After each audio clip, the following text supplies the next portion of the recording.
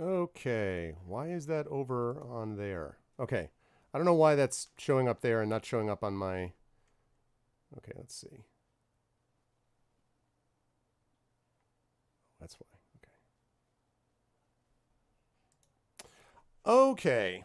Hello, everyone. Welcome back. Welcome back. Sorry about that. I was trying to get this going. I was like, well, welcome back.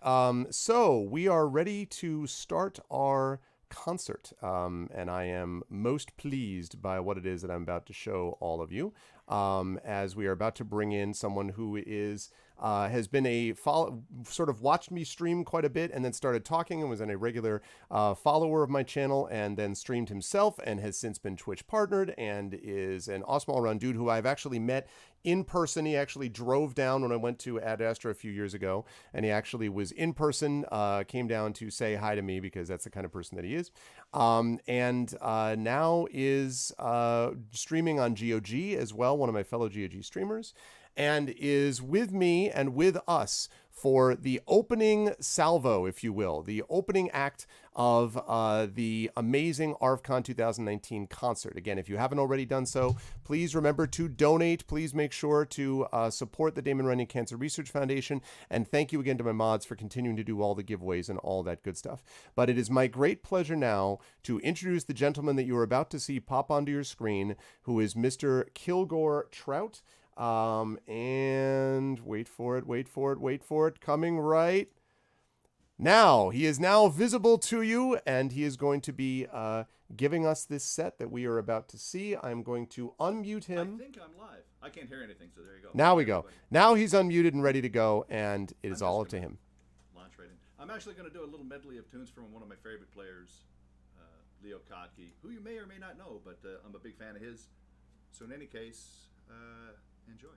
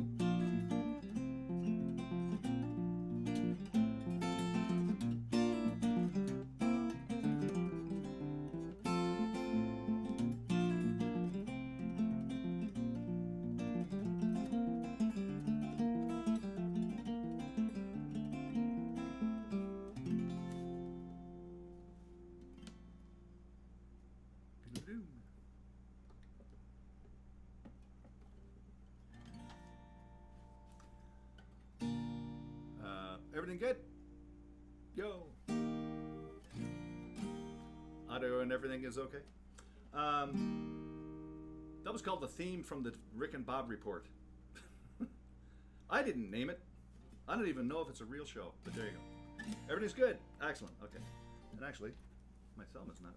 So let's try this.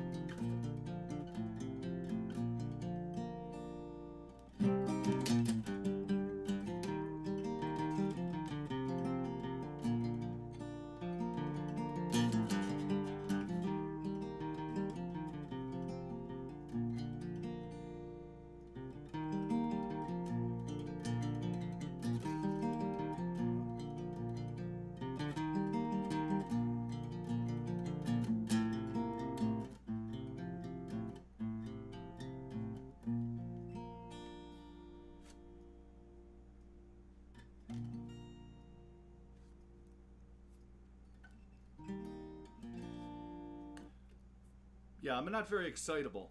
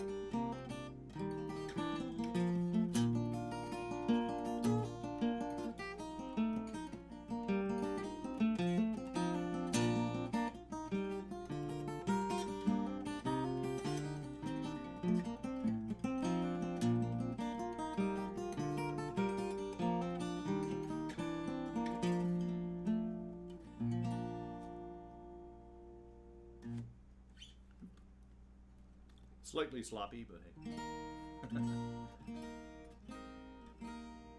On short notice. So there you go. This is actually one of my tunes that I wrote a long time ago. My God. Partly due to my Newfie heritage. If you grew up in Newfoundland, you would probably be aware of similar tunes to the one that I'm doing.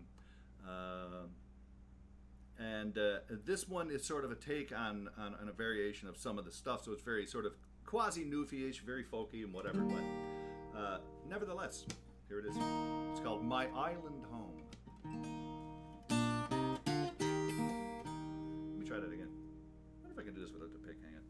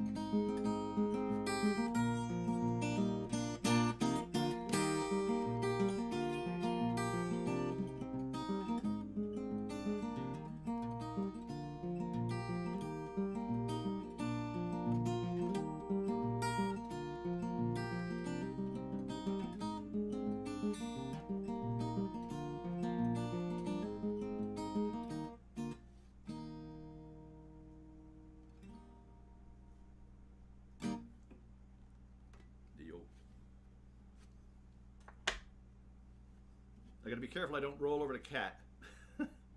The cat is lying right here. Surprised she's not meowing by now.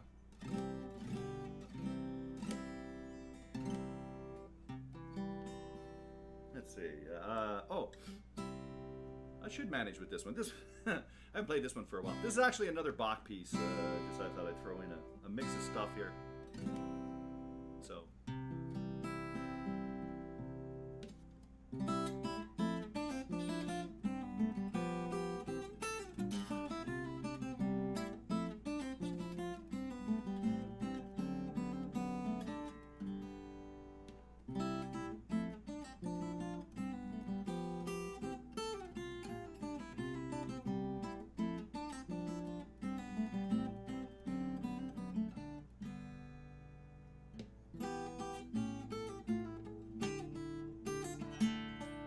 try that again.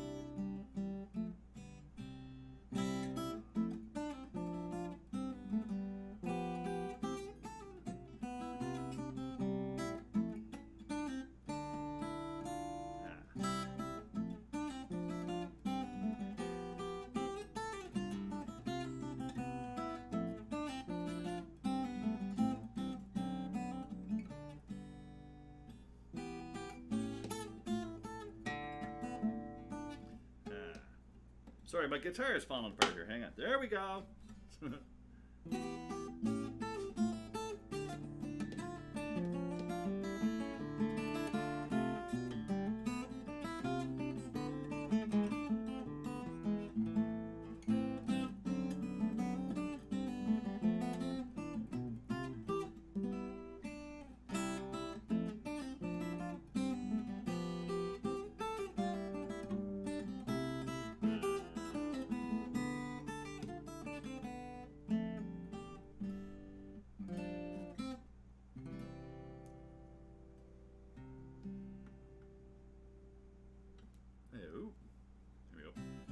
Who broke my guitar?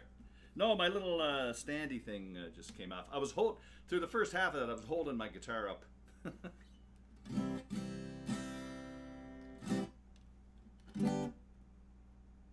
Here's an old progressive rock chestnut. But hey.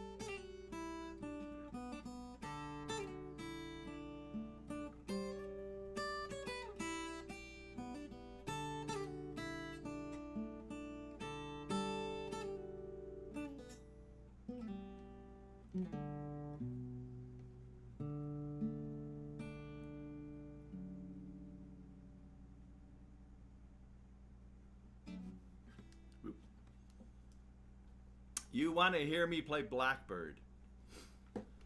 Ah.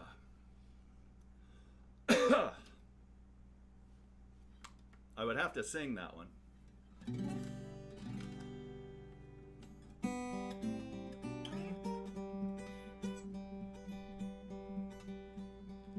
Blackbird singing in the dead of night.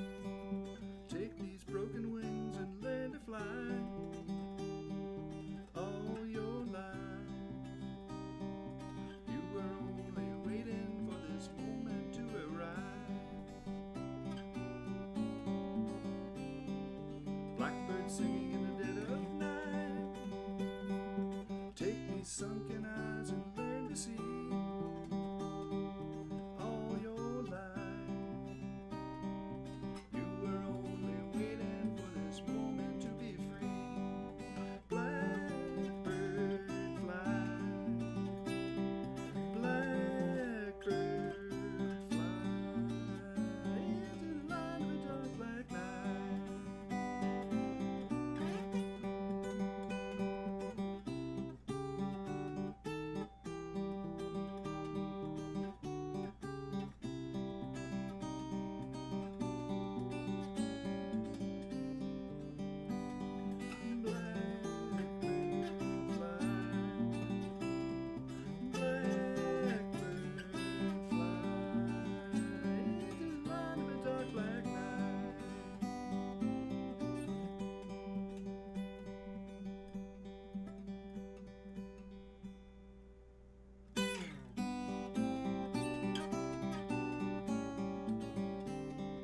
Blackbird singing in the dead of night.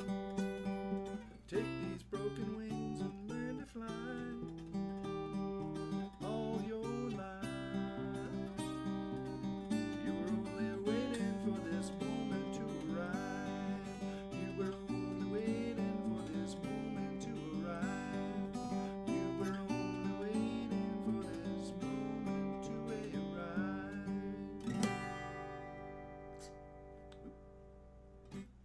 Hey, it's hard to sing with headphones.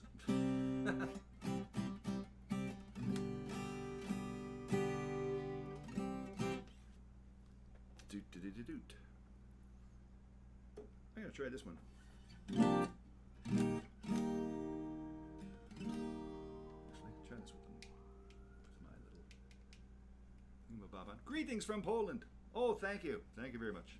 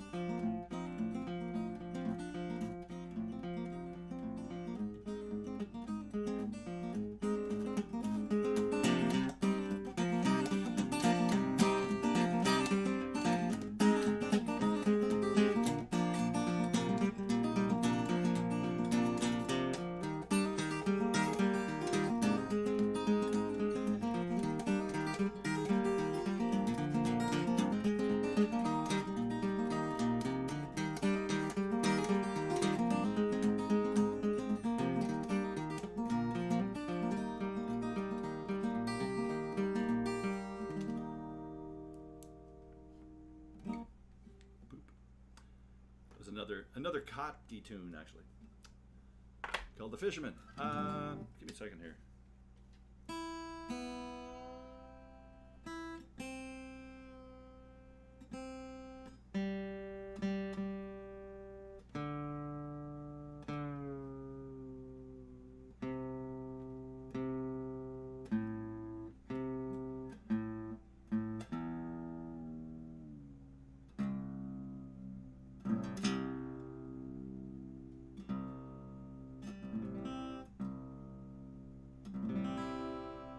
Pretty sure I played this last year too, but hey. The Diablo theme, yeah. Diablo theme's tough to do because it's a big mushy tune. Lots of effects and stuff. I have done it, yeah. I'm not even sure if I remember it.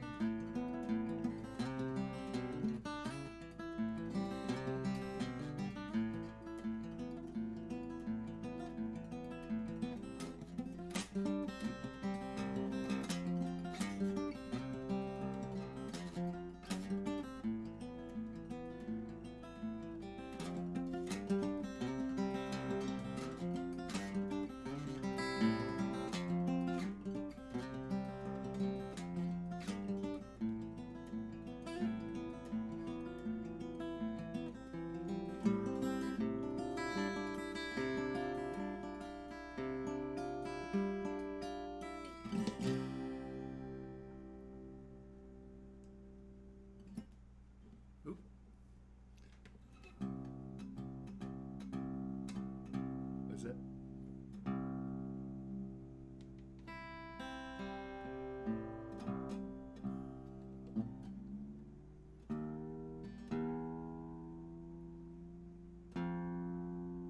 I usually play that one because this one. I usually play that one because this one is so close in tuning. This is actually a Don Ross. Oh, thank you. This is a Don Ross tune, who's a Canadian fingerstyle master. This is actually, I think he wrote this in the 70s. But anyway, it's a very cool tune. I hope I can do it justice. Meow! What? This is called The First Ride.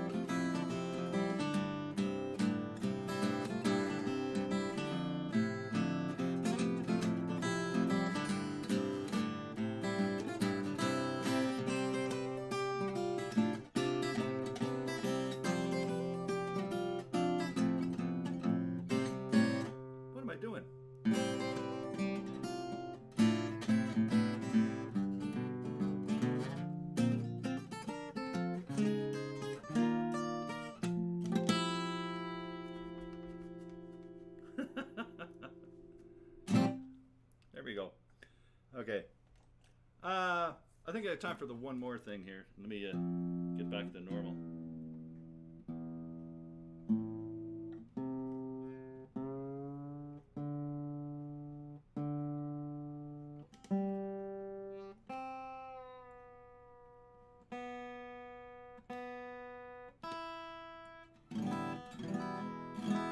There we go.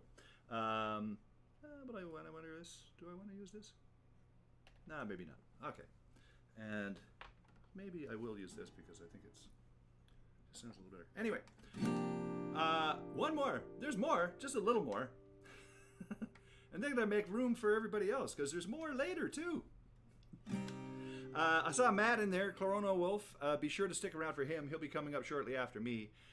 Thanks for having me there, Arv. It's a blast. Do I have a DVD for sale? No, I don't.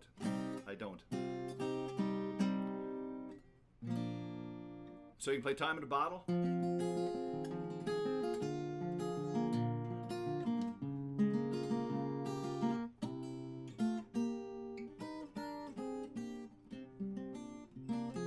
That one. Anyway, I'll leave you off with this small little medley. Anyway, thanks for having me there, Arv. And here we go.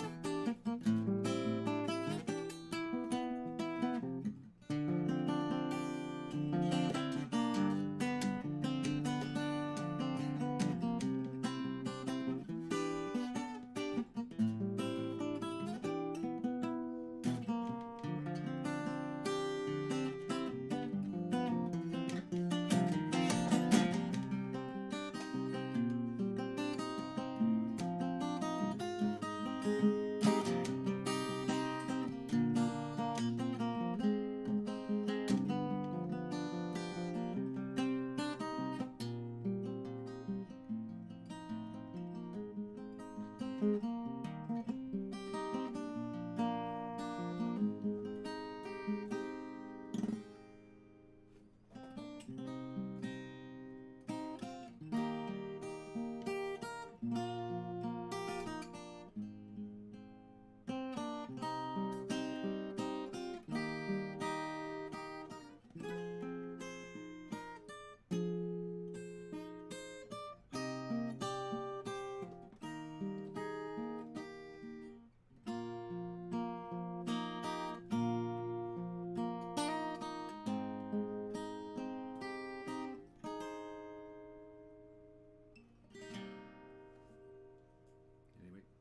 there we go. Thank you. Thanks, everybody. More money. Cough up the bucks. It's an awesome charity. Arv is an awesome guy. Be sure to donate anything you can. Anything you can. Take care, everybody. Thank you very, very much. We'll see you later. Ciao for now. All right, that's what I'm talking about. Thank you, Kilgore. Thank you very, very much. That was amazing. Amazing, amazing, amazing. Man, I was loving some of that. I was loving all of it, but I mean, just like the My Guitar Gently Weeps, Blackbird, the Skyrim theme, the Elder Scrolls theme is great. So thank you, Kilgore. Thank you to everybody who came in during this. And we have just gotten started with this concert. It is just beginning. That was awesome. Thank you very much, Kilgore. I really appreciate that. So what we have up next, before we go to the next act, don't go anywhere because we got new people coming up. The next one up for you is going to be Chrono Wolf Live, who you saw in here. Chrono Wolf is amazing as well, and you're going to get a chance to do it. Yeah, I'm wearing the shirt. I got my GOG pack, Freswar. I got it. It exists. It exists, and I have it. It's also designed for a medium European, which is a little kind of... well, it sort of fits. It kind of does. I don't think I'd want to be doing, like, heavy workouts in this because, you know... But it works. Anyway, yeah. So anyway, Freswar, of course, you guys should be following. He is a fellow GOG streamer with me, as is Kilgore. But again, thank you so much, Kilgore. Thank you, Freswar, for the raid during that. Obviously, I have all of my notifications turned off during the music for obvious reasons. But we are going to be moving on to Chrono Wolf Live, who's going to be with you next. Chrono Wolf is a composer. He is a musician. He has played at MagFest. He is an awesome dude, and he's done this for me, as Kilgore has for the last few years. And he's going to be up next. Then Jordan Indiana Gonzalez will be wrapping up the concert. And then tonight, I want to remind everybody at 8 p.m., we have got the Hearts of Wulin, which is a Kickstarter game. I linked it in chat. It is blowing up on Kickstarter, actually. It is based on Wuxia Theater. If you like things like Crouching Tiger, Hidden Dragon and stuff like that, you will definitely want to stop by for that because it is pretty awesome. It looks really, really good. And it's going to have Saad, our regular here who plays with me on 2 campaigns, actually. Kat Rambo, who plays with me on one of the campaigns. Beverly Harvey, who's one of the Gauntlet community that beta tested that game, and of course Mike Underwood, who is going to be playing with us, Turbo Tango on here, who is a good friend of mine and a speculative fiction author who's been with us many times and is also my co-host on Speculate. All of that is going to be happening at 8 p.m., all GM'd by Lowell Francis, who is also the designer of the game. So that's happening tonight at 8 p.m. in, I believe, its Twitch debut. But first, we got 2 more musical acts. Don't forget the reason we're all here is that. So please, if you haven't done so, some of you donated during Kilgore's set. Thank you so much. Please continue to make that happen. ! Donate. We have a much larger goal we're trying to get to, so let's keep pushing through to get it. I want to remind everybody that the top donator for the stream is going to get this bad boy right here from Drew Zion, the also known as Rock God in chat. He is a professional photographer. This incredible print, which is of the starry sky above the beach, incredible print, and it is suitable. It doesn't need to be framed. You just hang it like it's ready to be placed on your wall and to look awesome. Game Life Game won this last year. This is going to go to the top donator to ArvCon. So you get this if you were the top donator. He donated this. This is his livelihood, and it's amazing. So thank you so much for that. And if you are the second top donator, you will also get a copy of this. Thank you, Shadowed. Which is, if you are not also, you will get, if you were the second top donator, this is Kerflop's handiwork. It is a dragon pen. It is freaking awesome, as you can see for yourself.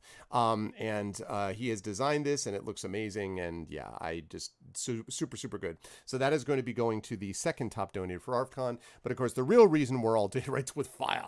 But the real reason, of course, that we are all doing this is to benefit cancer research and to support the young researchers who look into it. This foundation is an amazing group that has funded many Nobel Prize winning researchers who have made enormous strides in the prevention and treatment and care of cancer patients, and all the way from childhood cancers to geriatric cancers, genetic work, work with immunotherapy, all sorts of different protocols and the like. And it's been a great honor to be able to support them with ArvCon over the last few years. So we're really trying to push here as well. We are already past the 750 goal. We're trying to get to that 1,000 goal. We have another giveaway, and then again moving on from there. So please, if you haven't done so, !donate, and that will give you the instructions that you need to be able to donate. All right, now we are going to head on to a little bit of a break. I'm going to hook up right now with Chrono Wolf Live, and I mean in a musical sense.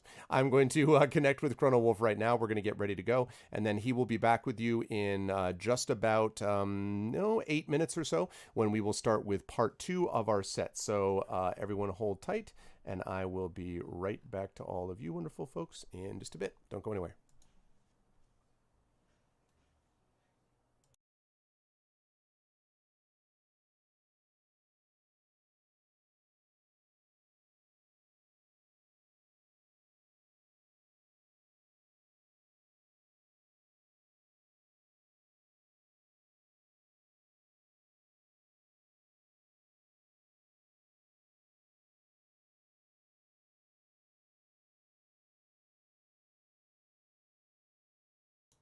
I'm coming back for one reason and one reason alone, and that is that we just got an anonymous donation of $50 to the cause. So we are now up to $885. We just got a $50 donation.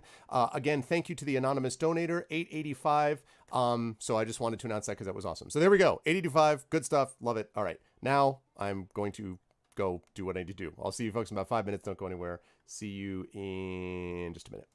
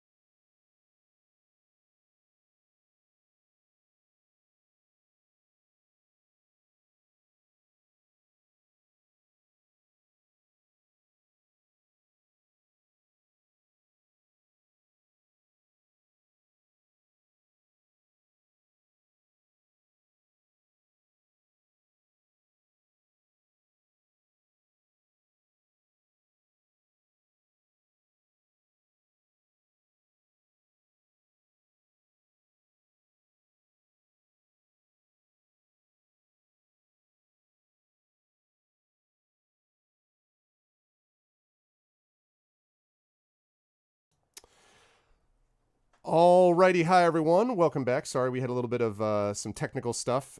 This would not be, this wouldn't be us basically if we didn't have. Excuse me for just 1 minute. There we go.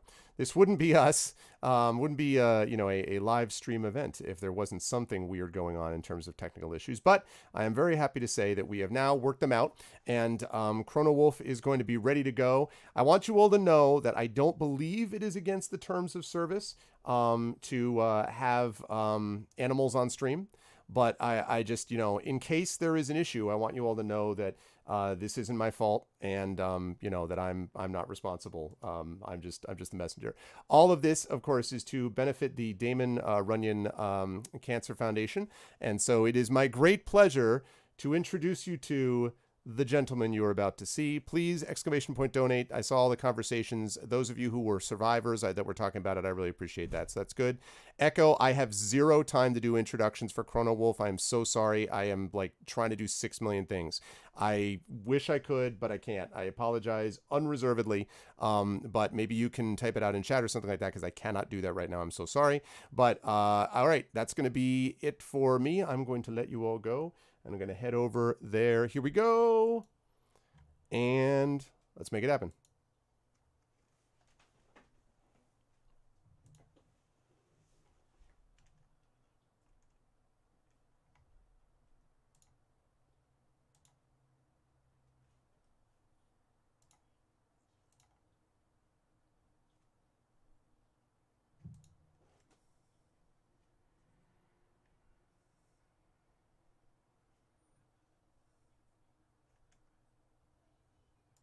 And performer, at least I think so. But anyway, it is absolutely fantastic to see you guys. This is, I think, is the fourth year running doing this concert for Arvin Elron and for the Damon Runyon Foundation here. So please. Oh, okay, it's muted. Here we go. There we go. We hear a voice. I do have this little thing here. Well, what have we here? Well, ladies and gentlemen, it is my 4th year running for Greg doing this particular stream, playing some guitar on this concert. I know we started a little bit late, so I'm going to get straight into it, ladies and gentlemen. But before we do, let me just make sure everything is working. Well, I accidentally bumped everything. Now my audio is not working anymore. Jesus Christ. Greg, what are we doing, buddy? What are we doing? There we go. Okay. In true spirit of Kilgore, first I will tune my guitar.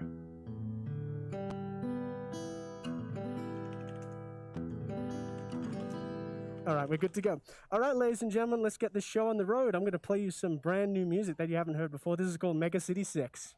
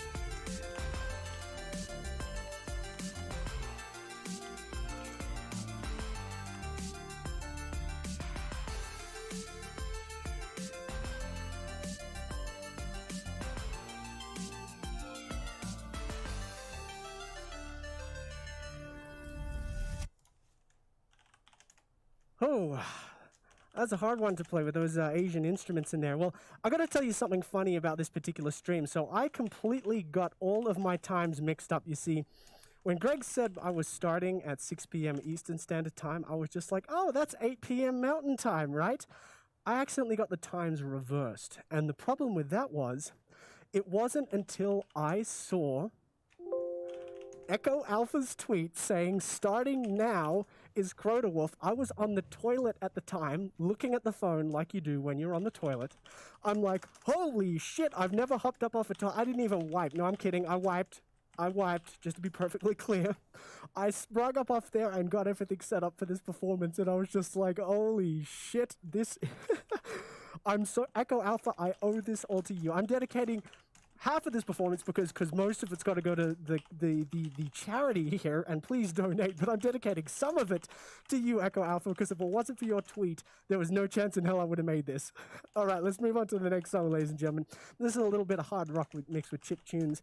Came out on the latest release of the Chip Winter Wilderness album for Chip Tunes Equals Win. Hope you like it.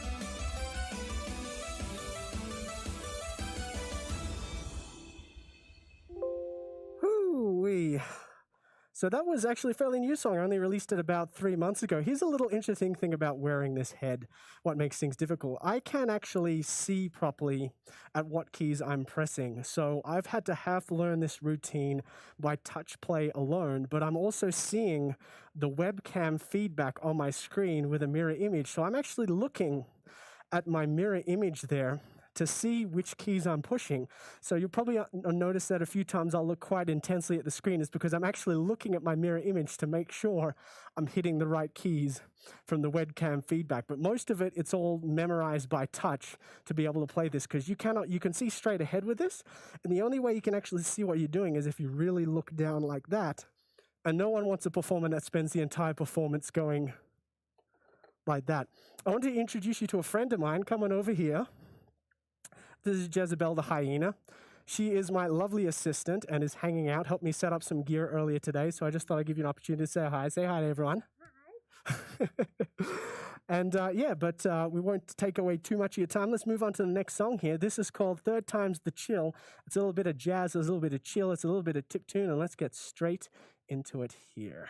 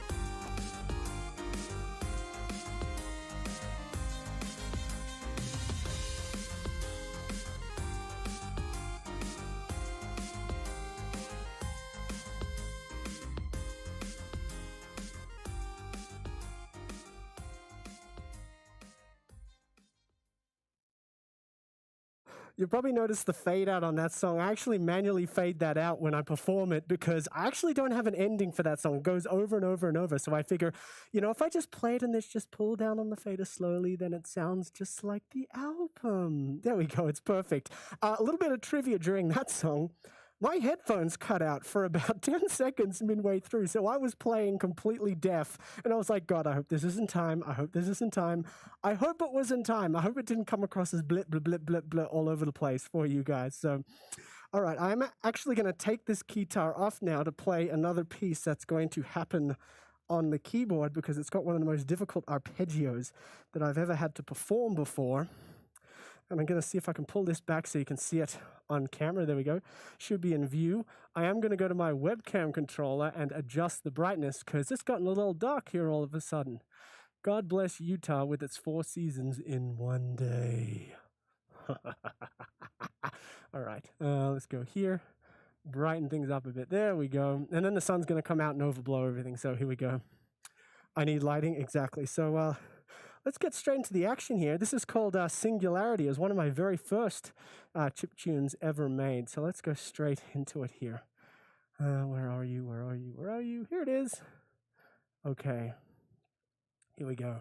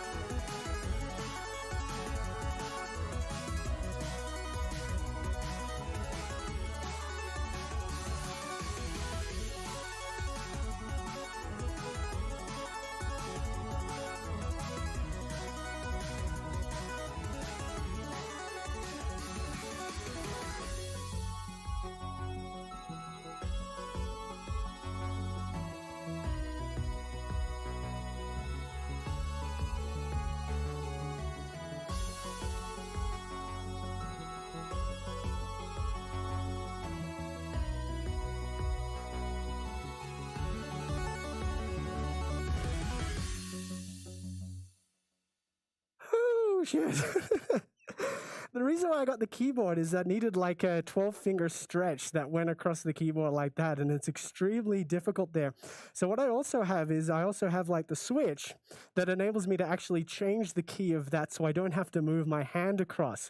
So you probably noticed there was a lot of repetition with regards to my hands not moving too far up and down the keyboard, because I'll actually switch between keys and octaves midway through that arpeggio so that I'm not like completely all over it just like that. So it took a long time to figure out how to actually perform that one live. But I'm going to grab the keytar back because we're going to perform an oldie but a goodie. Well, it's an oldie where I come from. This is the one that I played on the very first ArvCon. It's a little bit of F0 and it requires a little bit of guitar. So let me just cue it up because it's down towards the bottom of my track here. Da-da-da. How about I just sing the rest of it like Outstar does at the end of her stream? No way she goes da-da-da-da, da-da-da. No, I'm not as talented as she are with singing. So let's make sure this is good.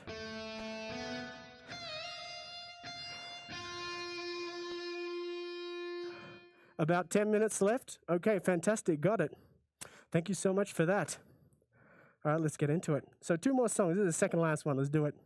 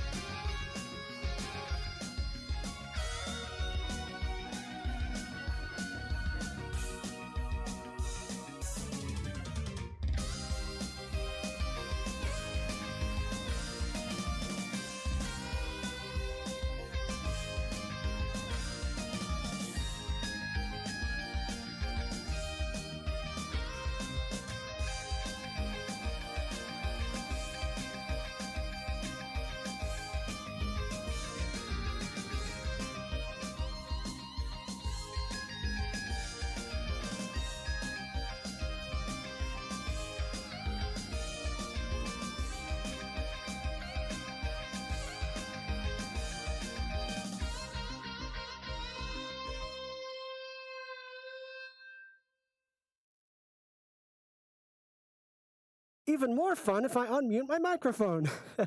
Yes, that is, of course, Mute City from F-Zero. A lot of people mistake it for Big Blue, but it's not Big Blue. It's actually Mute City, one of my absolute favorite tracks and also the ringtone to my phone. Just before we get into our final song, as a little bit of tribute to Mr. Kilgore Trout, who had some amazing, come on, big round of applause for Kilgore Trout for that absolutely fantastic performance, especially that Morrowind theme. Oh my God, it was absolutely sublime. So some of you may be aware, I did this last time. I'm going to do it again because it's a lot of fun. Some acoustic guitar here on the keytar.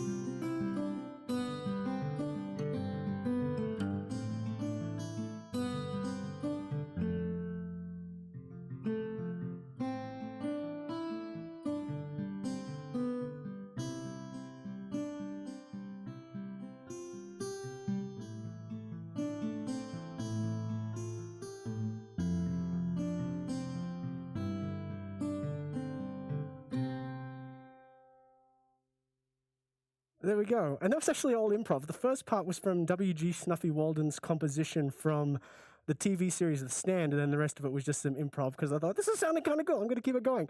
But ladies and gentlemen, I'm going to conclude this performance with the song that I always conclude my performances with, which is ironically called So It Begins.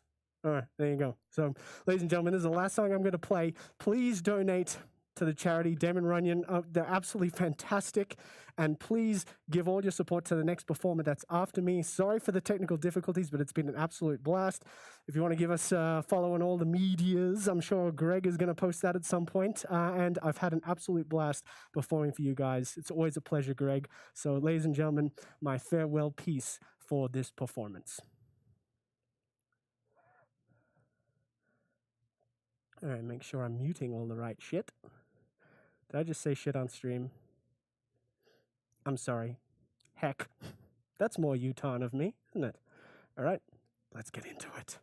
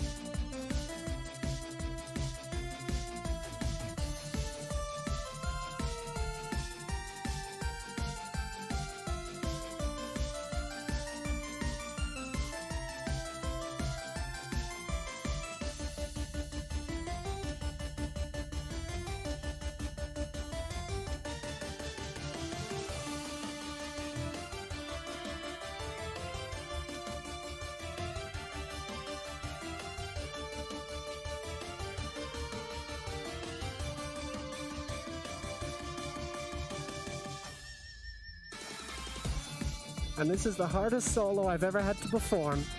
Let's hope I don't screw it up.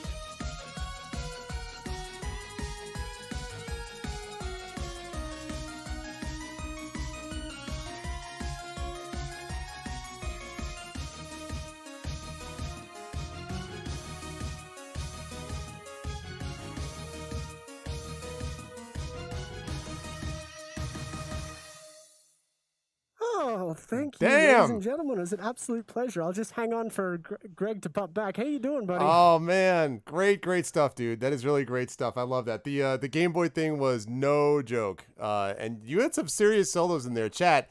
That was no joke, chat. Where are my reactions at? Like holy cow. People were just kind of like, what the how did that even happen?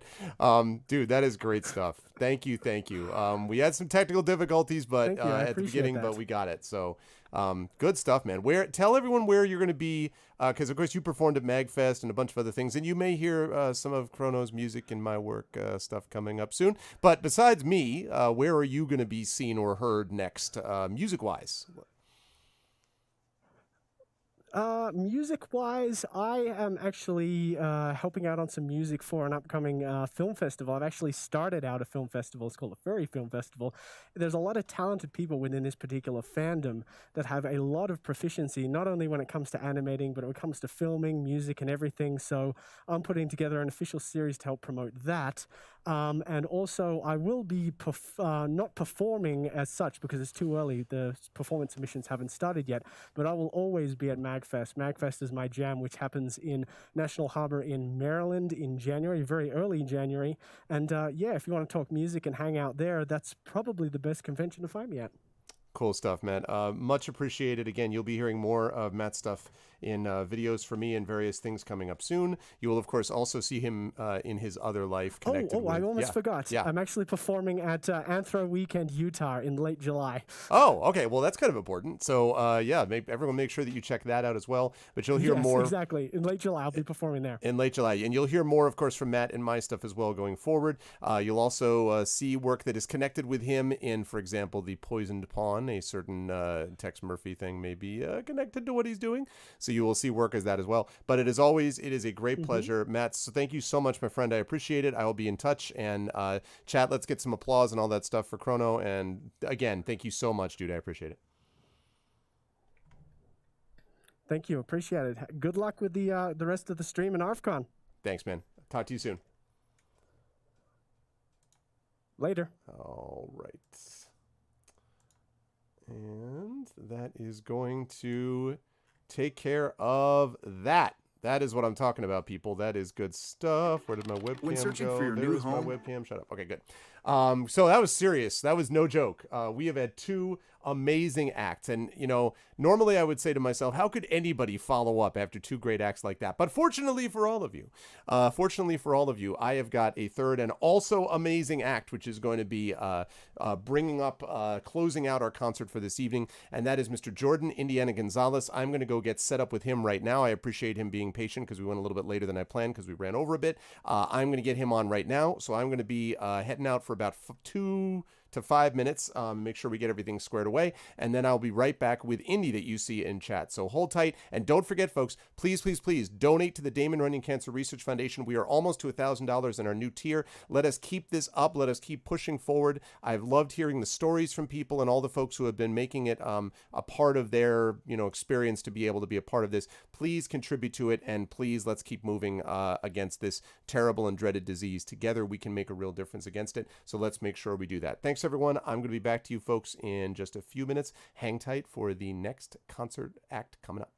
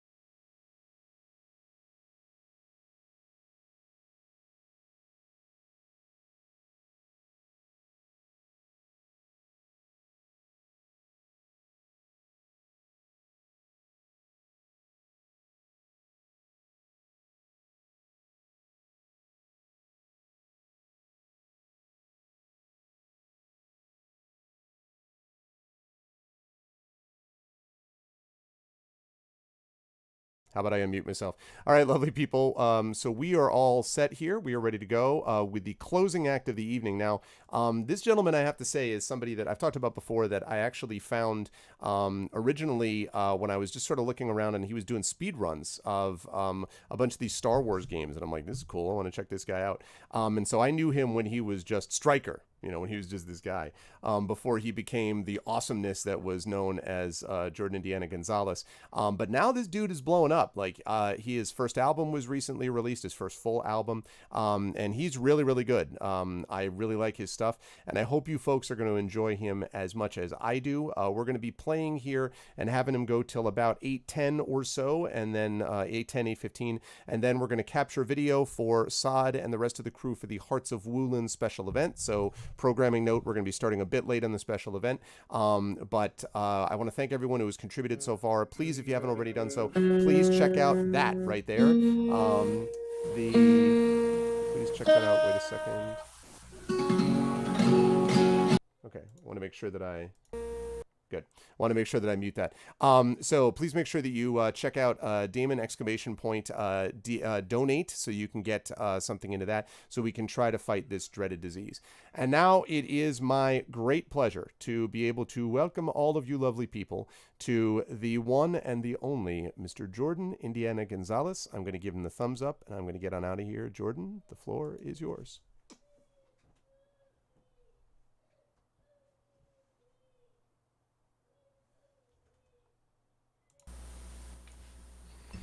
All right, hello everybody.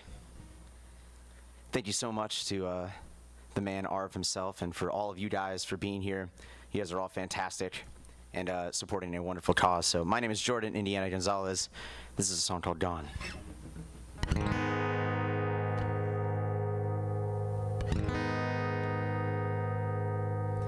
Also, you'll have to let me know if the audio levels are good, but I think they should be okay. Move on my way. Don't care what you're trying to say. Move on my way. 'Cause I'm going, going.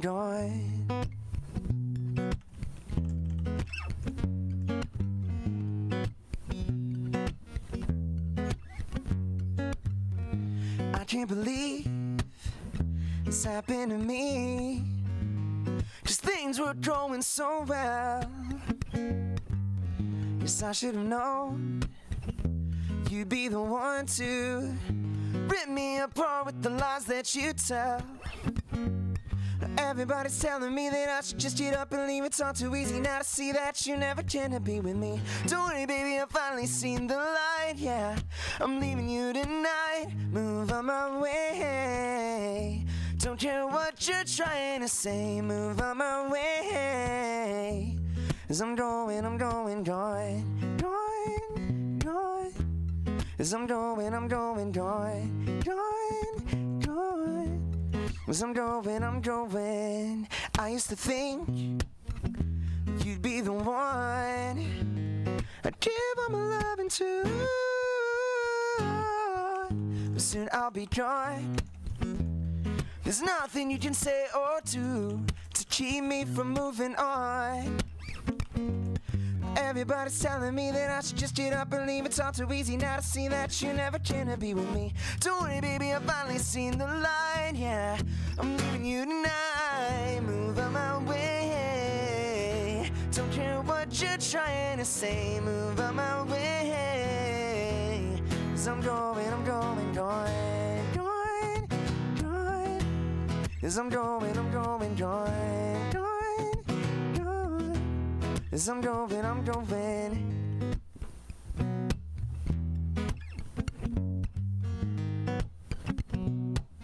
You're always welcome to add snaps to this. Everybody's telling me that I should just get up and leave. It's all too easy now to see that you never can to be with me. Everybody's telling me that I should just get up and leave. It's all too easy now to see that you never can to be with me. Everybody's telling me that I should just get up and leave. It's all too easy now to see that you never can be with me. Don't worry, baby, I've finally seen the light. Yeah, I'm leaving you tonight. Move on my way. Don't care what you're trying to say. Move on my way. going, I'm going, going. Move out my way. Don't care what you're trying to say. Move out my way. 'Cause I'm going, I'm going, going, going, going. 'Cause I'm going, I'm going, going, going, going. 'Cause I'm going, I'm going, going, going. 'Cause I'm going, I'm going, going. Out my way. 'Cause I'm going, going. Guitar was a little loud still, okay, I think. I played back a little bit, hopefully it sounded all right. Woo! How's everyone doing tonight at ArvCon? You guys doing well? A touch. Okay. Yeah, I think this should be better. Cool. So everyone's doing good. Everyone's doing good. Feels amazing, man. That's what I like to hear. That's what I like to hear. You guys are supporting an awesome cause here.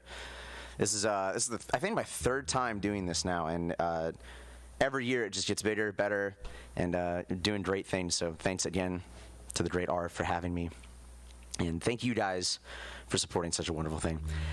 This next song. So that first song was actually every song.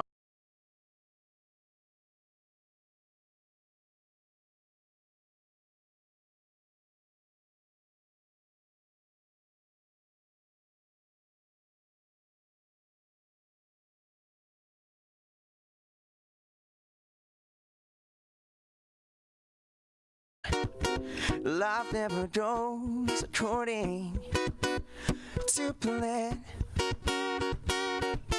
You give it your best, never knowing what's next, and you do just what you can. Do I need to start the song over now? 'Cause I can do that if we need to. Okay, well let's do that one more time. What was the last thing you guys heard me say?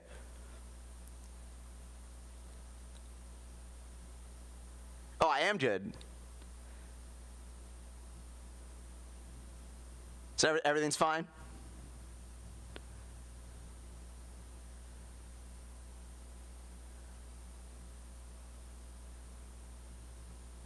Okay, here.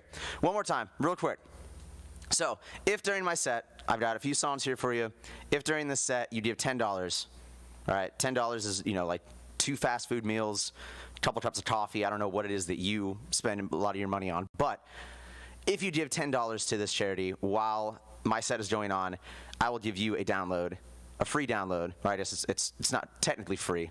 You're giving $10 to the charity. I give you a download of my album. New album, just put it out, and I would like to give back to you guys for supporting such a wonderful cause. So if you do that, I'll be hanging out after my set. Let me know.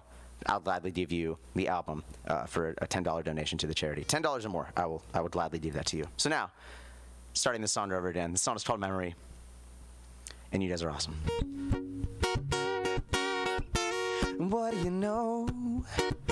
Life never goes according to plan. You give it your best, never knowing what's next, and you do just what you can. And when I'm alone, nothing is as it seems. And when I'm with you, it's like I'm in a perfect dream. And if I should wait before our lives fall into place, don't let the memory of me fade away. Since I met you, I know what to do. I just need to figure out how to make you the one I give all my love. Oh darling, I'm ready now. And when I'm alone, nothing is as it seems.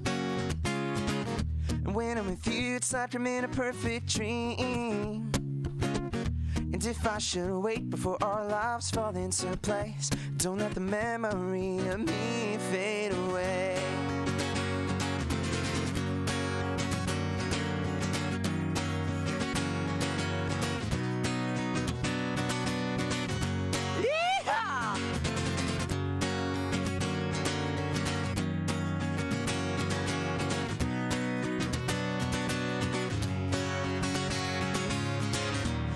I'm alone, nothing is as it seems. When I'm with you, it's like I'm in a perfect dream. And if I should wait before our lives fall into place, don't let the memory of me fade away. When I'm alone, nothing is as it seems. When I'm with you, it's like I'm in a perfect dream. Oh. And if I should wait before our lives fall into place, don't let the memory of me fade away.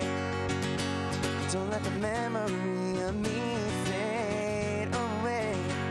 Don't let the memory of me fade away.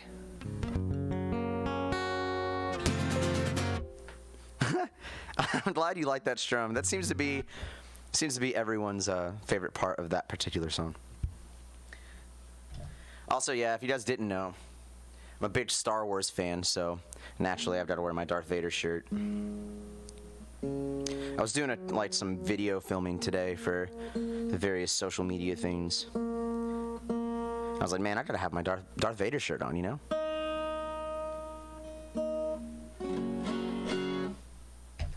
How many Star Wars fans we got in here?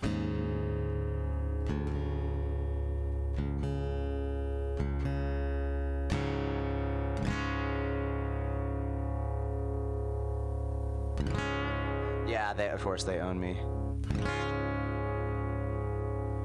Well, for any of you Star Wars fans, I'll do this little thing here.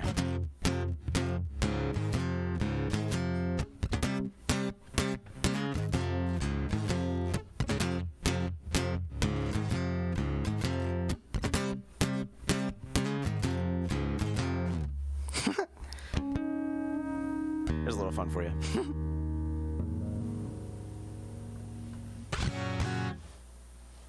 All right, you guys ready for some more music? Are we still on for ending at 8? I just want to gauge how many songs that I have here. Just as a quick heads up.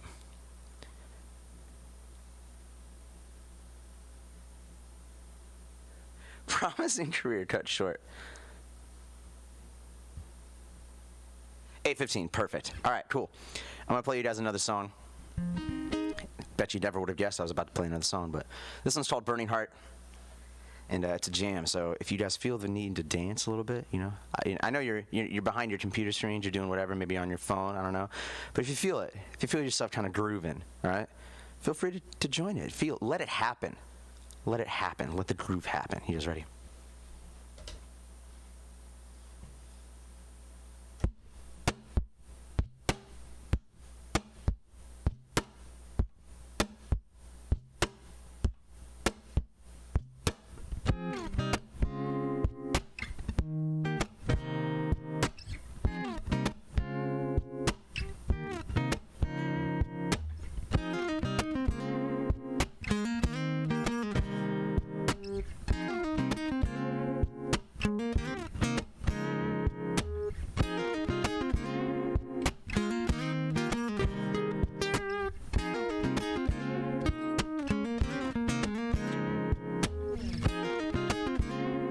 This song is called Burning Heart. And if you feel that groove, join in and dance with me, all right?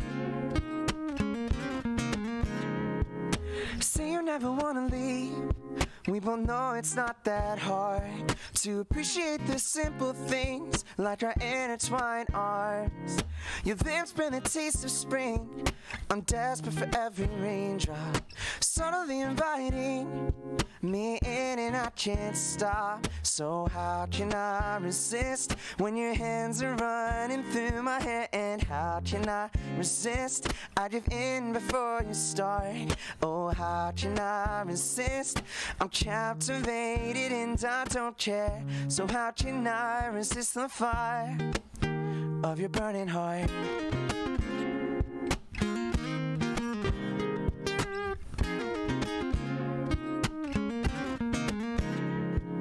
Said I'm never gonna leave. We both know you're the only one that keeps me doing things that I never would have done. Your lips bring the taste of spring.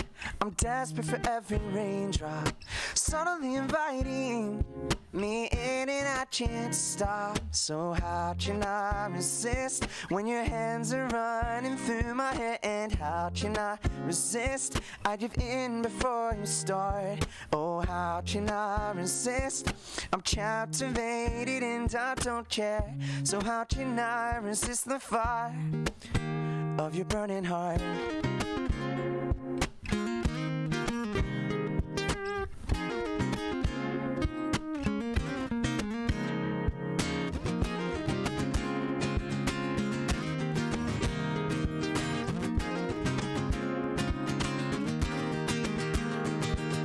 How can I resist when your hands are running through my hair? And how can I resist?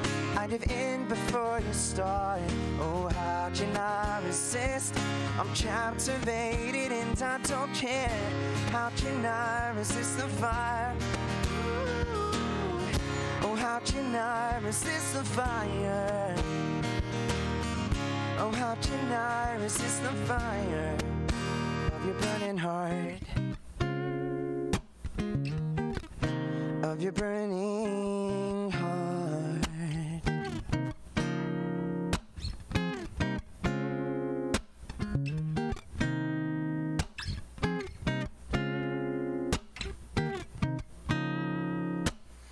Thank you. Yeah, so for those of you that are unfamiliar with what's happening here off the camera down at my feet, I am playing, I'm using a loop pedal. So what happens is, I can play something for you in real time. I press a button, start playing, I press that button again, and it loops back. All right, so I'll show you kind of how this works here. Ready? I'm going to play a little riff here, and then the guitar is gonna, I'm going to stop playing, and the guitar is going to continue. It's like magic. Ready? Watch this.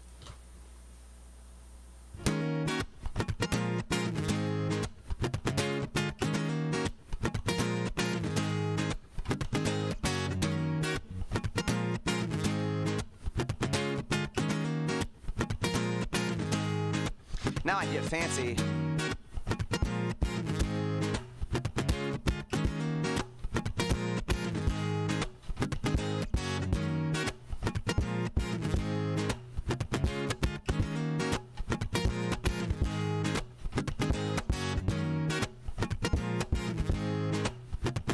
So I can add a beat to it if I want. I can add a little lead, right?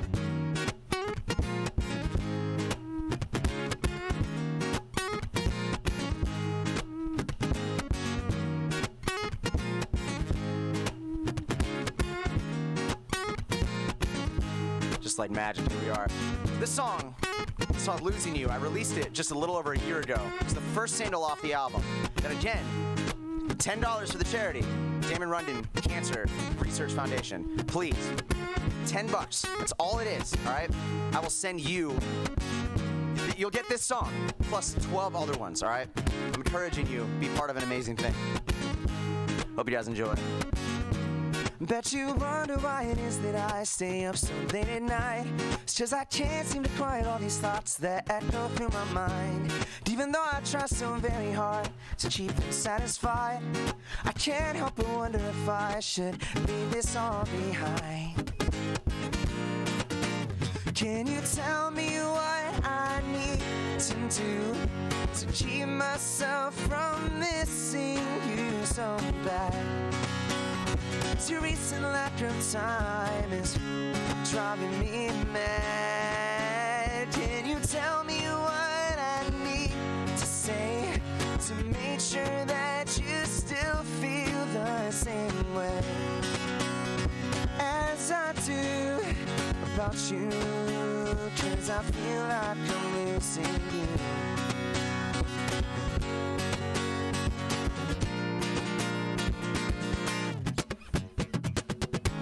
When I finally get myself to close my eyes, thoughts still linger in my dreams, and I do anything to get myself to feel alive, but till then I'm losing sleep. Can you tell me what I need to do to keep myself from missing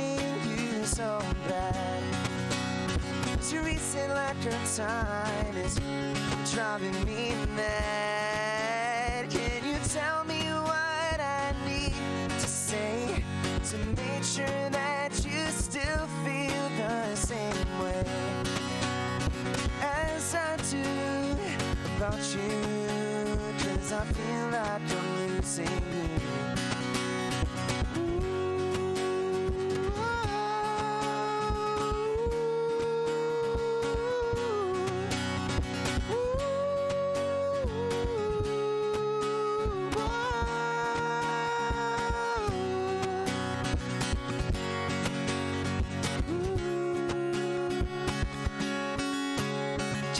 Tell me what I need to do to keep myself from missing you so bad. This recent laughter time is driving me mad. Can you tell me what I need to say to make sure that you still feel the same way as I do about you? 'Cause I feel like I'm losing you.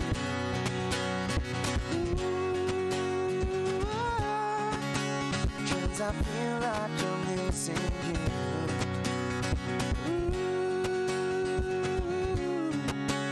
'Cause I feel like I'm losing you.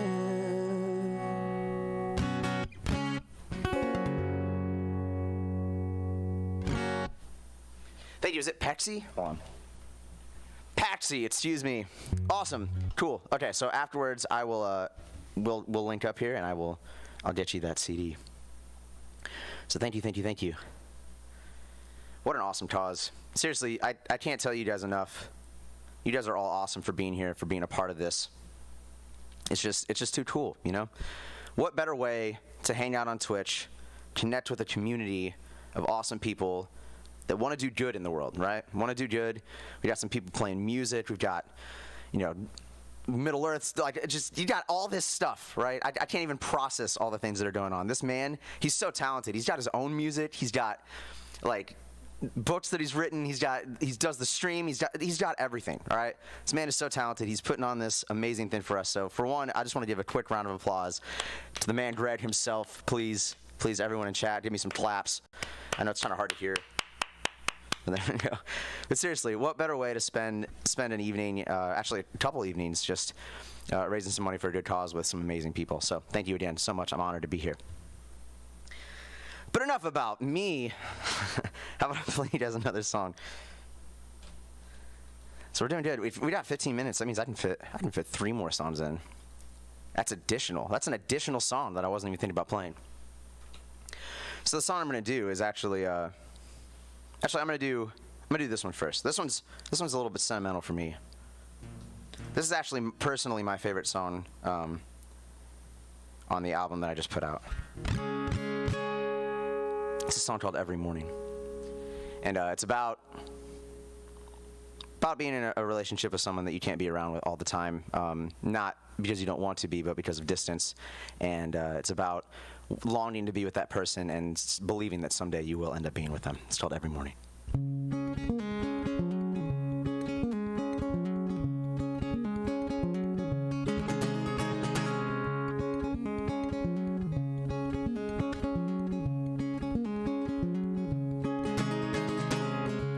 The look in your eyes when you see mine, I am soaring. I wanna wake up wrapped in your love every morning. Wanna be the man who wakes up next to you. Every morning till our life is through. You have questions of what will happen in the future, and I can't blame you. Wish I could make them all happen sooner. It's never been said this life is easy. No, it's never been said. I'll have you know You're the one that I've been dreaming of. My every thought is of you and you and you and you and only you, my love. And love can fade, or at least that's what I'm told. But I'm yours whether you're wrong.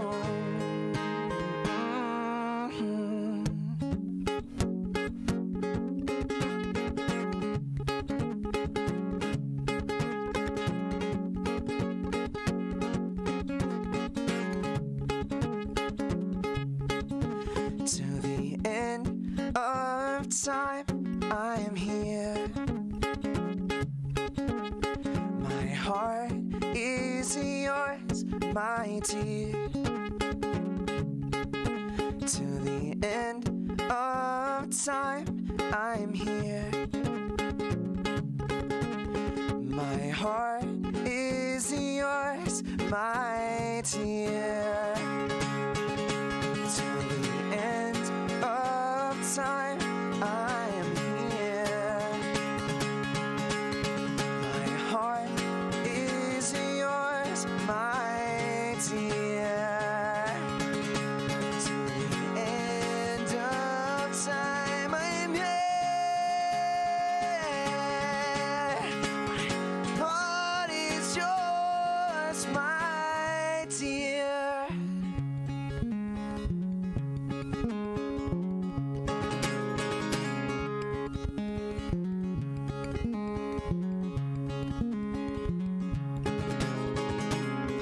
Someday I'll wake up wrapped in your love every morning. Thank you.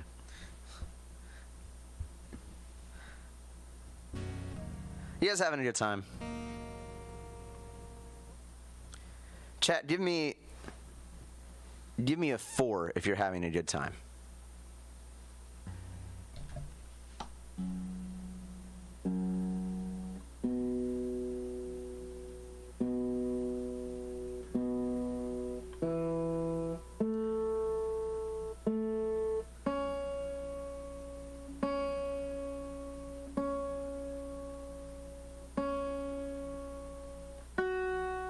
That's what I like to see. We got some 4s up in this chat. All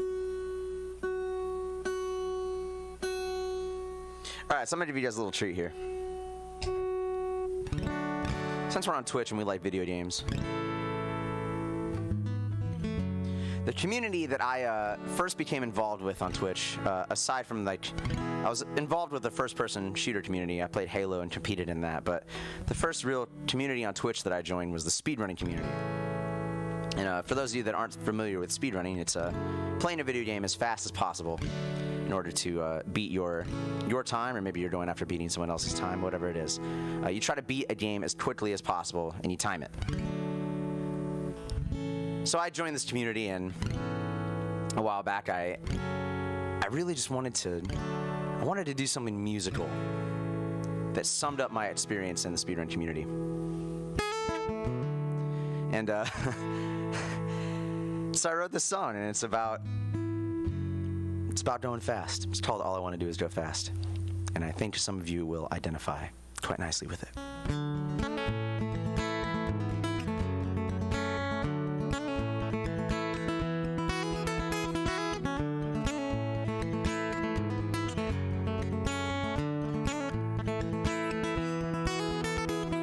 Turn my timer on, about to start a run. It's start ready, get set and go. Things are going great, just look at this pace. World's record, here we come. Gotta go fast. Looks like I spoke too soon just then, just RNG screwed me over again. I really just want to reset. I'm stumbling over the words to say, and chat keeps asking, is this a let's play? I know I can't play like the task. All I wanna do is go fast.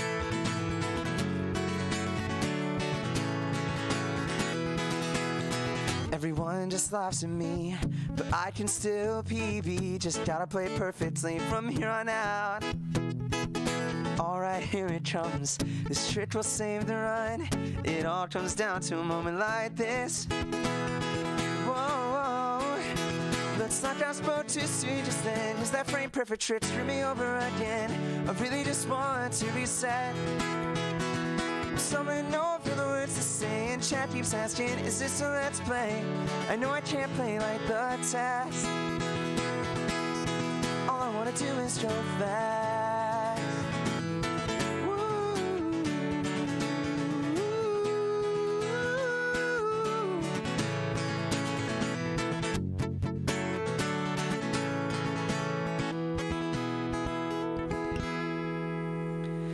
Yet another run comes to an end. These stupid glitches are not my friends. I just want a better time. I practice for hours every night and still nothing seems to go right. I know I can't play like the test. All I wanna do is go fast. All I wanna do is go fast. I still wanna go. I still wanna go.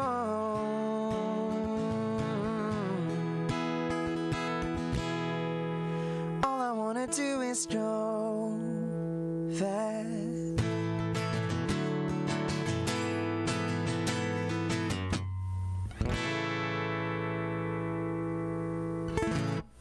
Thank you. All right. So I'm gonna do one more for you guys. Thank you again so much for having me. Thank you guys for supporting such an awesome cause. And again, if you have donated $10 or more during this segment, or you're about to in this last song, I'm going to be sticking around here, so just please message me and let me know. Just even at me in the chat, let me know, hey, I gave $10 or more. I will message you personally. I will get you that download link, and we'll get that moving. So this is the final song of the night for me. It's a song called Everything. It's the 6th track on the album, and I wrote it about 5 years ago. It's actually the first song that I wrote after deciding to pursue this full-time, both like doing Twitch, doing music, like kind of the whole thing. And yeah, this is the first song that I wrote when I was doing that, and it's called Everything.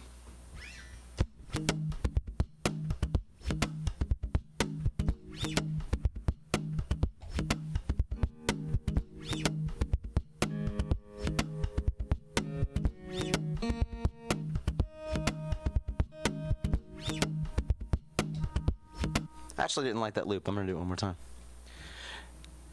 You didn't see anything.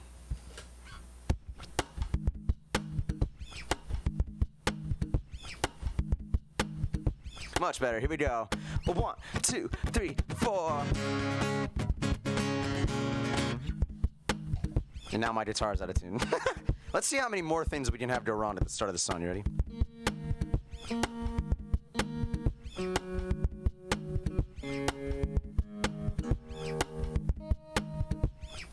Or maybe I planned it that way.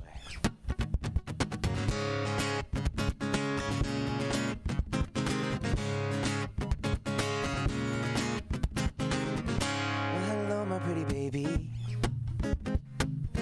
It's so good to see you smiling right back at me.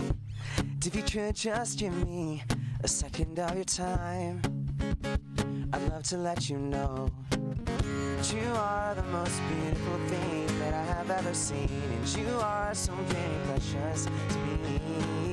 And you are the very thing that keeps me going. Every moment I'm awake, you're everything, everything to me. And even when I sleep, you're the only thing I see.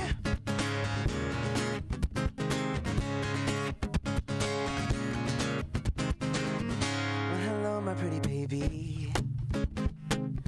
It's so good to see those green eyes staring back at me. And all I wanna do is hold you right here in my arms and never let you go. 'Cause you are the most beautiful thing that I have ever seen. But you are so very precious to me. 'cause you are the very thing that gives me joy. Every moment I'm awake, you're everything, everything to me. It's even when I sleep, you're the only thing I see.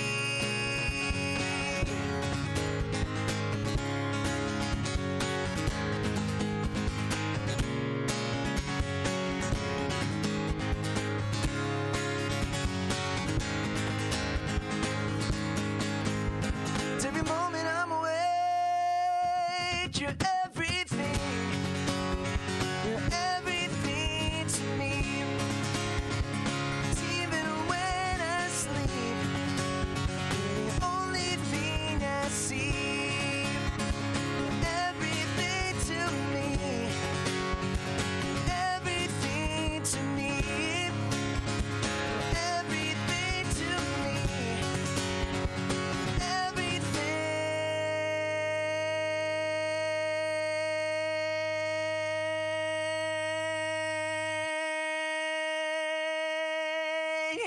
to me.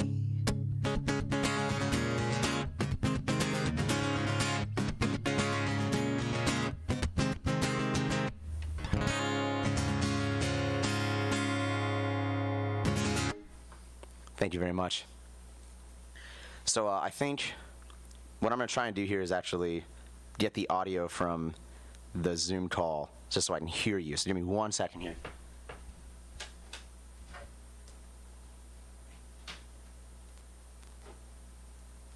All right, can you hear? Hello, hello, hello. Can you hear? Yes? Maybe? Yes? Oh, hold on a second. Let me unmute you there. Yeah, try that again. Hello? Okay, now you can hear me. Okay, yeah, I hear you. Yay! So I muted all the audio from the stream here. So the Oh, video, okay. So Yeah. so thank you, dude. And actually, just as we were coming to the end, we got a $50 donation also, so that crossed $1,000 range. We were Yes! 1,005. So yeah.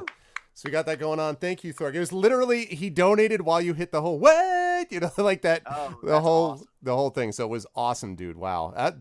That yours. I mean, again, I've talked about this many times before, but genuinely, I'm a really big fan of Jordan's because I feel like not only is he just a very, very good, solid musician, but he's a good guy. And I've been playing music myself for many, many, many years, and there's a lot of good people in the field, but not all of them. So, I appreciate the fact that he's willing to come and do this and take time out of his own schedule, which is super busy and all, to do this. So I really appreciate it. So thank you, my friend.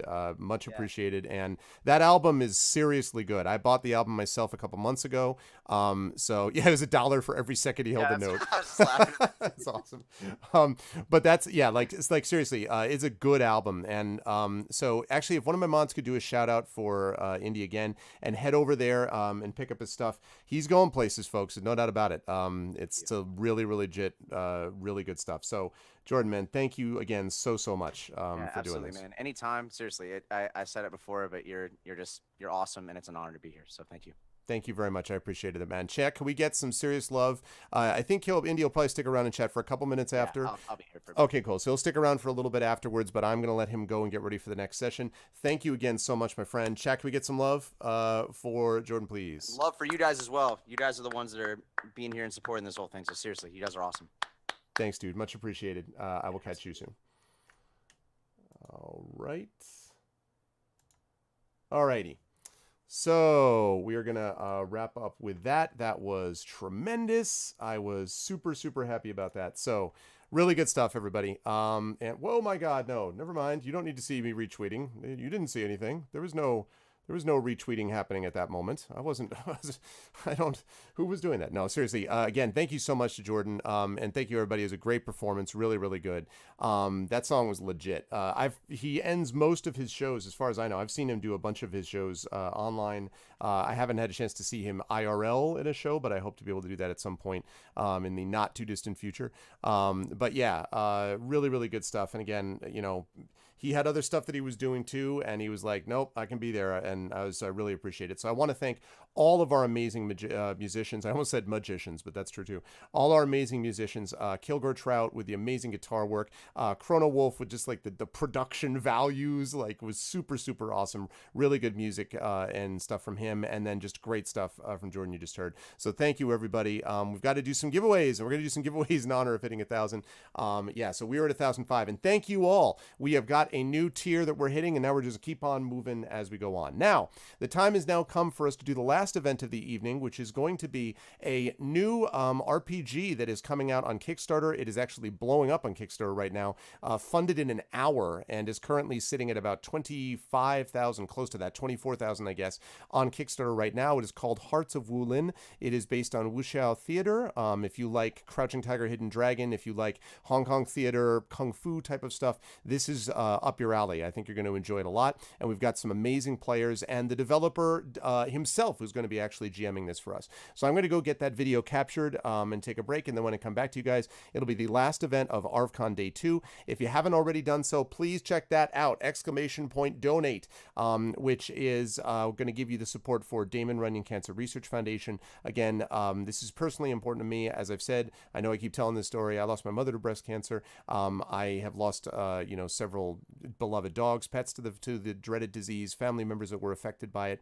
And I've heard not only from people who have lost people, but also so many people in and outside of chat who are survivors and know people that are survivors. And the only way they've been able to do that is their own strength and the medical profession that has helped them. And the way that all that happens is when we make it happen. It doesn't just occur on its own. It occurs when we pull together as a community to make it occur. We've been able to do that over the last few years, having raised now over $7,000 for the Damon Runyon Cancer Research Foundation in the last few years, and we want to keep that going. So with this amount, we are now over $8,000 that we've raised for them. Let us keep it going. Let us make it happen. Let's see if we can hit that $10,000 level for them overall, and a couple $1,000s this year. That would be really amazing. So I'm going to head off and get this stuff captured. Please donate. Please amuse yourselves. Let everybody know, and I will be right back to you folks in just a bit. Thanks again to Jordan, to Kilgore, and to Chrono Wolf, and I will see you folks in just a bit. Hang tight.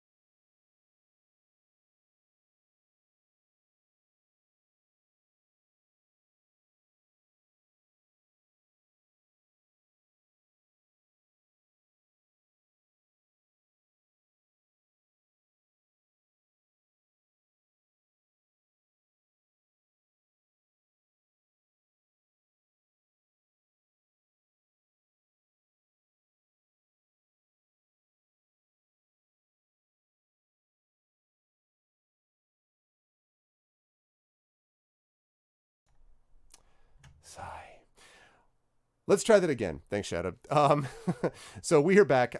It has been a wonderful experience. I'm very excited for what we've got to finish up ArvCon Day 2. We just passed the $1,000 mark, so thank you for that. But please, please, please, if you haven't done so already, please donate to the cause, because, again, we're trying to push forward here and really kind of build on what we've been doing here. Remember that there are awards and rewards that you can get, not only raffles that we will be having at the 1,250 mark, but also if you are the second top donator to the cause, you will end up getting this amazing pen from Kerflop with incredible detail and all these kinds of cool things. So we're going to get that. And of course, the picture, which Shoutout, I think, will be kind enough to do that in just a minute, will pop up the thing that the top donator actually gets. So that is an amazing, like, I have it here. It's really wild and it's cool. So, but now I am very pleased to be able to introduce a special event which came together only in the last few days, actually. And it was thanks to Kat Rambo, who is, of course, a friend and fellow author and a regular player on our Esper Genesis campaign, as you folks know. She told me about a Kickstarter being run by her brother in a game that he developed called Hearts of Wulin. And it is this really, really cool experience of a kind of, I'll let him explain it, but really inspired by wuxia theater and a lot of other things that are related to that, which I think is really neat. And I immediately was like, this would be great to have a special event. And so I have gotten an incredibly epic cast for you. We have gotten together an amazing cast to be able to do this over the next few hours. And so I'm now going to unmute myself so the folks know that we are ready to go. And then I'm going to unmute them. And last but certainly not least, I'm going to head over there. Bum, bum, bum, bum, bum. Where you can see this crew. Now, before everyone goes, my God, it's not Dungeons & Dragons. I know that. I will address this problem in just a moment. But the wonderful people that you see on chat are our lovely game master, developer of this game, one of the developers of the game, and the amazing cast that you see below him in this column. So everyone should say hi, chat, and talk about how amazing they are, because that's good. And they are here to close out Day 2 of ArvCon. So I will allow Lowell to introduce himself and maybe have all the other players introduce themselves as well, and then we'll get into it. So I will I will give the floor over to Lowell. Sir, thank you for being here, and it's all yours. Hi, my name is Lowell Francis. I run with the Gauntlet community. It's an online gaming community. I'm one of the co-authors, along with Agatha Cheng, of Hearts of Wulin, which is a Powered by the Apocalypse RPG currently on Kickstarter. I'll talk more about what that means in a second, but we should probably go through our players. And I'm going to go across my little screen off top, which is going to start with my sister, Kat Rambo. So let's work that way. Kat? Make sure I am unmuted. Hi, everyone. This is very familiar territory because just last night I was playing Esper Genesis with Greg running it. I'm super excited because, as Lowell has disclosed, he is my brother and we very rarely get a chance to game together. So I also chat. I'm not as well versed in this genre as the rest of them, so I will be actively soliciting suggestions in chat. The person or persons who make the best suggestions may or may not get ebooks as thank yous afterwards. And then Mike? Hi, I'm Michael R. Underwood. I'm an author, podcaster, and publishing professional. So folks on this channel will probably know me as one of Greg's brighter friends that swings by, or as the other co-host of Speculate. As I was saying just earlier, I watched a pretty good amount of wuxia stuff with some friends, but it was about like 16 to 20 years ago. So I'm a little out of practice, but hopefully it'll be like riding a bicycle and fighting through a forest. Awesome. And then Bethany, who is with the Gauntlet, who I've asked to come on here. Yep. Hi, I'm Bethany Harvey. I play a lot of games with the Gauntlet, occasionally run games, and I get my only real web presence other than that is Twitter, where I am Bethany Harvey.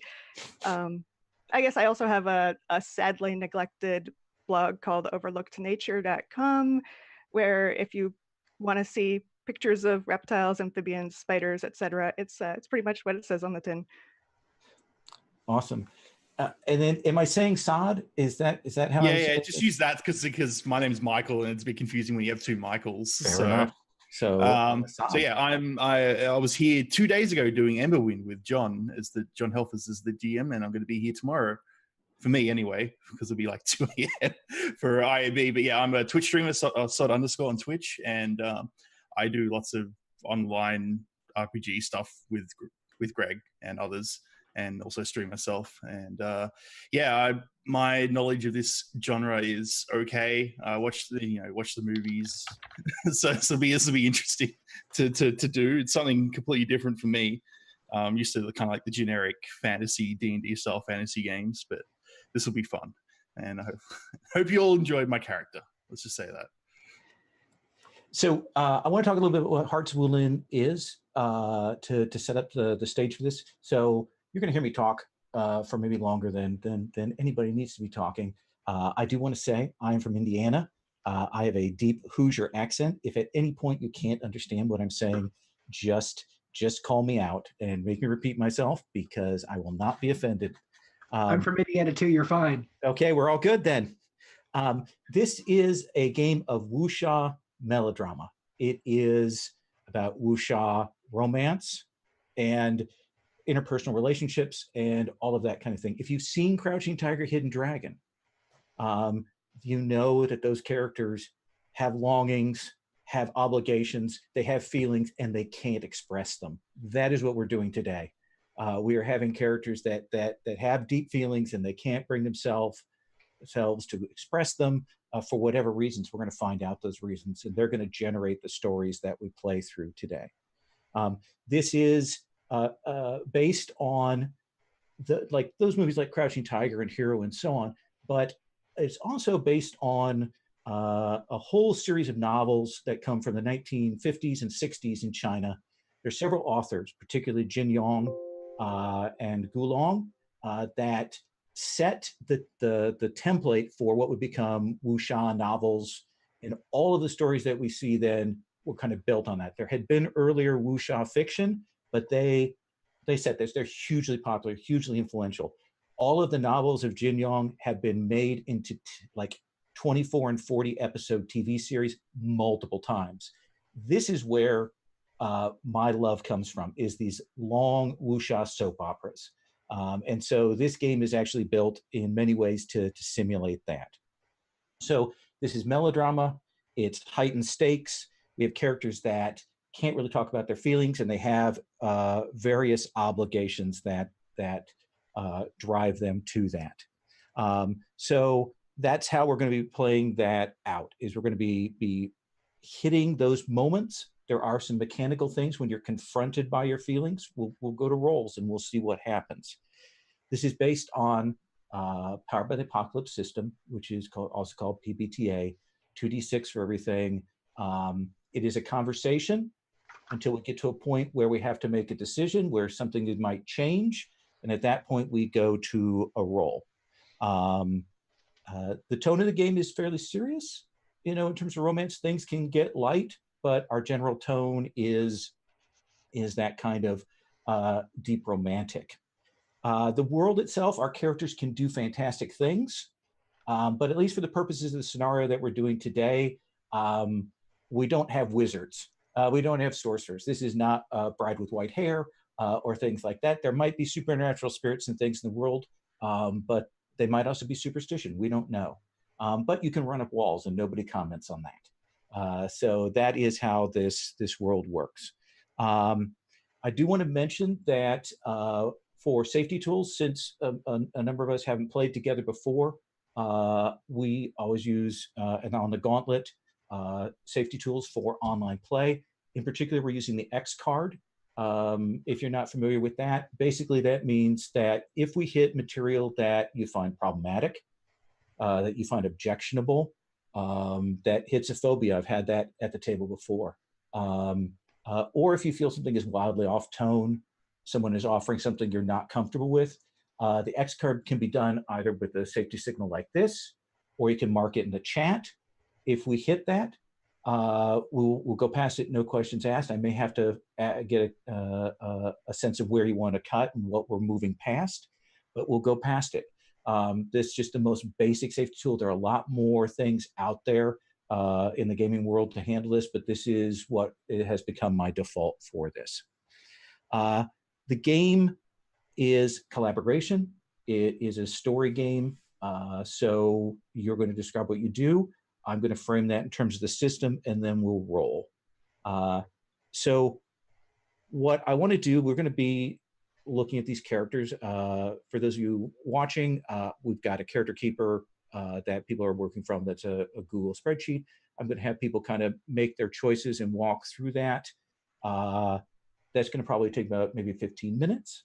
And then we're going to go to the entanglement part of things.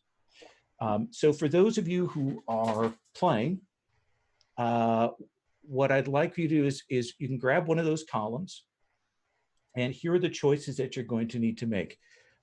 You're going to need to choose from your playbook one of those roles. There are 3 roles for each playbook, and that will give you a particular move, a thing that you can do. And you can copy and paste it from that tab down to the move section of the sheet. You're also going to choose then 2 other moves from that same column. So you'll end up with 3 total moves. These are 3 special abilities, 3 things that you can do. Now, in this game, your stats are the elements, fire, earth, metal, water, and wood. And you're going to assign 5 numbers. You've got a +2, +1, +1, 0, and -1. Now, when you go to do something, normally you'll choose what stat you're rolling with. For almost everything, you're going to choose that. And that'll shape how you're doing it, like your approach to doing it, your demeanor, your manner, your attitude when you're doing it will help shape what element you choose. And you might say now, hey, why wouldn't I always roll my best stat? That would be the next logical question, because if you mess up a roll and one of the repercussions of it is that you take damage, you will actually mark that stat with the little box that's next to it, and you will no longer be able to roll it. So it is a kind of a pure luck, risk, reward thing. For your combat style, how you fight, you're going to choose one of those 5 elements. And that is the element you will always roll with it. So if your character you think has a fire fighting style, that's maybe speed, creativity, then you'd probably want to put a good number into that stat, because when you go to fight, that's what you're rolling with. So I'm going to give you a couple of minutes here of me not talking while you're making some choices, and let me see if I can answer any questions that you have while you're getting those things in there. I think at the moment I think I gave you an email of my idea. Hopefully that Yeah. works out well. Yeah, I think so. Something a little bit interesting. Let's see if we can make it work.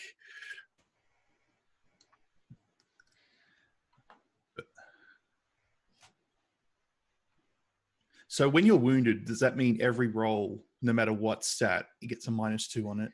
Yes. So normally when you go to when you take damage, you'll take it on that stat, but you can always opt to be wounded instead. And that just gives you a -2 ongoing.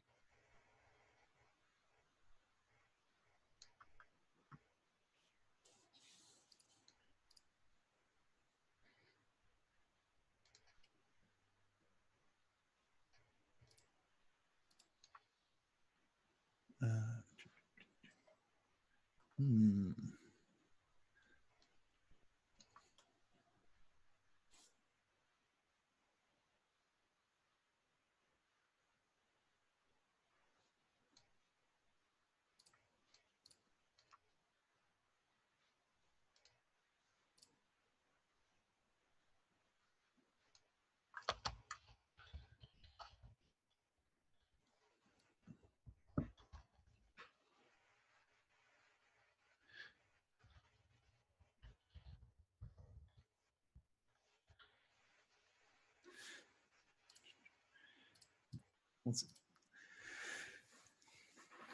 Should probably put a link if anyone's interested in this character sheet. Maybe the public one that you've got on the Kickstarter, so people have access to it. They can see the kind of general idea of what we're doing.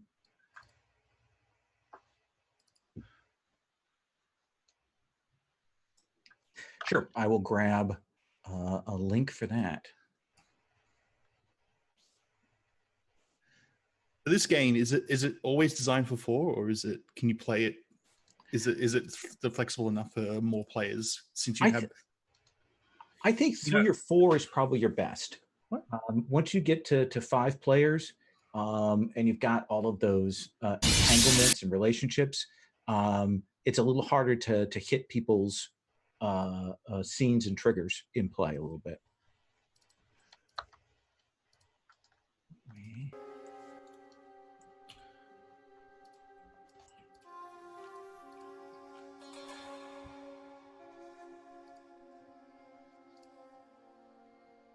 For some reason, my edit access has I expired. just So noticed has that mine. too. Okay, yeah, I think what happened was I tried to do the view thing. Yeah, Okay, it's very weird. The very Google wonky. You get what you pay for. So yeah, it should be reset now for you. I should do an audio test for Greg.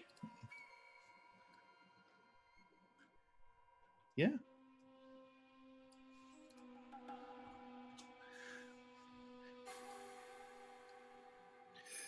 So underneath each of the elements, you've got like, I assume the left one's the positive and the right's the negative.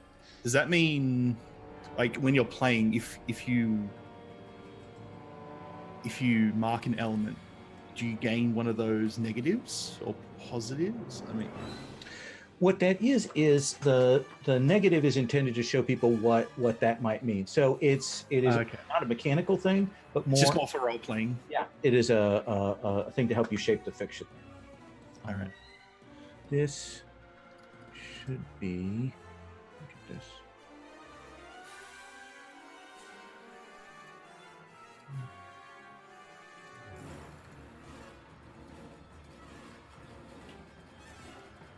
All right, I've got access again. Okay.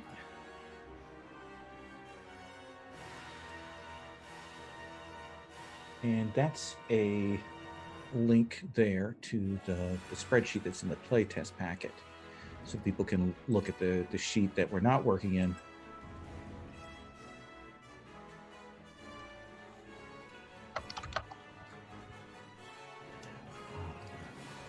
Is it generally encouraged to have your element style be in your +2, or is that kind of just up to design choice with the character?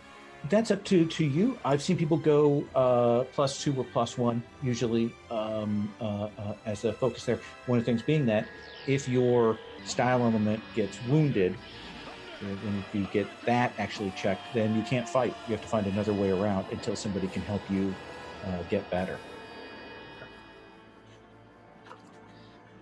I'm going to give you all about a couple more minutes here, and then we're going to do introductions of the characters, talk about what you got.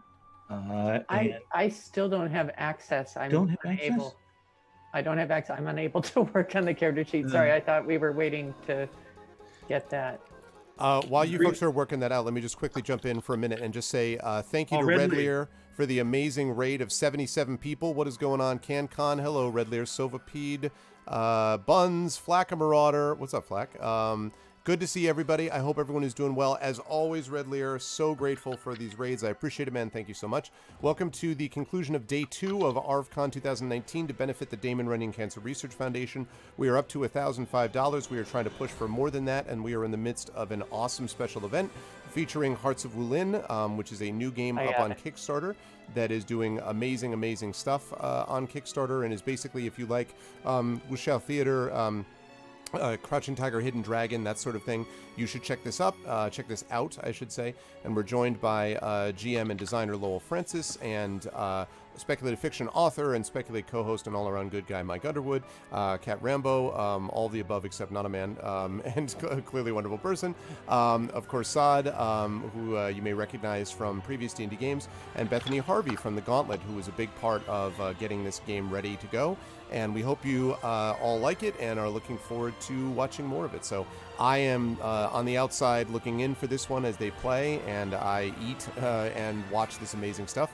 So I'm going to get on out again, but I just wanted to say thank you, Red Lear, and please donate to our cause, because we have amazing stuff available. ! Donate. Let's continue to push this forward. I'd appreciate that. I also appreciate that amazing resub, Red Lear, 6 months. Thanks, dude.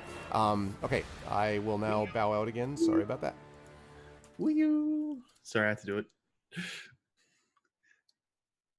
Kat, you said you had access again? I do have access, Okay. and I'm looking to see if I did the stats right, and I'm not sure that I have. I'm sorry, could you just give me a 3-sentence, how many points?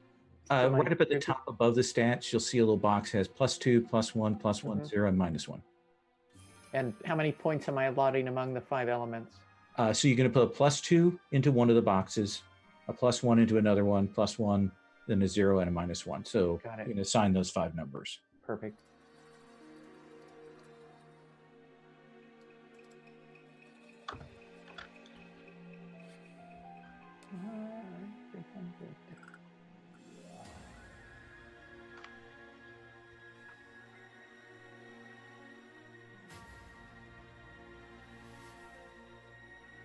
I'm sorry, where are we able to copy the move text? Oh, if you go to the CC2, the Playbooks tab, Okay, that actually has all the text of all the moves. great. That tab was hidden for me because I'm maintaining several areas. I know the feeling.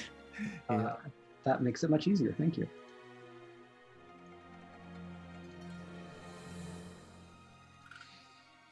While you're doing that, I'll talk about 2 other sort of play elements that you'll want to consider. In combat is very much one roll to see what happens. All of you have a scale. As player characters, as protagonists, you're all on the same scale. When you go to fight someone, if they are below your scale, you're going to win. If that's just what's going to happen, unless you don't want to, unless you fail terribly and decide, you're not going to win. But generally, against lesser opponents, they're going to fall before you. When you fight somebody who's above your scale, you lose. That's it. Period. The role is to determine whether you get to narrate how you lose or whether I get to narrate how you lose. The trick is with that is when you realize someone is above your scale, you need to figure out what you need to do to even that scale. Is it changing the environment? Is it getting someone to help you? Is it finding their secret weakness? These are all the things that can be done to even up the scale with a superior opponent. The challenge becomes when you're fighting someone on your scale, that's when it becomes in question. We roll to see what happens then. We roll to see whether you win or whether you win at a cost or whether, heaven forbid, you lose. And that can happen.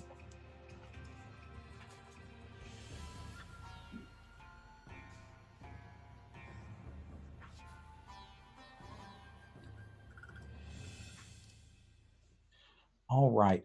I am going to go ahead and just have introductions done just so we get a general sense of characters are. If there's anything you don't have yet, we can get it on the fly. It's no big deal. We'll get that figured out. We're going to have everybody introduce themselves quickly. I'm going to ask some questions to kind of follow up from that. And then once we're done with those introductions, we're going to get what are called entanglements, which are the relationships between our characters and between our characters and NPCs. So Bethany, you are unfortunately the person I play with the most. So I am going to start with you on this. Bethany, tell us about your character, how you're picturing them, Jade Serpent. Did I just freeze? Okay. Oh, maybe I did. Am I like freezing or roboting? No, I can still. Okay, cool. It just looks like I am from my side. Cool, no Oh. problem. Yeah, so Jade Serpent, I don't know what their real name is. I also don't know whether it would be a male or female name. I'll roll a die here in a minute to find out. But anyway, they have a crooked smile. They are tattooed. I think their tattoos are of their namesake. They're two snakes winding down each arm. Okay. And they are the outsider and have the rebel role. I think they were a member of a faction with a good reputation, and decided for one reason or another that they would leave, and they're rebelling against that faction. So did you discover that the faction, in fact, was secretly corrupt, or did they just do something to violate your standards? What made you a rebel? I'm actually kind of waiting to see what factions other people are associated with. Okay. So that I can rebel against one of them or join one of them or something. Absolutely. Are you picturing yourself younger, older? That is a good question. I think old enough to have been have sort of worked my way up in that faction and then left. So not a youth, but old enough to think that you know the world. Yes. Yeah, that's exactly. All right. And you chose flexible for your weapon. What do you imagine that you fight with? I want to say some sort of chain, but I'm picturing, rather than big links, something more almost like a whip-like chain, or a metal whip. Yeah. Does it have something on the end of the chain, or is it just the chain itself? Do you think you fight with? I think the end is sharp. Okay. But I don't think it has a weight on the end. Okay, and that's a super classic, is to have a knife point at the end of the chain there. That's awesome. And you chose wood. Do you think that's your style? Yeah, I have a hard time choosing on this one. I think that I'm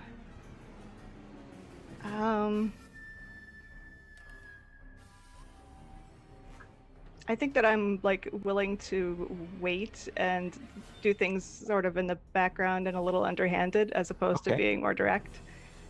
That makes sense. Lowell, I'm so sorry to interrupt. I just wanted to quickly note, thank you to the now current top donator, CanCon, for a $201 donation to the charity. That is amazing. Thank you so much, CanCon. That brings us to $1,206, and I just wanted to publicly acknowledge that. Thank you. I will shut up. Sorry. Okay. Thank you.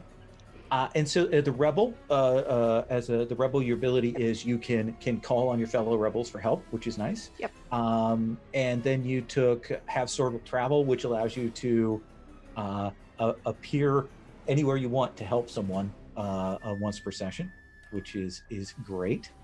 And then what was the other move you took? The imposter. I keep my spreadsheet keeps scrolling down without my telling it to do so. Sorry, I'm trying to fix helping Kat with her. Oh, I don't know that it should make any difference if you're scrolling. Yeah. I don't know. Anyway, so I can assume a perfect disguise. If I'm impersonating someone specific, I have to have seen them and have their garb. When you might be challenged, roll on a hit, your disguise fools them. On 7 to 9, they have a delayed suspicion. On a miss, your disguise falls apart at the wrong moment, and all of those options sound amazing. And one of the classic things about the genre is normally when you assume a disguise, people believe it. And yours is even more perfect than that. Yours is brilliant. If we saw this on a show, we would have a different actor in your place, and then they'd pull the mask away, and then you would be there in character. That's how it works in these movies.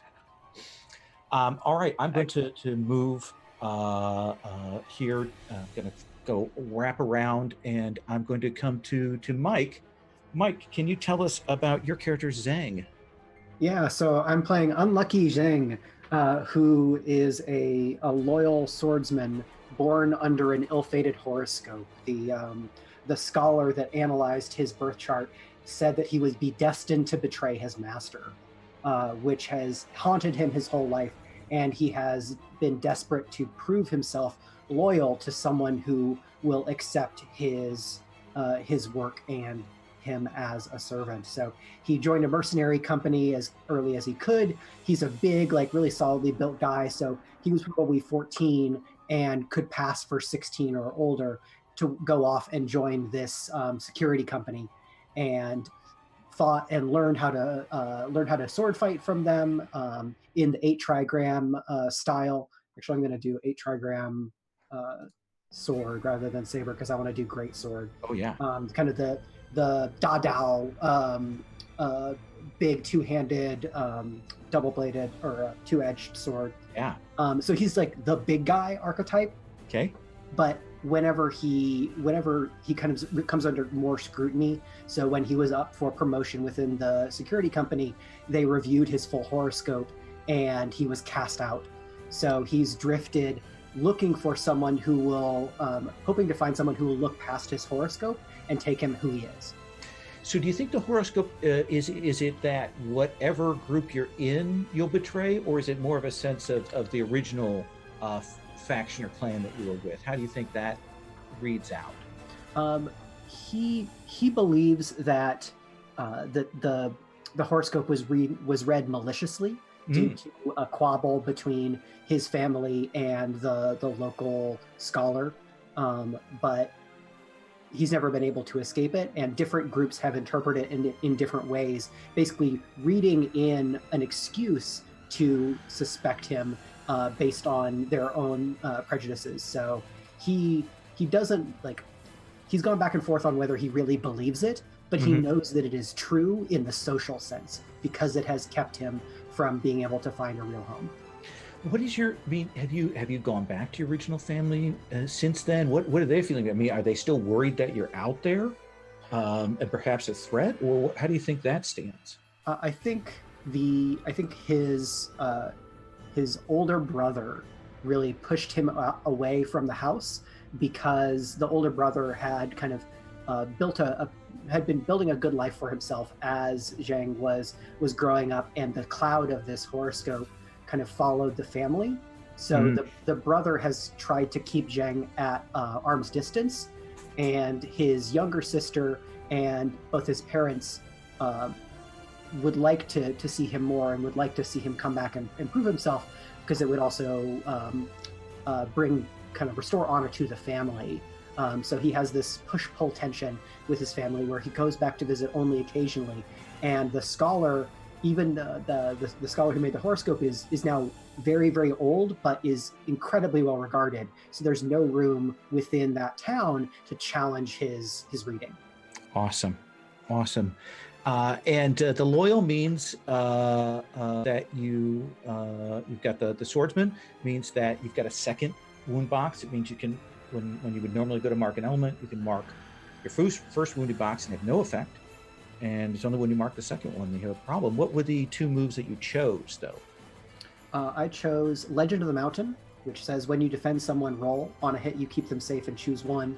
On a 7 to 9, you suffer harm or complicate the situation. And the options are take control of something, change the location of the conflict, gain a bond with the person protected. On a miss, they or someone else suffer for your efforts. And 2 Wondrous Tigers. When you comfort and support an ally and immediately burn the bond, you give them +2 instead of +1. So this, for me, represents kind of working in a security company and learning how to kind of fight back to back with a friend, and having had to go through a lot himself and kind of talk himself through things. He has learned how to identify when he needs to be there for someone in his life. And awesome. And comfort and support is our classic, I want to help somebody move. And one of the nice things about PBTA is you can actually opt to do that after they've made the roll. So if you see that their margin is bad, you can say, well, my character's nearby, I think I'm helping them. And so that's a really good move to have. Awesome. We'll come back to you when we go do entanglements. If you want to take a look at what those might mean, for those of you who've already had that, on the 3rd tab, entanglements, I have some examples. You're going to pick a romantic and a general one. And I've got some curated sets there you can choose from, but we'll come back to that. Saad, tell us about your character. Yes. So my character's name is Han Yu, also known as the Helpful Drunk.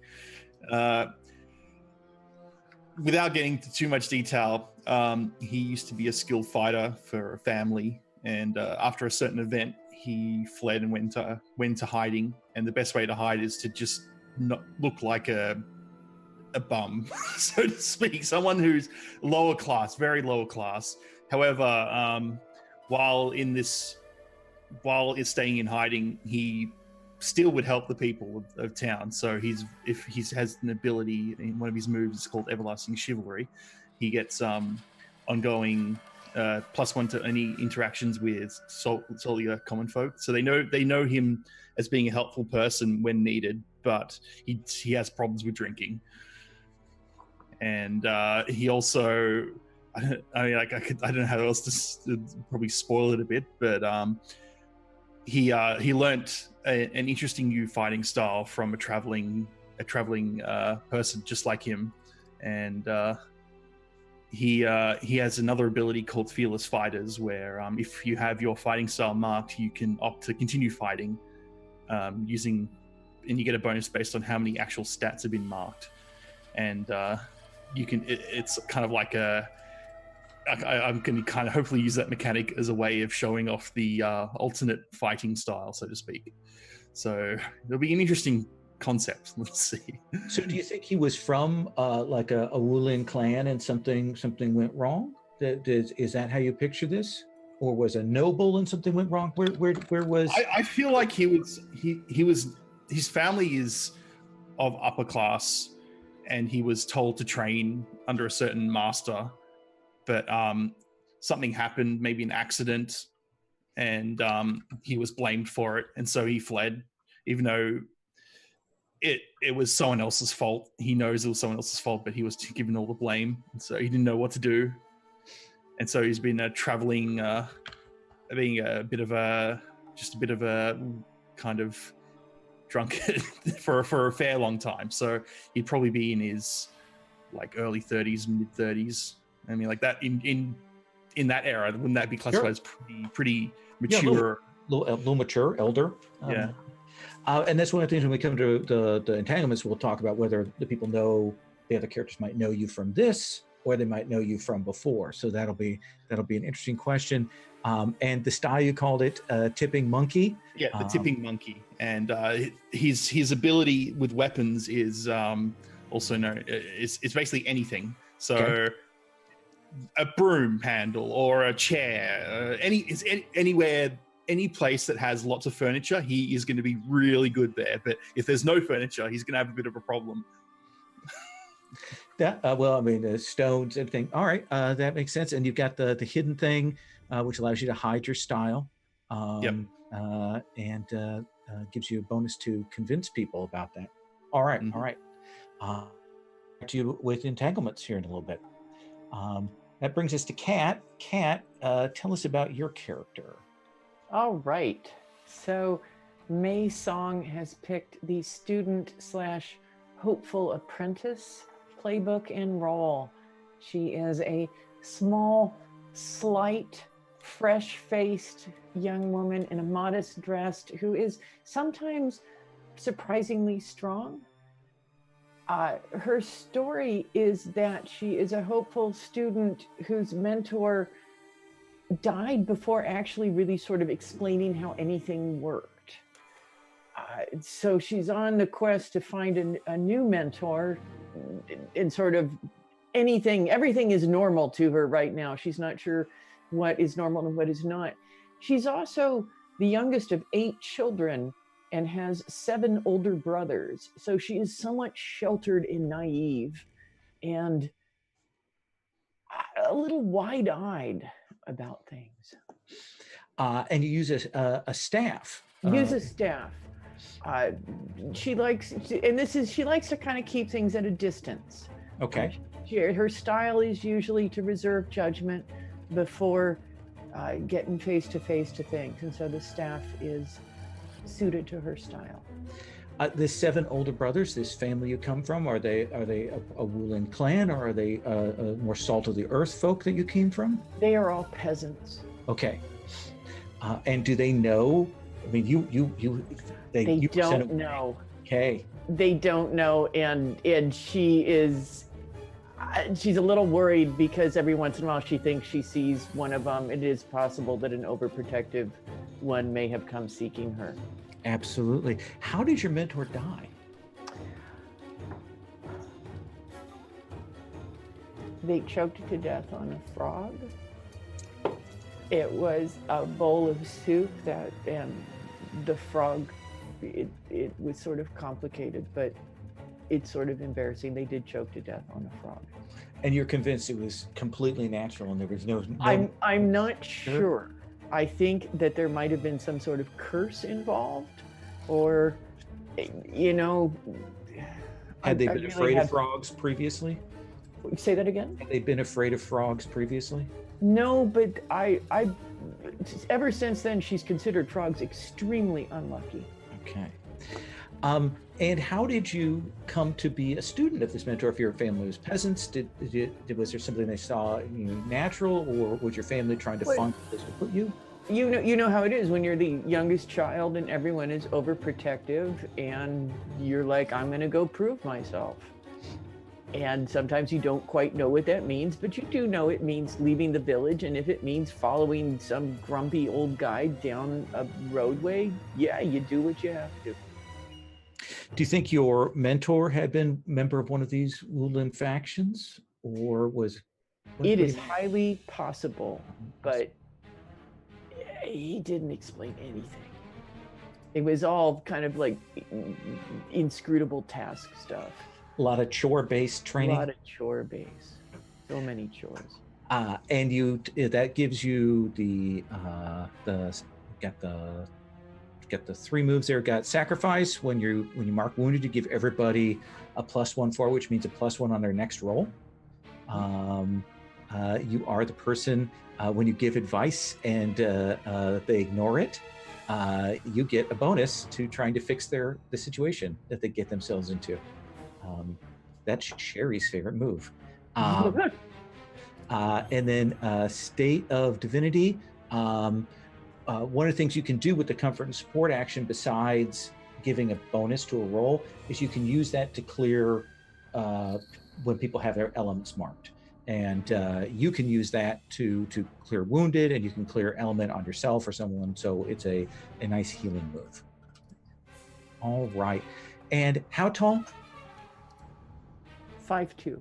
5'2", so pretty small. Pretty small. Okay. All right. I am now going to come around, and we are going to do entanglements. And the way this is going to work is, if you go to that CC3 tab, entanglements, there are 2 kinds of entanglements. There's a romantic entanglement and a general entanglement. And you can see that entanglements are a relationship that includes 3 people. Usually includes you have a connection to someone, and then a third person complicates it. So all of these are triangles. What we're going to do is we're going to go around and have people come up with those. It is in at least one of your entanglements, you need to include another PC. You can have a PC in more than one, but in at least one of those, you need to put that in. And we're going to come in, and so I'm going to go to Bethany. She's going to say, Bethany, do you want to do a romantic one or your general one first? And then she'll pick, and then we'll go around through everybody, and we'll do that around twice. And while that's going on, we'll be coming up with NPC names, and also I'll be desperately trying to map this as a relationship map as we go along. Sometimes it's easier than other times.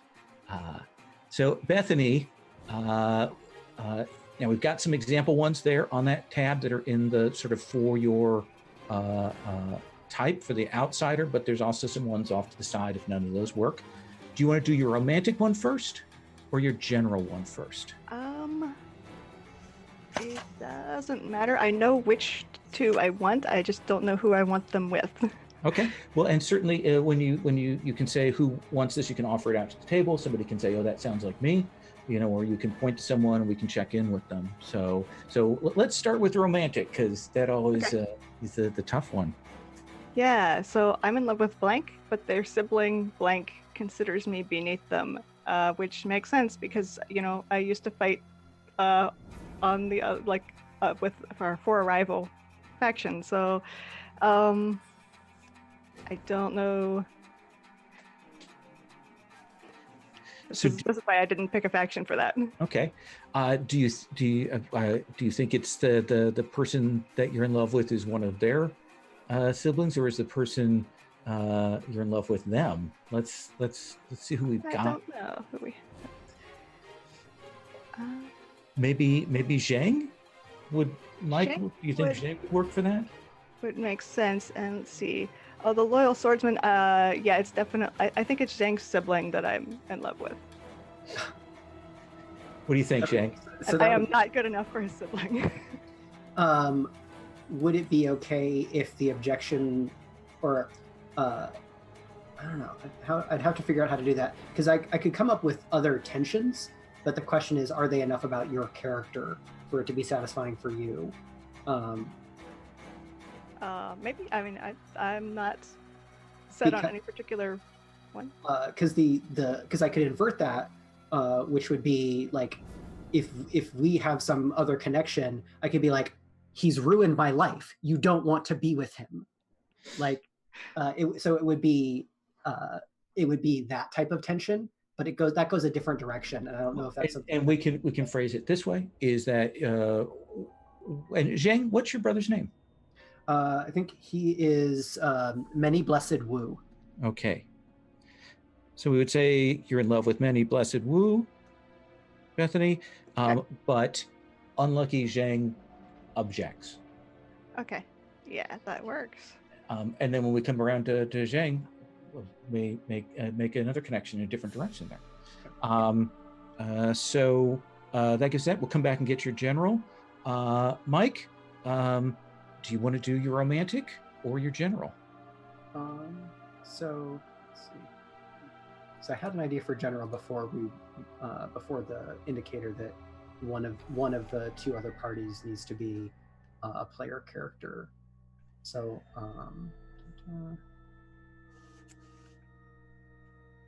right, because this one, my sibling blank disparages me and my parent blank won't condemn them for some reason. If neither, like, and as long as you have a PC in your other relationship, it's okay. Okay. Yeah. Right, because if Bethany's character is already tied to the brother, I could make sense out of having a specific entanglement for me that addresses that relationship. Does that make sense? Sure. So I could do my sibling Wu disparages me, and my parent, which I'll come up with a name, won't condemn them for some reason, and that kind of addresses the central familial tension for the character. I think that's perfect. I think we kind of hit at that in the descriptor. And do you imagine that, is it your mother or your father that dominates in the household that kind of makes those decisions? Let's have it be their mother. Okay. So she listens to your brother, and she is the one that kind of continues to agree that you need to be kept away. All right. So that gives us your general, and we'll come back to you on your romantic here. Saad, let's look at your entanglements. Which would you like to do, your general or your romantic? All right, I've done my general. I like the idea of I've hidden my past from Mei Song because of my identity from Mei Song because of my past with our master. I feel like her martial arts style is called Taunt of the Monkey, and I like the idea of Tipping Monkey being kind of like an alternative style that another master has taught me who knew, where we trained. It's like a connection there, and I like the idea that I knew Mei Song when she was very young. Like I was a lot older there in training, so I feel like a good entanglement there. And that maybe some not great things about her master. That is what you're sort of hinting at. That yeah, and I fled from it after the events of him passing away. which is the romantic one, I believe. Okay. And but we'll come back on your romantic. Maybe, I don't know. The romantic one's tough. I'm trying to think of a good way to kind of work it in. It's like a after fleeing, I have to come back and honor a debt that they found where I was, and so I have to now honor a debt from that, what happened there. Well, we'll come back on that. We've got your general. So let me come to Kat. Do you want to do your romantic or your? I actually was thinking of a romantic one that ties in very well with. Okay. Which is that May loves Han, but her teacher killed someone dear to him. Does that work well for you, Saad, in terms of intersections? Sure, that can work. Just trying to think. So would it be someone you know, like? Would it be like one of your? I have a horrible coincidental one I might suggest. Is that Mei Song knows that the reason that you got pitched out of your clan is that her master actually did the thing that you got blamed for. Ah. Uh-huh. Okay. Do you like? Does that work for you? That she knows the truth of it. She doesn't know exactly who you are, but she knows about this story about something her master did quite badly to someone. Does that seem fair? Yep, I like that. Okay. Kat, is that complicated enough for you? That's I think nicely complicated. We can work wonders with that. All right. Bethany, we've got your romantic. Let's come back and do your general entanglement. Yeah. I took part in a crime against blank, my friend blank's sibling. I think since May has so many brothers, this could be any of them that I committed a crime against. What kind of crime? That is a good question. I don't know anything about the brothers. I think it was. Did you hurt them? I mean, here's the thing: is you're a guard, but did you misunderstand something? Or, no, you aren't the guard. You, did you? I mean, did you hit them in a fight? Did you? What might you have done? I think. Yeah, I mean, a fight makes the most sense, right? Okay. I don't know if this was like part of the whole rebelling against my former faction thing, or if this happened later. Like got them caught up in a failed attempt. Yeah.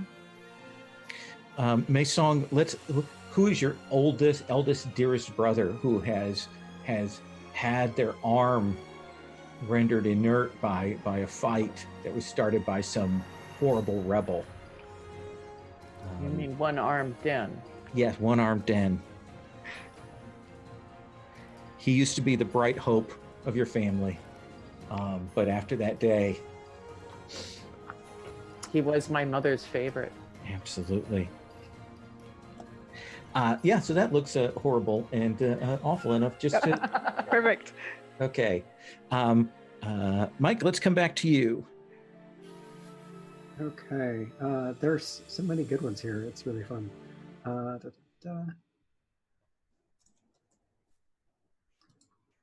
Does somebody want to participate in my friend Blank and I vie for the attention of Blank despite their indifference to both of us? Like a friendly rivalry for a romantic interest. You could do May's song if you want. So both of us are actually secretly fighting for her. Cool. Would that kind of work? That if you and Mei Song are good with that, and Mike is good with that, I'm fine with that. Okay. She is so naive; she'll have no clue of what anything is. Exactly. The way that we built things, I like that because it seemed like we were forming two pairs in terms of connections and connecting those, like bridging those to make it more like a weird other shape is really Absolutely. good. So that's my friend Han Yu, and I vie for the attention of Mei Song.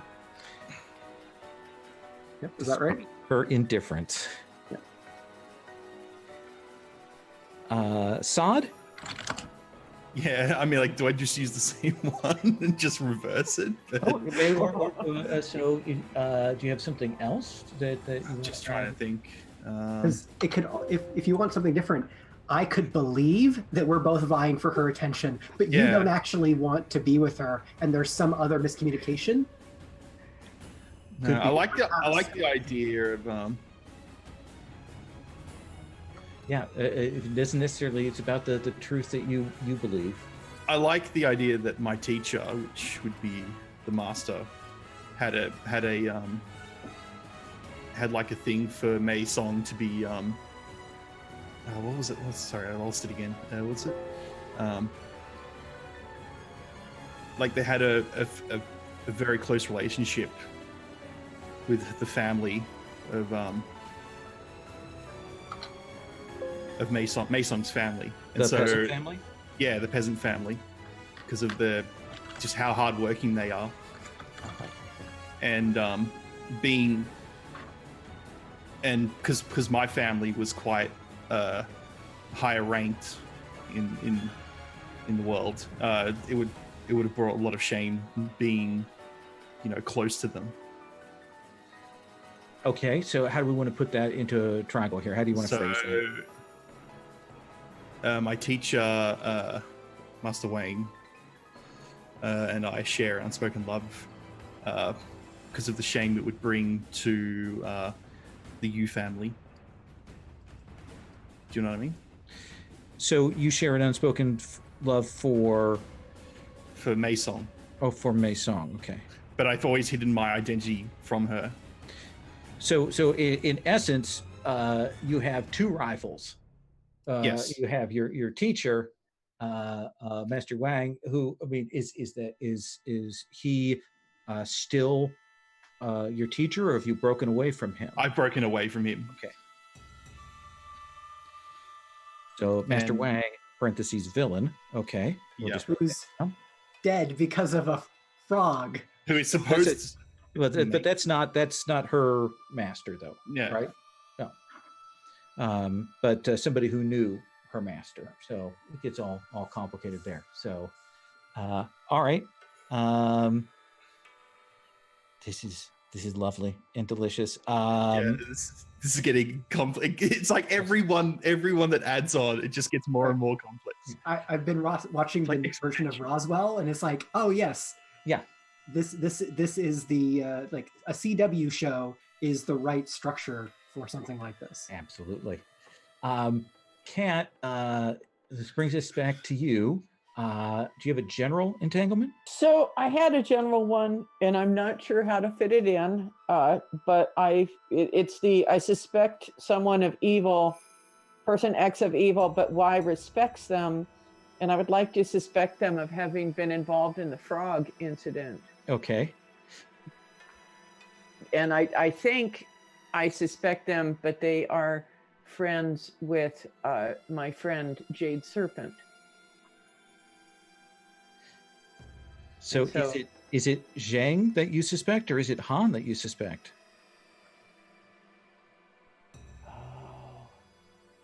I might be terribly torn and think that Han might have been involved with the frog incident as well. But Jade Serpent, this is just torturous. Yes. Okay. So you love Han, but you suspect there's all kinds of complicated feelings there. Han, are you okay with being friends with Jade Serpent? Jade Serpent, does that seem, if we establish that in the fiction, you know each other and you're friends? Yeah, that sounds good. Okay. Yeah, I helped her out of a pickle when she was on a job. Yeah, Jade Serpent, what gender are we going with? What's your pronouns? Are you he, she? My die said 4, so she, her. She, her. Okay. All right. Okay, so that gives us the backgrounds for all of this. We're going to take about 5 minutes for me to walk around and come back. And when we come back, I'm going to frame us into a couple of scenes, and we're going to get rolling. Sound cool with everybody? Yep. Okay, so take 5. All righty. to make sure Greg's there. Is Greg I there? am here. Yes, I am here. Okay, so I am going to move back up here. And this gives me a good opportunity, as I mute them just in case, this gives me a good opportunity to talk a little bit about what we have been doing so far in ArvCon. It is a pleasure to see everyone here. I hope you were all enjoying yourselves as we're talking about different stuff. So we are up to 1250. We've had a big day today, folks. We started the day at 400. We've gotten almost 800 and some $40, something like that. But we want to keep pushing because we definitely are trying to get higher in this goal. And I'm hoping that we'll be able to do that. I want to thank those who came in from Red Lear's Raid, and I want to thank everybody who jumped on board with a bunch of that cash money to support the Damon Runyon Cancer Research Foundation. I really do appreciate it.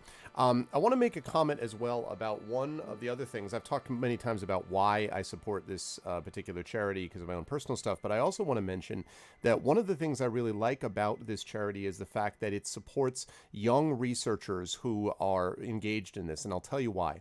There are many, many charities that do many, many fine things, but one of the reasons that I like the fact this supports young research is because there is so much wonderful innovation, so much wonderful work that is coming out from young research scientists. And this is really important, those are people who, with this foundation of support, become eventually middle-aged and then older research scientists who add experience to their energy. And so when they get this foundation, these are people who will literally contribute decades and decades to this field. If you support a young researcher in their 30s working on cancer research, and they get into their 80s and they've given you 50 years of tremendous work to fight cancer, that is just astonishingly effective and efficient and useful and strikes an enormous blow. And I saw someone talking about today, someone in chat had a 50% chance of survival, I think it was 25 years ago, when they were treated for a certain kind of cancer, and they were treated for it, and they fortunately survived it. But now that same kind of cancer has something like a 75 or 80% survival rate. So we are making progress, and I think that's important to note. We are making progress with this disease. We are making progress working on it together. And so I really like this organization for many reasons, but that's one of them. The fact that it really supports people that I spend a lot of my life with. You know, I spend a lot of my life not just with the young people in my own family, my kids, but also with my students that I teach, also with a lot of people on Twitch who are often, although not always, but often of a younger demographic. And there's a great deal of energy, of vitality, and I think a lot of goodwill there, which I appreciate. The thing that I want to note for everybody, which is always really important, is cynicism is the problem. Cynicism is the only real evil, the belief that we can't do anything about X problem. Cynicism is more problematic, honestly, than anything else I think we face. And if we can get beyond cynicism and really work together in the ways that we've been able to do just on a very small scale within this particular event, I think it's a really extraordinary what we can actually accomplish together. So I wanted to mention a little bit about that. Well, yeah, I mean, like, for example, if you're dealing with someone like Red Lear, who is clearly 28, and he's lying about his age. I mean, he's really 18. We all know this. But, you know, Red Lear wants to do this. He would be in big trouble with the Canadian government. I don't know if you know this, but if you lie about your age, in Canada, you are required to drive a Zamboni for the next 2 decades. And nobody wants that. You get moved up to like north of Vancouver, and nobody wants that, you know? So Red Lear is tried to kind of keep his secret from everybody. And so, you know, that's fine. We all understand. We all know how old you really are, Red Lear. But anyway, but either way, no, but in all seriousness, I am very much appreciative of all the people who have supported us so far. I also want to give a quick shout out while we're waiting for everyone to reassemble. I want to give a quick shout out to the mods. The mods have been doing amazing work. You've noticed Shadowed Mage has been running all these giveaways and all of this stuff. He just wanted to give away himself. But the mods have been doing an amazing work. And I've said for a long time that my mods are the best in the business. I really believe that's true. They help set the tone for me. They help establish the ground rules. We think that we have one of the best communities on Twitch, and I think the reason is because of the tone that I try to set and my mods try to set. So I really want to thank the mods for being amazing people. So thank you to Shadowed, to Dragon, to Thorg, to Aradinel. Thank you earlier on to 10 of Clubs, who was here. Thank you to Kilobyte, who was here. Shattermage popped in for a bit. Thank you to everybody who's been doing so much work on this. I really appreciate it. And yeah, Shadowed is doing amazing work because he's awesome. So I just wanted to publicly talk about how great the mods are. Also, you should have had a Zamboni emote already, Red Lear. In fact, it should not just be an emote, it should be a GIF. All right? So I want a Zamboni GIF pronto. Also, I think you should apologize to me for having a Zamboni. Anyway. So thanks to them. Also, I want to give just a quick note about tomorrow. After Hearts of Wulin concludes, and we're going to be running here for another hour and... 2 hours and 15 minutes roughly, something like that. But I also want to give a note, thank you, brother. I also want to note that after we're done tonight, day 3 of ArvCon tomorrow will get started at noon Eastern with our marathon session of Dungeons & Dragons with Infinity and Beyond Curse of Strahd. We will have a 9-hour session of D&D to close out ArvCon. So I'm really hoping we can make a big push between today and tomorrow. It's going to be awesome. I am very excited about it. So, yes, I'm also very glad that we were able to get enough players that I did not have to play in tonight's event so that I could eat, say hi to my family, and so forth as I'm sort of doing this. So I really am grateful to the wonderful players who came together on short notice, Kat, Mike, Saad, Bethany, and, of course, Lowell himself, who was willing to do this for us and game master this awesome game, which I am really digging, by the way. I think it's really kind of neat. I love it mostly because I just keep looking over and seeing them be like, okay, so they love you with the you love me with the thing, blah, blah, blah. So I love it. What I love is that it essentially the Rube Goldberg of romance is exactly what I like. It's pretty awesome. The entanglements are pretty awesome, and I'm very excited, yeah. It's weird, this has been a romance day. Earlier today, for those of you who were here, Adventures of Middle-earth, we had, of course, Amal's character, the River, is now kind of, she danced with this person who had escaped slavery, this elf Ash. She danced with her. There was a connection going on. There was a lot of blushing and whatever, and it was pretty wild. And I'm like, all of a sudden, I am, your romance channel. I am, now your 100% romance channel. And as Kat and Mike will appreciate, if I could get just a small little bit of the romance market, that would be really fine. If they could just throw me some stuff in their petty cash drawer so I could take those millions for the rest of my life and do nothing but write, stream, and game, that would be great. Anyway, I think they're all back and ready to go, so I'm going to swing back over to them. Again, you are watching ArvCon Day 2. We are in the midst of our special event, Hearts of Wulin, brought to us by, as you see right there, Lowell Francis, GM, Mike Underwood, Kat Rambo, both authors and wonderful people as players, and of course, however, let me change that around because Bethany is definitely not Saad, and Saad is definitely not Bethany. Bull chain. Yep, nope, that's fine. I'm sure that maybe this is part of the complication. Like maybe that's the idea. I'm playing Jade Serpent. Yep. Yeah, my move is to disguise myself as someone. That's true. That's true. Wow, this game is so epic. And I'm hitting away. I'll hide as the Jade Serpent. There we go. There we go. But please make sure to donate, ! Donate, and with that, I will hand things back over to Lowell and company. All right, and so we're going to come back and just remind you, this is Hearts of Wulin, game's currently on Kickstarter. My name is Lowell. I game with Gauntlet. You can find out more about the Gauntlet online gaming community at gauntlet-rpg.com. I don't stream, but I do record 3 games a week on YouTube for different systems, so you can always check out my YouTube channel as well. 20 years ago, Ageless Sin ran rampant across the Wulin world. Ageless Sin was a legendary villain amongst the Wulin, and he was only brought down by a collaboration of leaders from the various wuxia factions. And I mentioned this because it is in the last few months that masters, students from various clans have shown up dead, struck down with a very unique style, or a unique style, if I'm going to correct myself right away. And people have reported, have thought that it might be Ageless Sin. Like, there are signs, there are things that suggest that his style has returned. Is he alive? Did he train someone? Has he just returned from the dead? We don't know. And what has happened is a number of clans have been gathering leaders together in the city, and that's all we're going to call it, is the city, and that is happening right now. So what we're going to start with is, I guess my question is going to be to Han. Han, you've heard about Age of Sin, you know about this.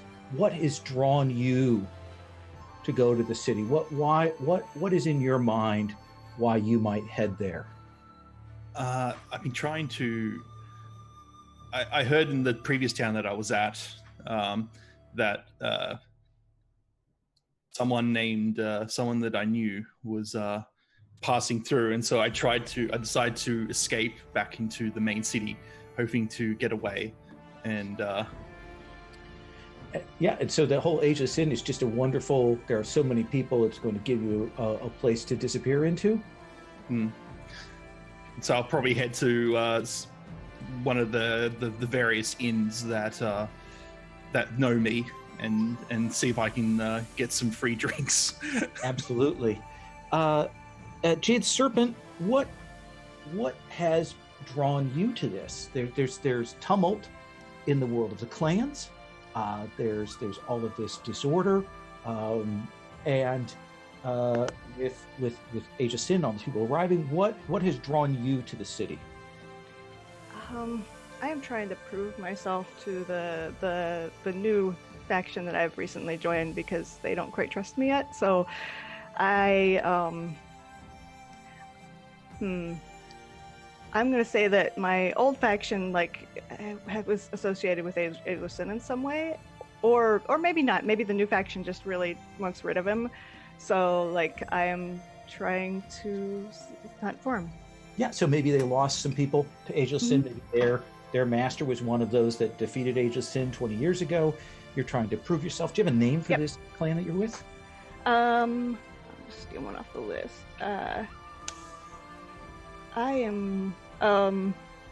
I'm with the Eagle Doctrine School. Eagle Doctrine School. Yeah. Have they done your horoscope yet, or is that just a matter of time before they do that? No, that's not you. I keep doing that. I'm going to get you and Zhang mixed up the entire session, because once I make that mistake, it's going to last the entire time. Doesn't it? Absolutely. So, Jade Serpent, we've established that you do know Han, that you have been friends, and I'm going to assume that you know Han as a delightful drunk, right? Yep. Okay. So you have arrived in the city, and you will come into this tavern. Again, classic. You've got the downstairs. The tavern owner comes over when you come in. There are all the tables around. There's a walk up to the second level, which of course has a guardrail and a mezzanine up there. And you come in, and you will hear the distinctive voice of Han Yu. Han, what is your usual manner for trying to elicit free drinks in a tavern? So you'll hear something along the lines of, "Watch as I balance these cups in a fancy way."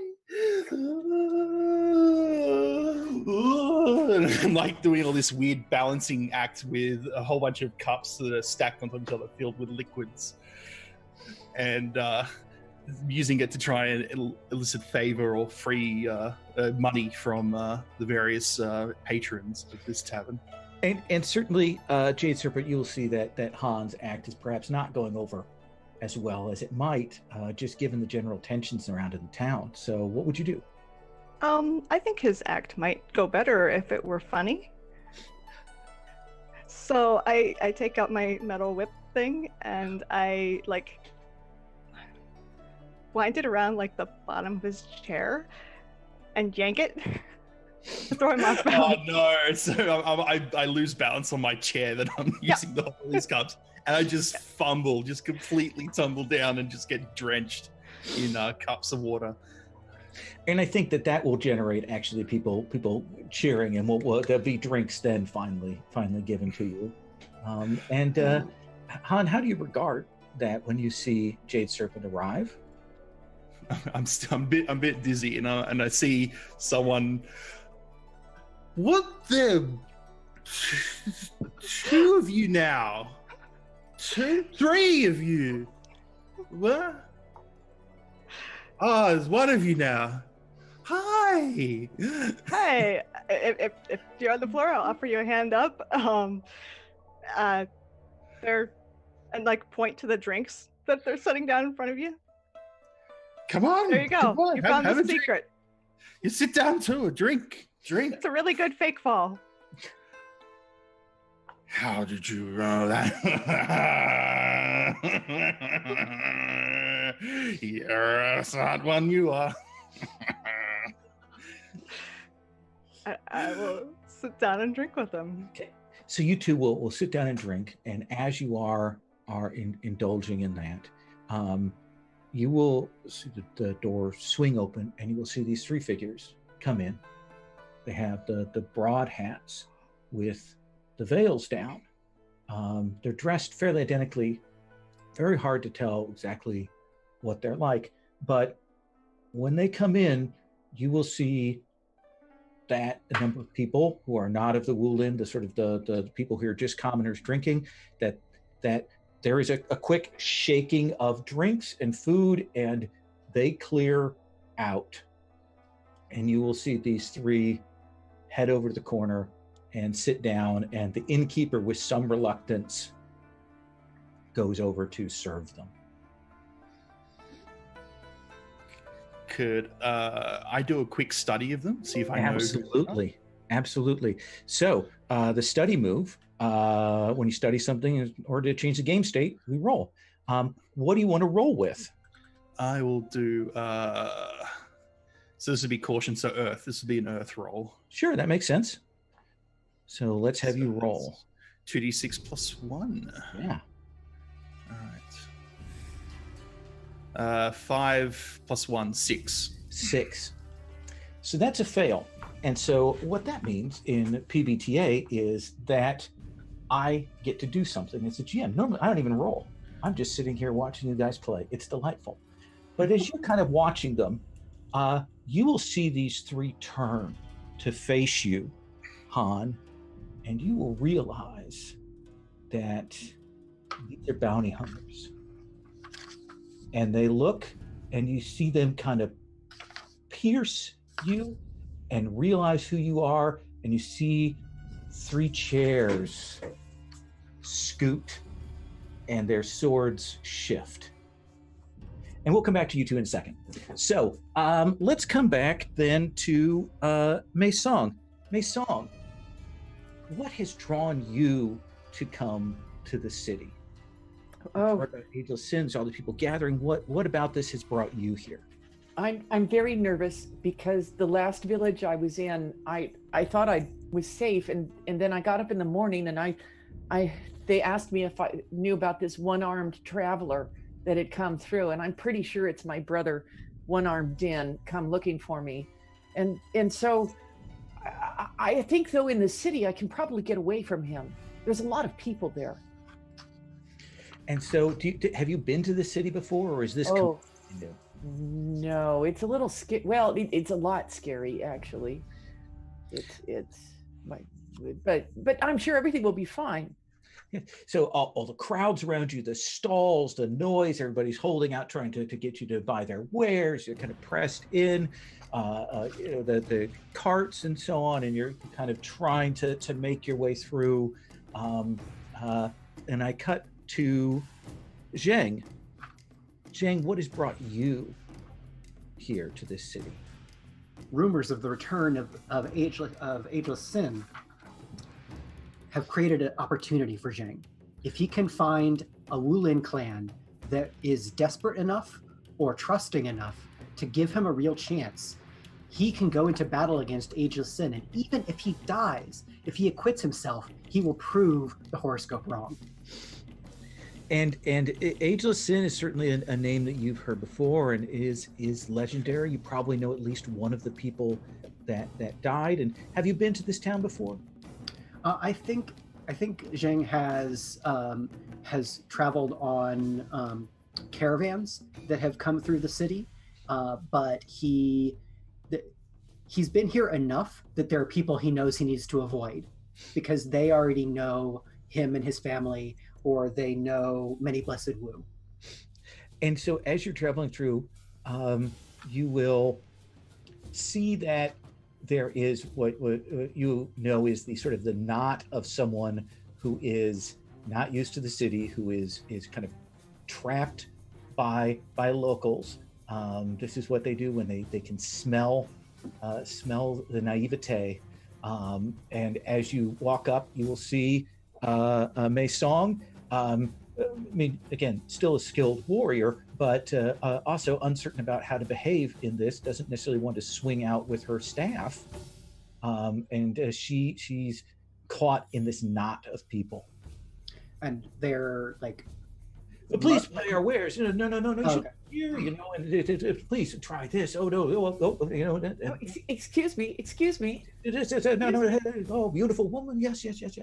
Oh, it's so good to see you. I'm glad that you came to meet me here so that we could go to the tea house. Shall we? And kind of use my presence and a kind of a booming voice to like budge through the kind of plying locals and catch Mei Song's attention to try to kind of usher and bodyguard her through the crowd. What is this something that you would accept, Mei Song? I'm utterly confused by this, and I turn around to make sure he's not speaking to someone else, and slowly it dawns on me. Oh yes. Let us go. Yeah, I think Zhang would pick out some detail of Mei's dress and call her a nickname based on that. Is that something that makes sense? Like, you know, an earring, or like a brocade, like an animal on a brocade, like a butterfly on a tunic or something. I like a butterfly patch, perhaps, in her modest little outfit. Right. A graceful butterfly. So good to see you. Yes, let us to the tea house. I will follow to the tea house. Oh. And I don't think there's necessarily a role needed for you to extricate and get to the tea house. And it's very calm, quiet here. You get out from the noise of the outdoors into this tea house, and the two of you can kind of sit down. You know, and the owner comes over to present you with the cups. And how long has it been since you've seen Zhang, Mei Song? It's been years, hasn't it? I was quite little.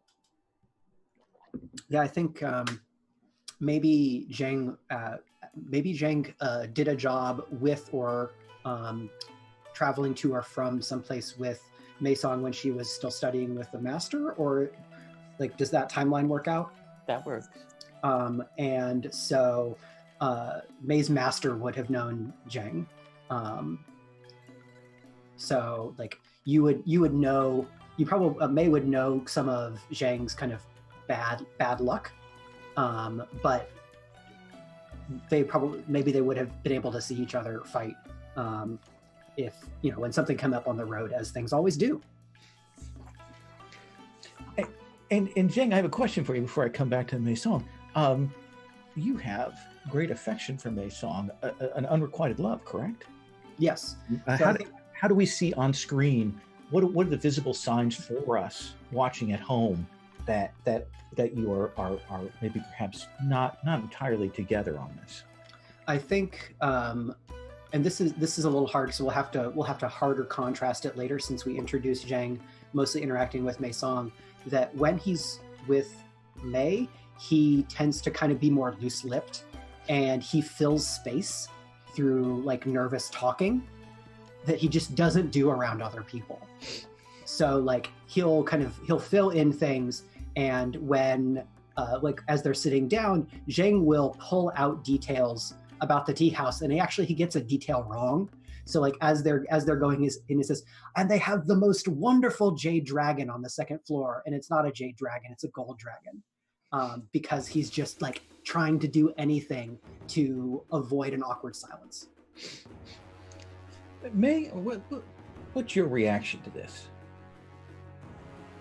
I will look dubiously at the gold dragon and then back at Zhang and then just kind of shrug and say, so much has happened since I last saw you.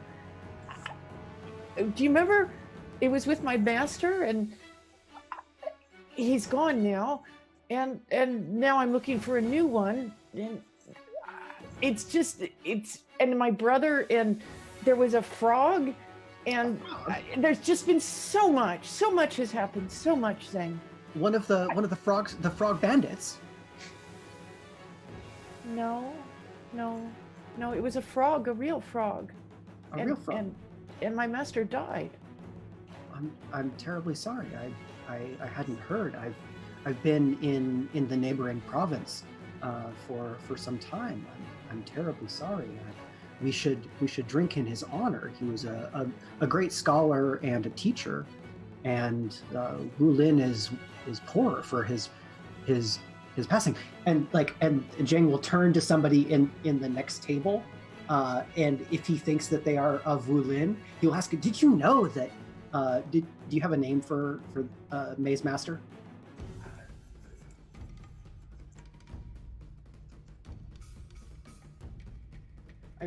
We actually don't. Okay.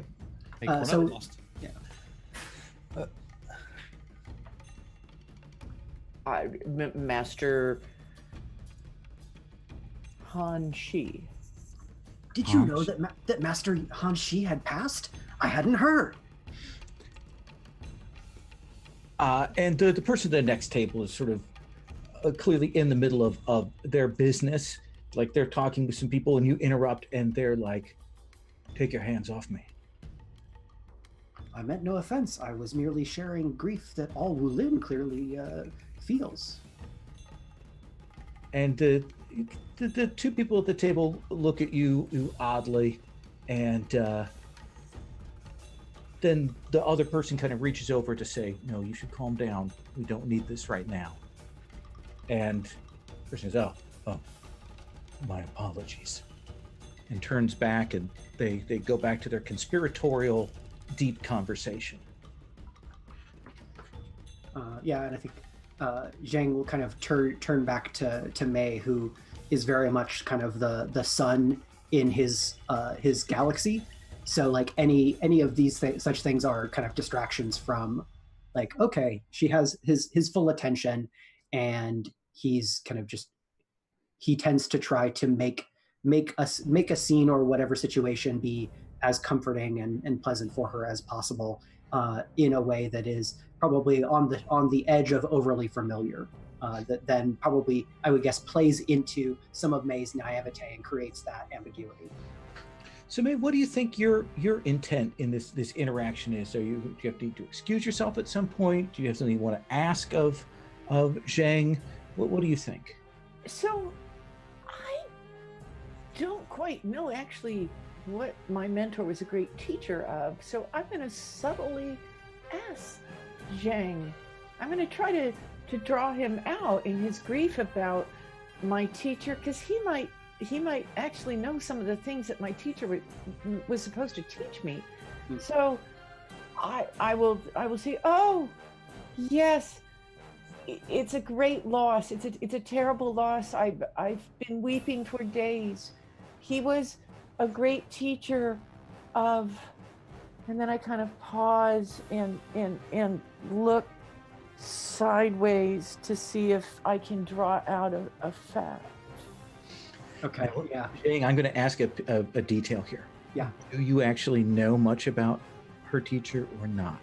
I have details and ideas that I'm happy to pitch. If I want to, the first question I have is, do you think Zhang actually does or actually doesn't? No. For me, that's enough of a detail that's about a character that's associated with Kat that okay. I want to get Kat's buy-in.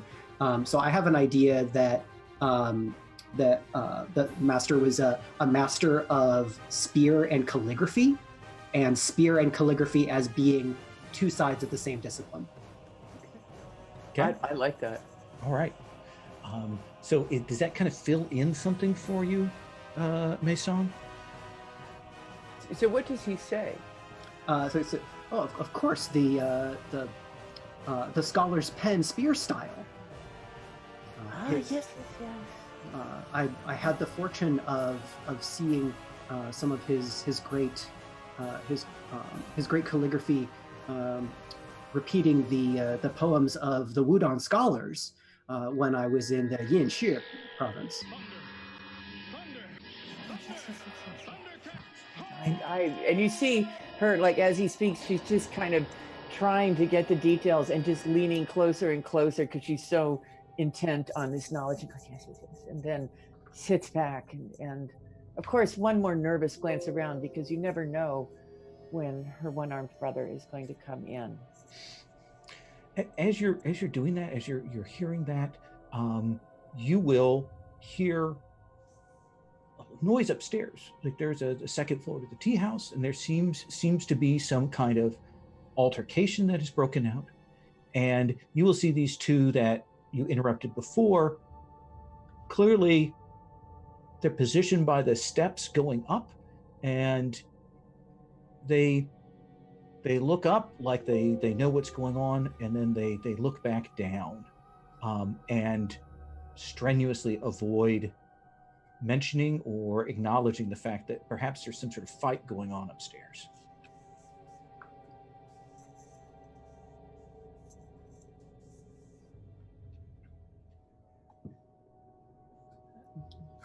May will look up with wide eyes.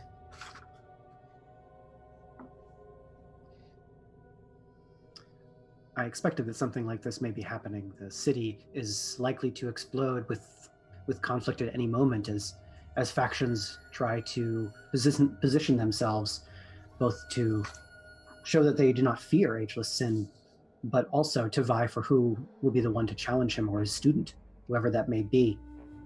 I think we are safe for here for now. Well, good. And this would be a great moment for someone to fall on the table. Yes, we will cut away from that. So you will definitely realize, Jade Serpent, that perhaps there's something about to go down, as they say. And you see Han eyes kind of maybe get a little bit wider. And these three figures have definitely turned to face your table. What do you want to do, Jade Serpent?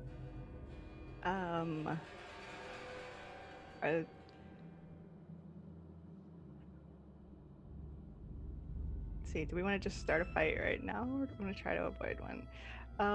How did Jade Serpent? Did Jade Serpent shy from fights, or no? That's what I'm trying to. I think she tries to avoid fights when outnumbered, but like Han's right here, and he's an awesome fighter, especially when this drunk.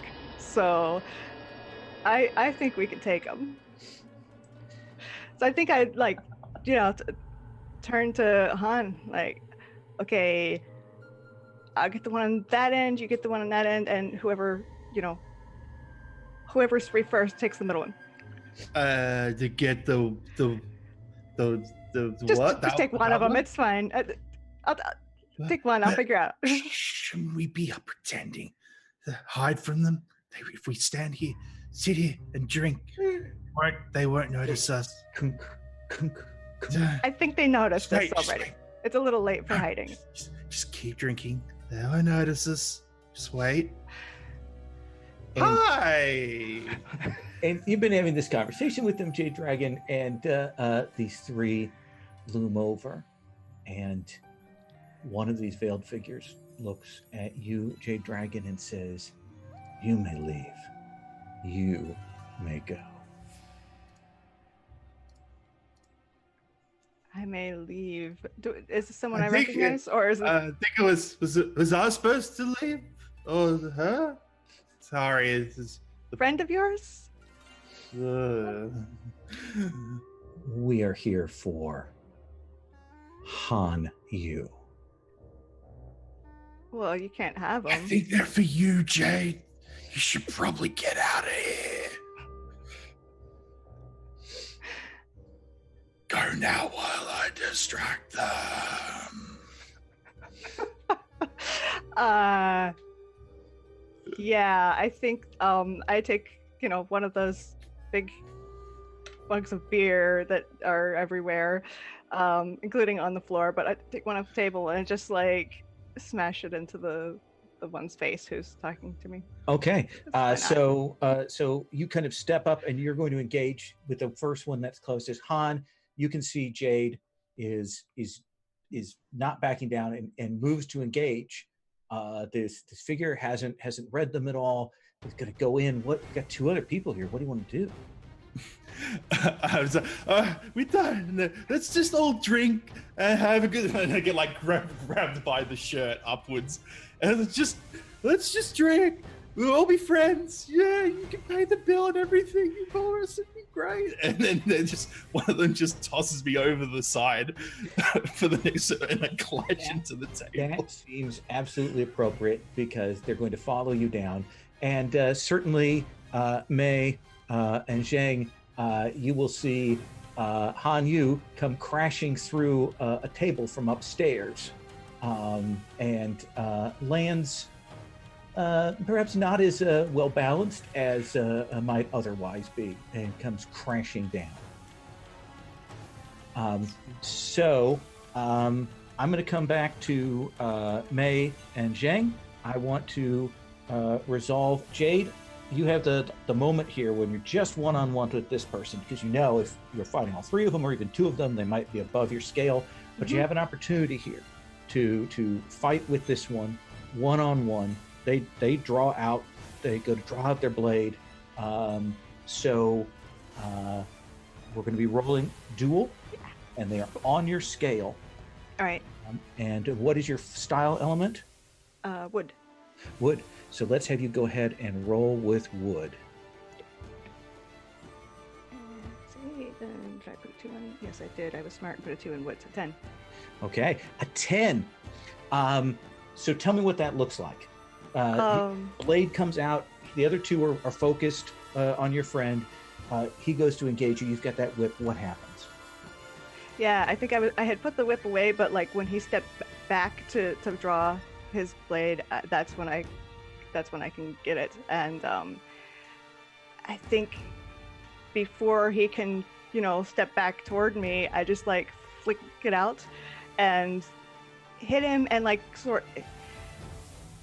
I drive him toward the edge, and like do it one more time and like pull him off the edge. Oh, so you want to like throw him out the window? Mm-hmm. Kind of thing? Okay. So yeah, suddenly the whip is in the air.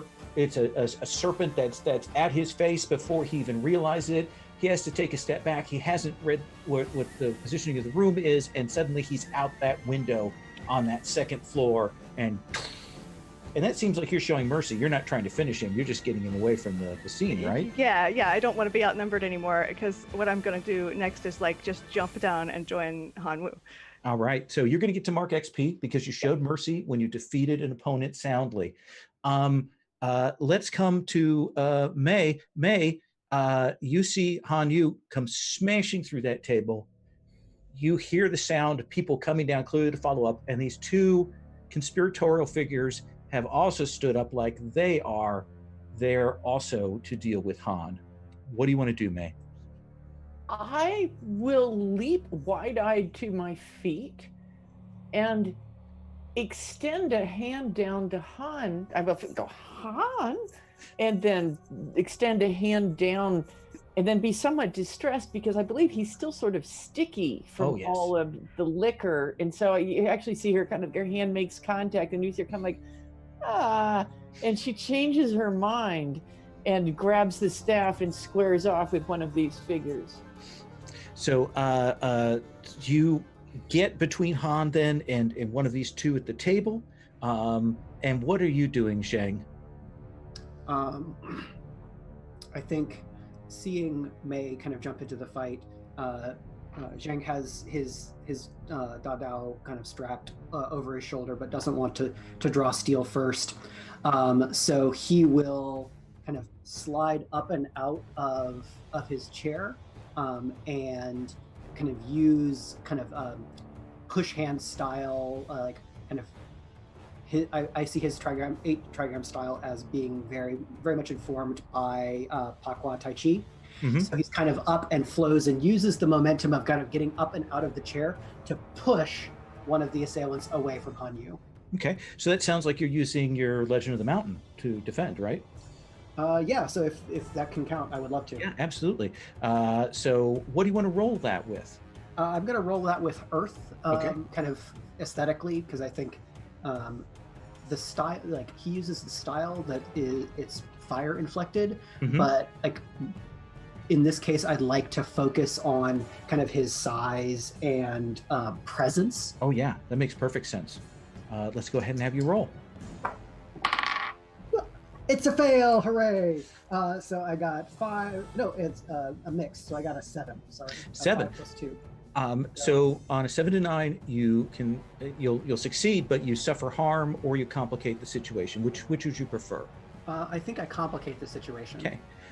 Then I think what is going to occur is you are going to push them back, and both of you go essentially onto those steps that the other 2 figures are coming down, and you are going to actually be pinned now with these 3 figures here. Okay. But you did successfully push them away from Han.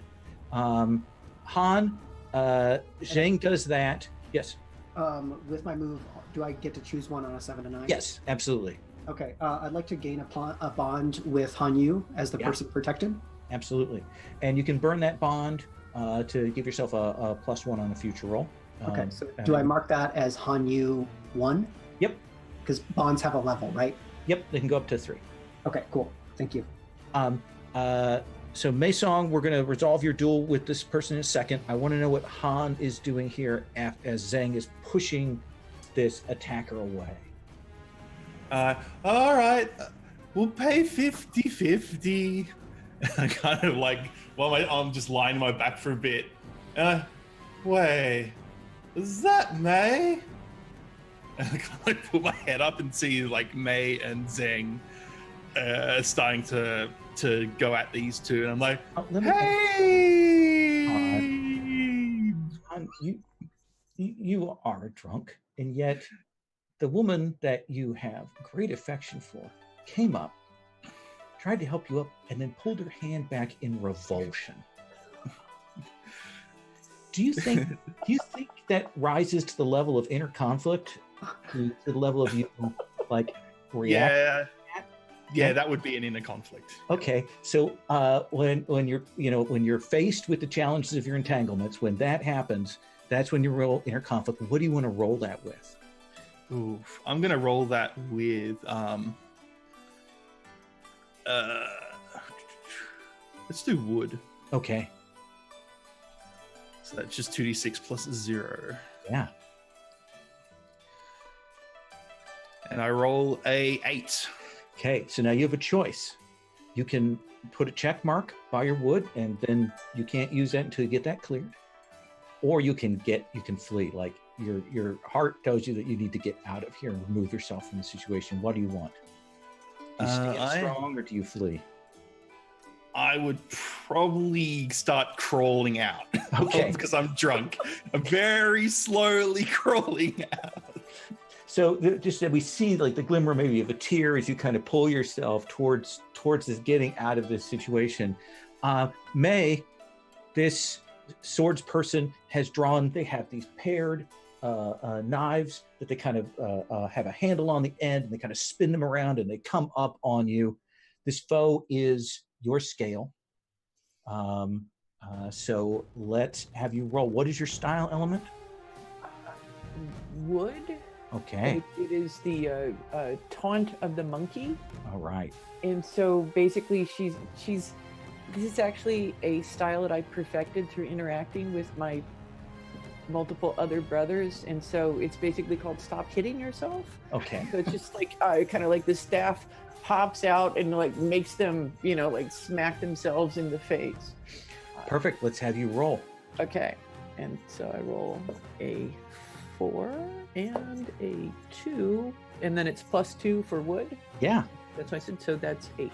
8. So this foe is on your scale. So you have a choice. You can win at a cost, meaning that you would mark that element, they escape, you humiliate yourself, or you can lose and mark XP, or you can deadlock with them. I think I step on one of those cups that Han had set rolling around on the floor and go flying backwards as part of my humiliation. So you do get that staff and you do smack them with it and they stagger back and drop. Essentially, they probably got those cut marks across their face from their own blades there. And there's a moment of triumph when the room goes out from under you. And you will stumble back and just go down, and tea and rice wine everywhere, and you are soaked. And she lands next to me, and I'm like, "Let's go! Good job! Let's get out of here!" And so I'm crawling. Jade Dragon, you've sent this foe out the window. He's crashed to the ground below. You turn and you see those two figures are going down the stairs, and it sounds like there's some sort of tumult downstairs. What do you want to do? I just leap down to join because I don't know that our allies are down there. All right. So yeah, you will drop down and you will see the situation. You will see that poor Zhang is actually engaged with 3 foes right now, but Han is crawling his way out, and Mei Song. That's going to leave a mark. So, who would you engage with? Who would you help? I mean, Zhang's being actively attacked, so I think I gotta help him. So do you want to try and deal with the pair, or do you want to try and what's your goal here? Yeah, my goal is to get them off of him, and they've already attacked Hanyu, so I think I just lash out the whip and I just want to draw at least one of them away from Zhang. Okay. So I'm going to have you overcome. Okay. To kind of split them. And then I'm going to come to Zhang and see what Zhang is doing. What do you want to roll that with?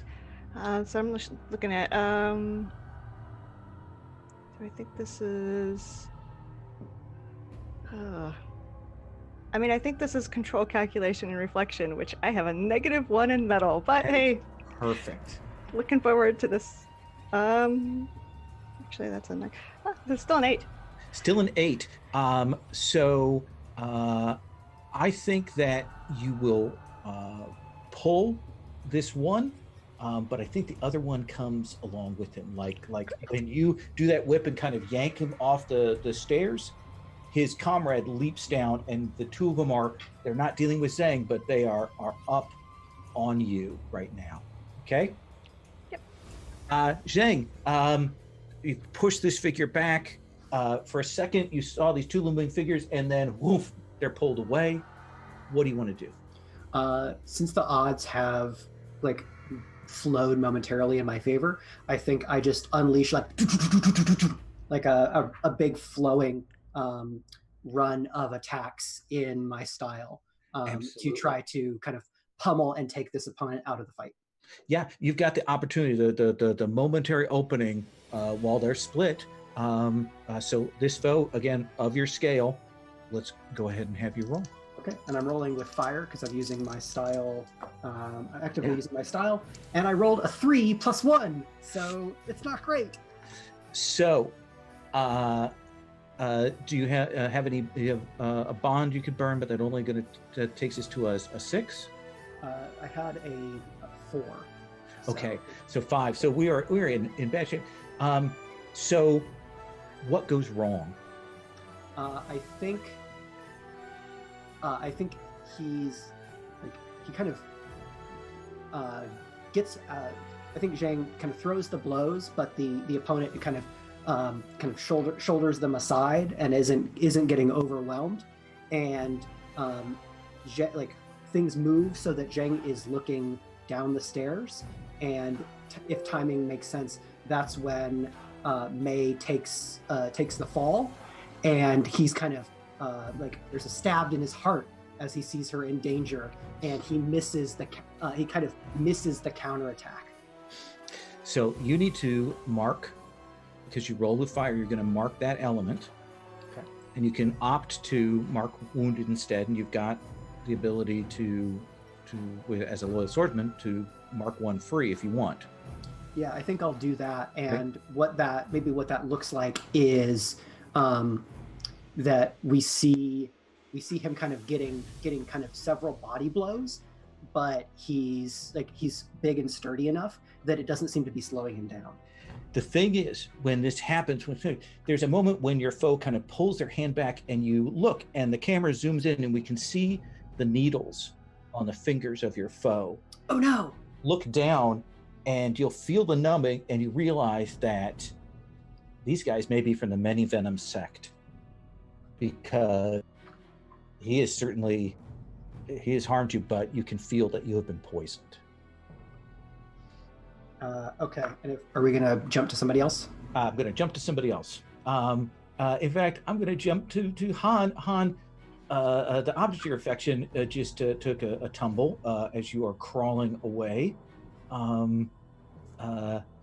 think that gives you the opportunity maybe to reorient yourself. Yeah, so I noticed that she's in trouble, and so I turn from the fleeing stance and start. I get up and I start pick up a chair, and I just start walking up to the nearest opponent with the chair that she was fighting.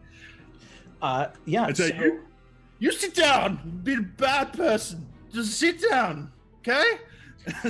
So you go engage, and the two of them are up, and they're certainly, once you're there and they can see you, their attention is on you. So right now these two are kind of moving in on you. We've got the two that are engaged with Jade. We've got Unlucky Zhang being unlucky. Mei Song, that was not pretty. But you do see Han rise up to challenge your opponent, maybe a little unsteady. What would you do? I am going to I would like to study our opponents to try and figure out more about them. Does Absolutely. that make sense? That is perfect. What do you want to roll your study with? I'm going to roll it.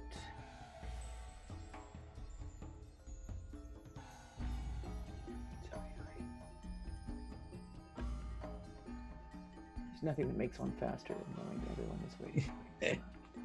Oh, and I actually was wrong. Han is just one because May did take down one of those two. So it's just a single foe that is on you. Okay. I'm sorry, the character sheets are now... Oh, wait, there it is. Spinning tab sect. I will be doing Earth. Okay. Which is a +1.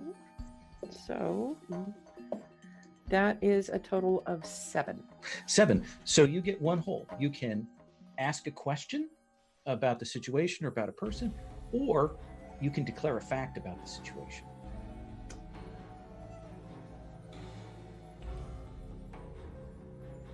I'm going to take the coward's path and Absolutely. just study and ask. I want to know if these guys seem to have any weakness that might be used against them. When you kind of are looking and you realize how they're arrayed, and we've already seen the one use the poisons, and your master probably told you in one of those rambling passings, talked about people who fight with poison and envenom weapons, that they have to be very careful with those, and injuring themselves can be super dangerous. That is the thing, is you can use their own weapons against them. In fact, that person that you cut with his own blades, he's lying dead on the floor.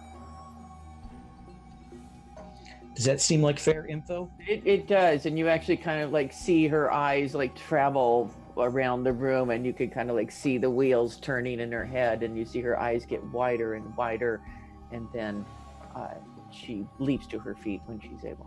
Okay. Cutlery, crockery goes flying everywhere as you leap to your feet there. Jade Serpent, these two are on you, and looks like they are going to try and push you back and isolate you away from your companions. Do you want to try and fight them? Do you want to try and delay them? Do you want to try and get away? I want to try to block one of them with the other. Interesting. Okay.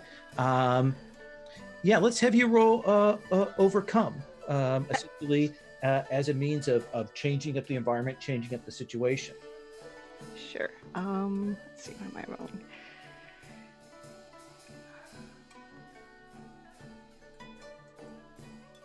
I think this is Earth. Okay. Maybe. Let's have you roll that. 9. That is a 9. So I think that you will move them such that the one gets in the way and they are prevented from just overwhelming you. But I do think you're going to have to mark your Earth. Sure. But they are tangled up because they do go, and when you push them, your whip kind of in the air, they do have to pull back because they don't want to poison one another. Right. And they're kind of locking and trying to figure out, arguing about who ought to be killing you right now. Right, exactly. Zhang, this person looks at you and goes, "You should leave and tend to that wound." This is your last chance.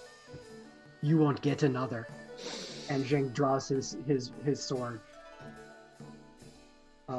Is there like a intimidate someone to make them go away move?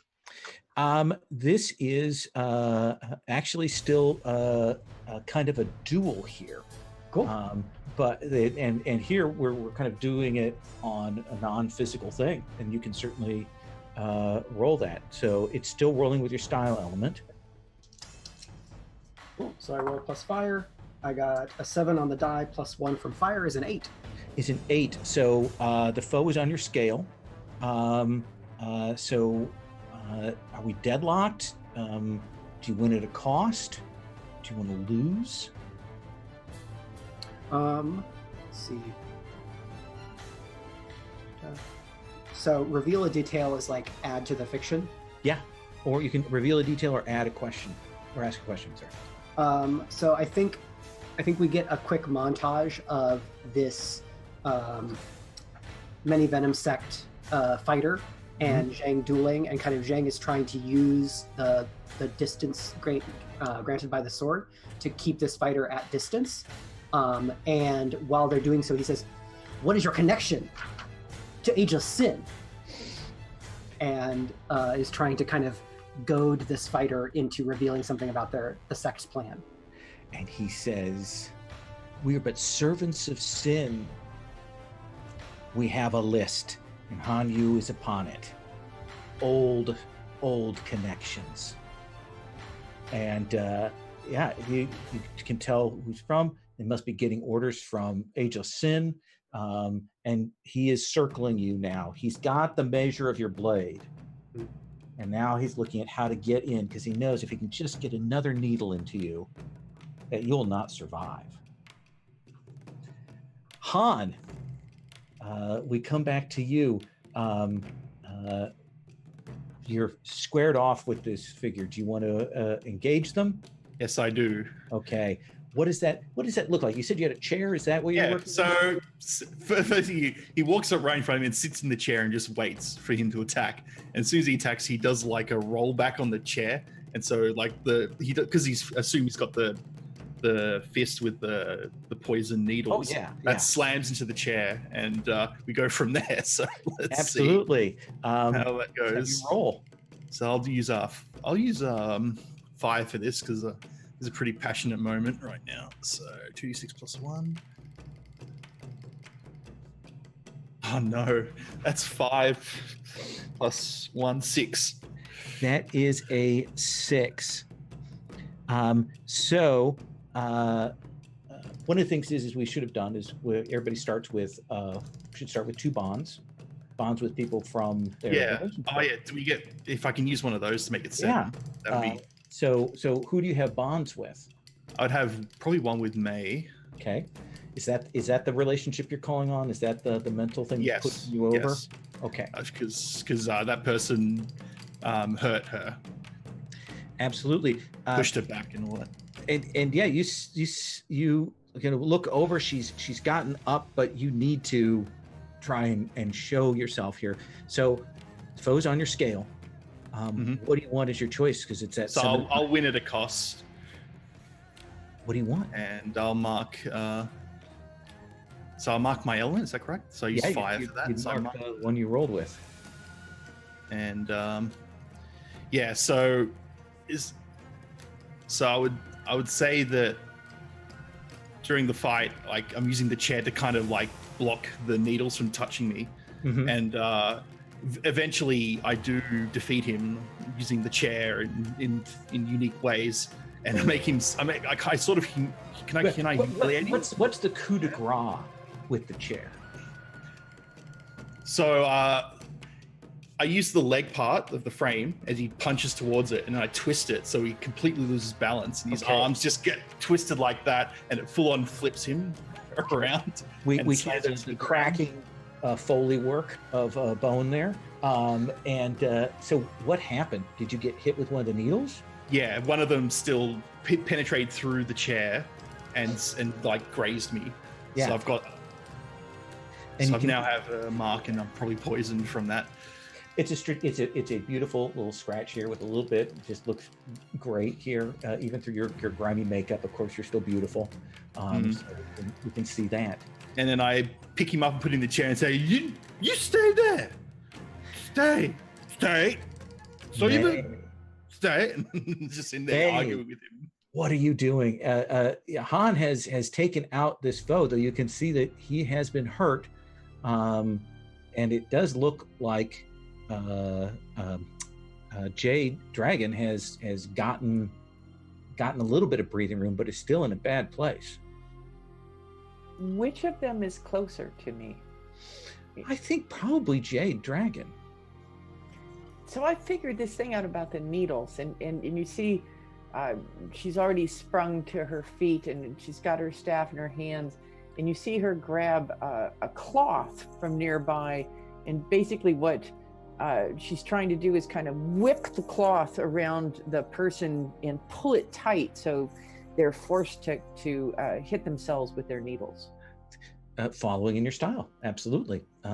Let's have you roll with your style element.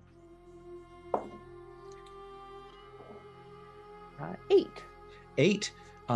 So foes on your scale.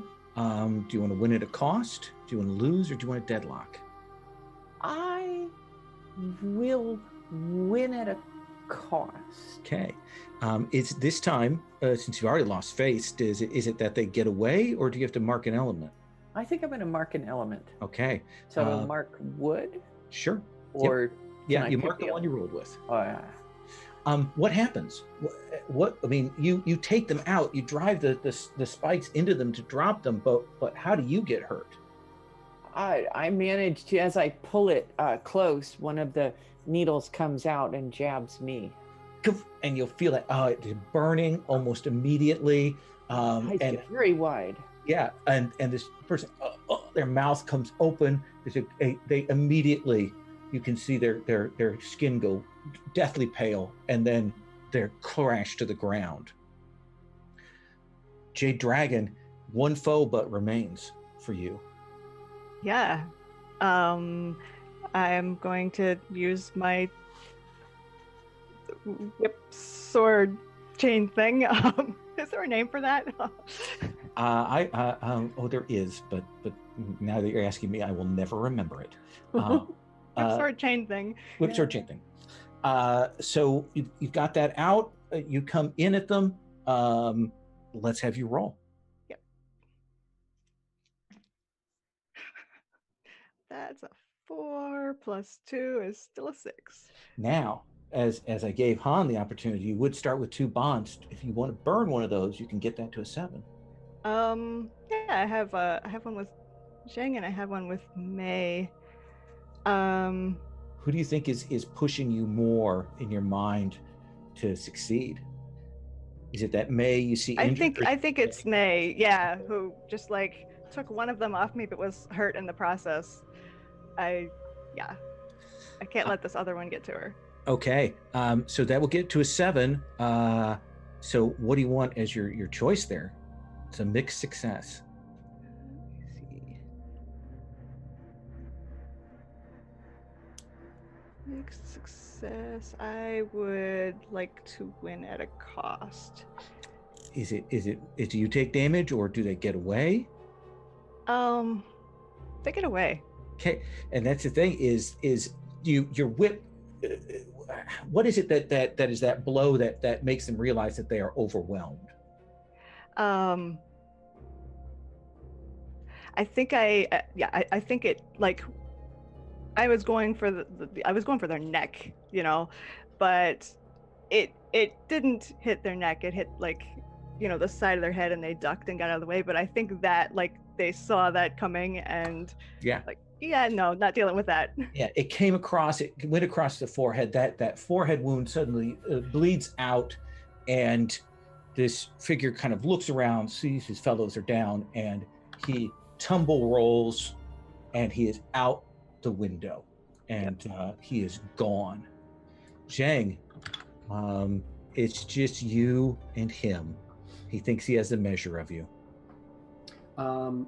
So he thinks he has the measure of me, but one of the things that Zhang does to win fights is he disguises how slow he is, because he's actually not as slow, and he kind of will retreat farther back into a more back-weighted stance, and move between that and a front-weighted stance to change up his measure. So when one of the kind of the poisoners kind of launches forward and gets past his guard, he just pulls back into a deeper stance and does a high counter thrust. And I think now, because he's the only one left, because you've been reading him in this fight, I think he is below your scale right now. So it's merely a question of how well you're going to do in taking him out. All right, so I'm gonna roll with fire again. Hey, I rolled well, so I got 10 on the die plus 1. So now I do of lesser scale on a hit. He's done, but it's awesome. Now you can show mercy or let them escape and mark XP, or you can finish them and you can tell me how you do that awesomely. I think because Zhang is now confident that these are servants of ageless sin, he does not withhold mercy and kind of catches this scoundrel full in the chest, and we see kind of the greatsword dig deep into the body, and then the assailant slumps to the ground, and Zhang will kind of cast off the nastiness, the impurity of this assailant before kind of turning to the rest of the room. And it's probably amazing because you're swinging this big sword in this enclosed area, and yet you don't touch anything. You don't knock a teacup over, you don't harm a lantern. It's back in, maybe just the sound of it going back. And you will turn and you will see your companions, the rest of the foes dispatched. What do you say to them? What do I say to them?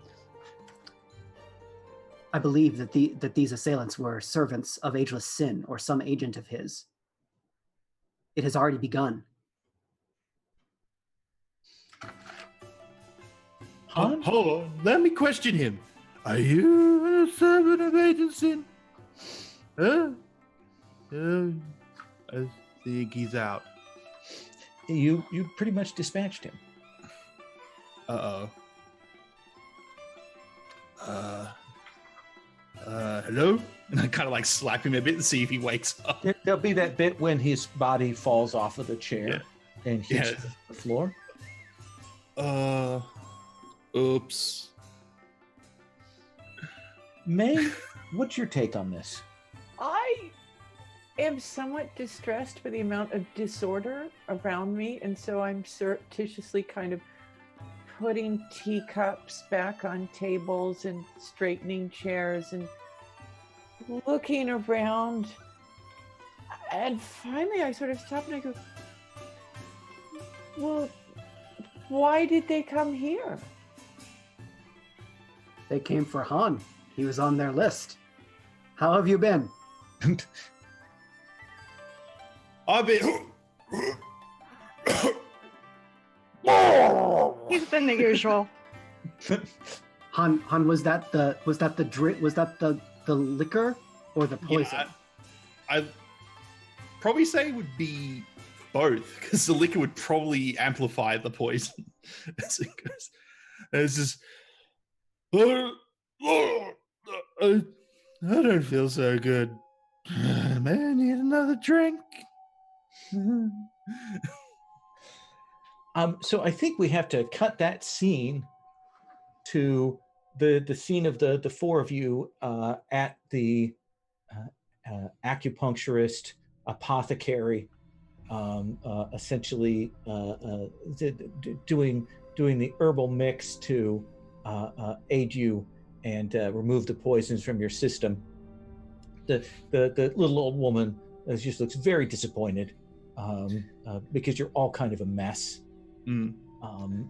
But is doing that thing where the putting the cups on and lighting it to help draw some of the ichor out, and acupuncture to help draw that and to ease your wounds. So you'll have a moment here to kind of talk, and all of you may clear one of your marked elements. Sweet. Fire removed. Han, are you sober now? I would start to be sobering up now, but I'm still a little bit tipsy. Okay. And I'm just sitting there going, ow, ow. Just saying that over and over. Even though she stopped doing it already, and it's already started doing it, because you don't feel the pain after a while. Even though he's drunk as well, you probably won't feel it, but he's just pretending to feel it. And May will keep handing him cups of water because she believes she just thinks if she brings enough water, it'll flush all the alcohol out of his system. Here, have some more. Here, have some more. Thanks. Hey, there's no alcohol in this one. Give me another. Here you go. Hey, there's no alcohol in this one. Give me another. Here you go.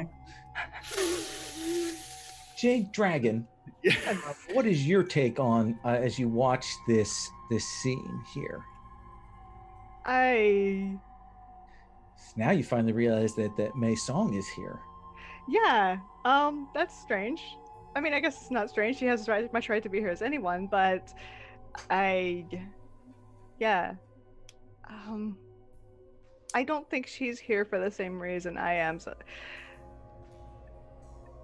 I didn't say this back in but hi, it's nice to see you. It's lovely to see you. It's been so long. So much has happened. I don't even know where to begin. But what's happened with you? Well, I came here to find out if it really was ageless sin, and apparently it is, or at least someone he's trained. What brings you here?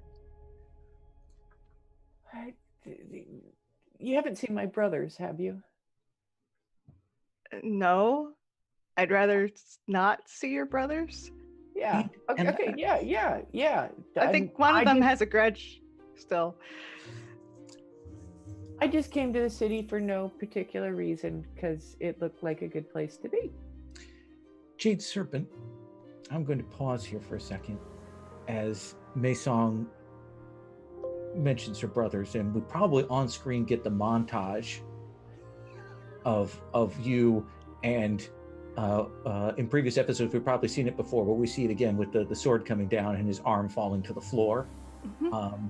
Maybe we get an inner conflict from you, Jade, now that you're confronted by this person's sister. Yeah, especially the mention of like he might be here in town, and I was not expecting that. I really don't want to see him. So I think, what element is this? You can roll anything but your style element.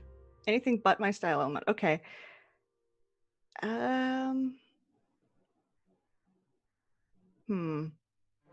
Is this creativity, speed, passion? No. Oh wait, I guess I could look at the negative ones too, couldn't I? I think this is water. Okay. Then go ahead and roll with a 0. 11. 11. You hold yourself together. You keep yourself steady in the face of this. You manage to keep your temperament even. I'm going to come back to you in a moment. Zeng, poison has been removed from your system. They're after Han for some reason. Might mean that May's in danger too. What do you think? So Han, why do you think bounty hunters are after you this time?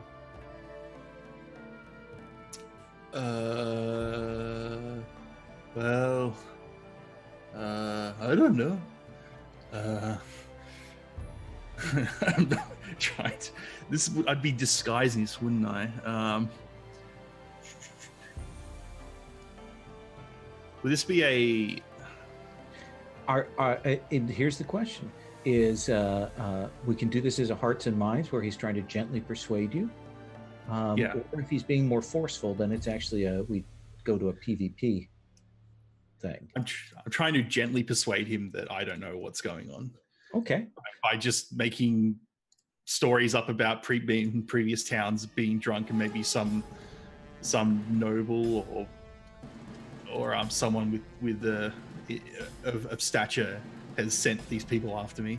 Perfect. Let's have you roll, and then that's going to generate a choice for Zhang. Okay, so it's a heart and minds. Yeah. And I get a +1, do I, for my hidden ability? Yes, you do. Okay, so I'm going to use... and what do you want to roll? What stat do you want to roll with as well? Yeah, I'm probably going to use Earth for this, because it's caution. Okay. So that's a +2.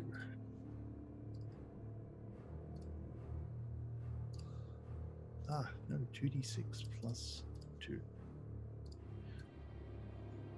An 11, 9 + 11. 2. So here is the choice that you then have, Zhang. Mm-hmm. When he does hearts and minds and he succeeds, you can decide to believe them, in which case you get to mark XP, you get a point of experience, or you can mark an element and not follow through with what they're kind of asking you to do. I think we get a shot of, or I think we get a flashback to Zhang and Han fighting at the battle of at the 3-pass battle, where they fought bandits kind of and created stop gaps in three subsequent passes in a mountain range, and we see some like needle fingered foes, and so Zhang knows that there's a reason, and he knows that Han knows. But then he looks, like, we come back into scene, and he looks to May, and he refuses to embarrass his friend by calling him on his lie. So I mark Perfect. XP and I drop this Mark XP. Yeah. So Han kind of convinces you that this is perhaps not. May, you've seen these people talk. They've talked about ageless sin. There seems to be some collaboration going on here. What is your goal now? Well, I've spent a great deal of time thinking and asking myself what my mentor would do, and you see a lot of kind of puzzled thinking, because I really am not sure at all. I'm actually not even entirely sure what side he'd be on, so I'm being a little cautious. May's just trying to sort of figure out what's going on, and I don't quite know what move that ends up. Well, let's have you do a study move. That is a way to kind of read the situation. I'll do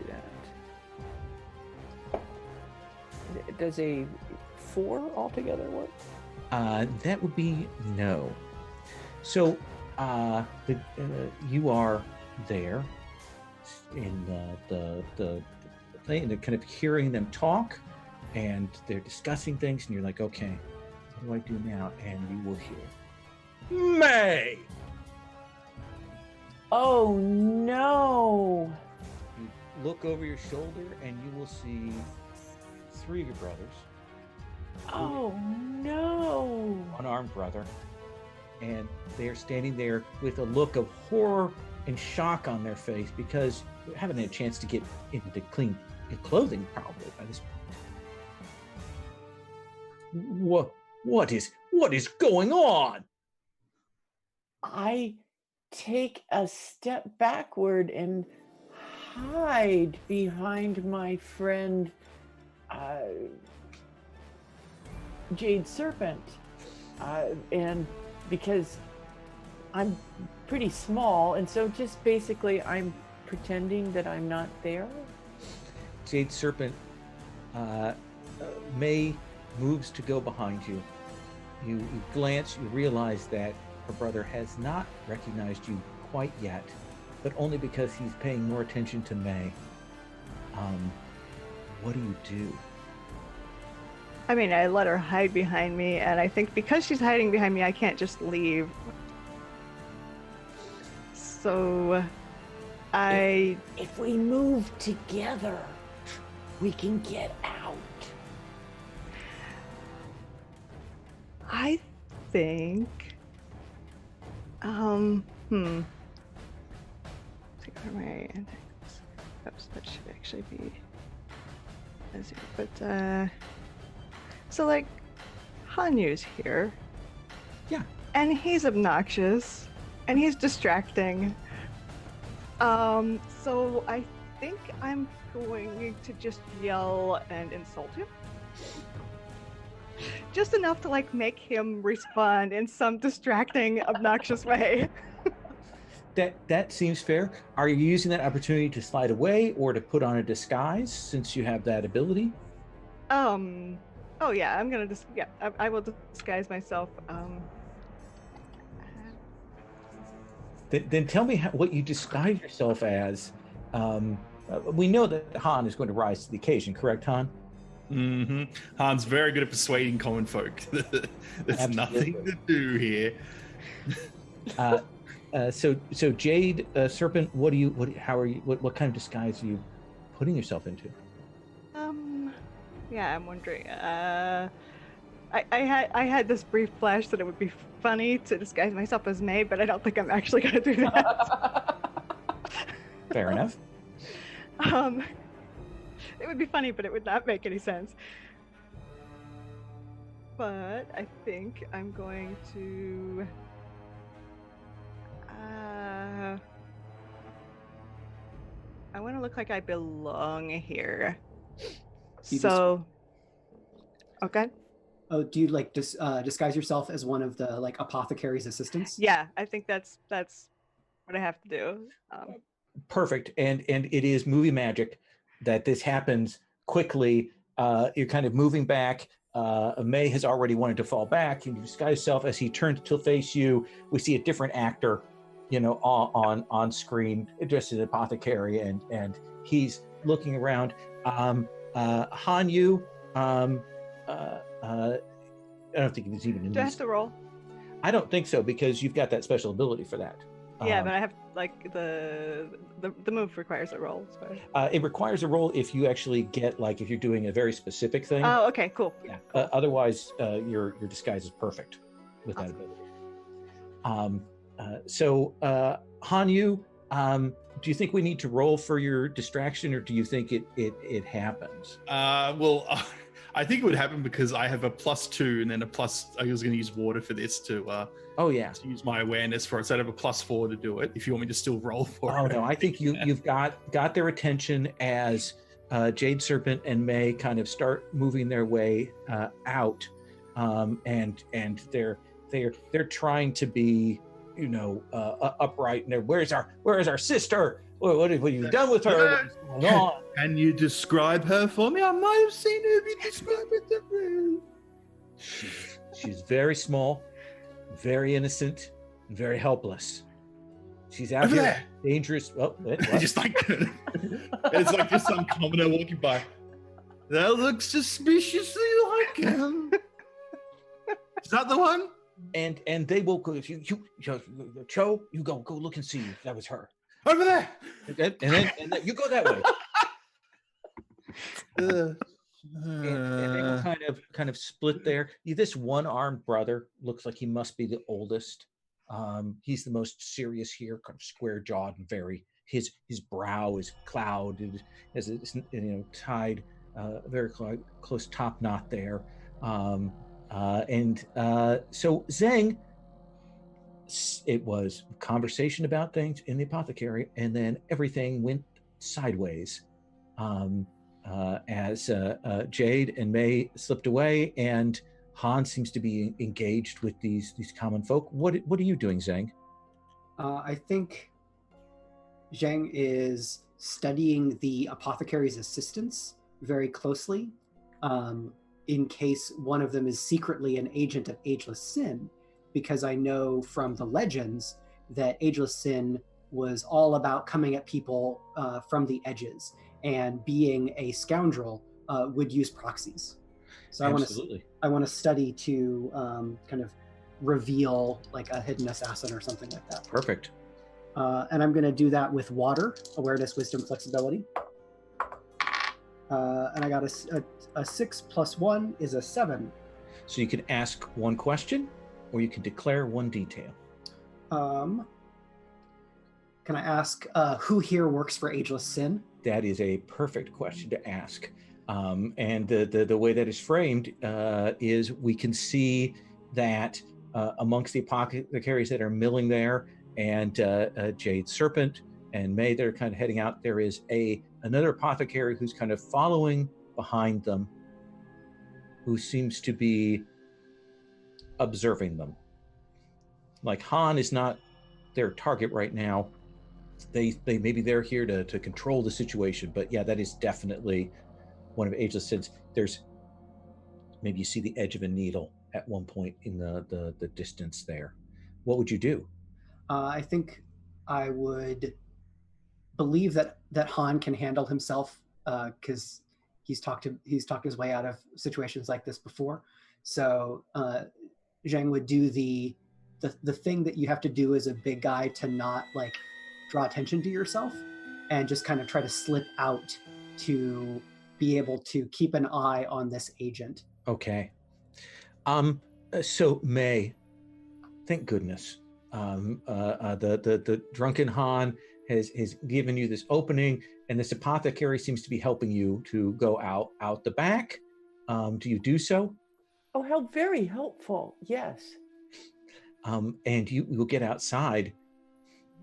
Where do you want to go? Do you want to flee from here? Do you want to hide? So is Jade Serpent with me? Well, no. There's this apothecary assistant who seems to be following closely behind you. I'm going to turn and look about for Jade Serpent, because I don't want to leave her behind. Where did my friend go? Jade Serpent? Yes. Jade Serpent, what do you say when she turns to face you in your disguise? I don't mind if she knows it's me. She's like it's me. You think? Yeah. Well, I don't take the disguise off because I still have a use for this disguise. But no. Don't worry, it's me. I'm here. Is it the distinctive voice that comes out? I think it is the voice. Yeah. And you see May blinks and her eyes get wide and she goes, Jade Serpent, is that you? I've got to go. hide somewhere. Okay. And I'll I'll catch up with you later. Oh. Or not, if you'd rather I not. Let's go this way.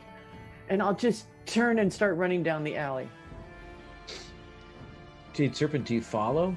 No, I go back in and look for some sort of, I'm sure, this is an apothecary shop. There's some concoction that will make these people sleep.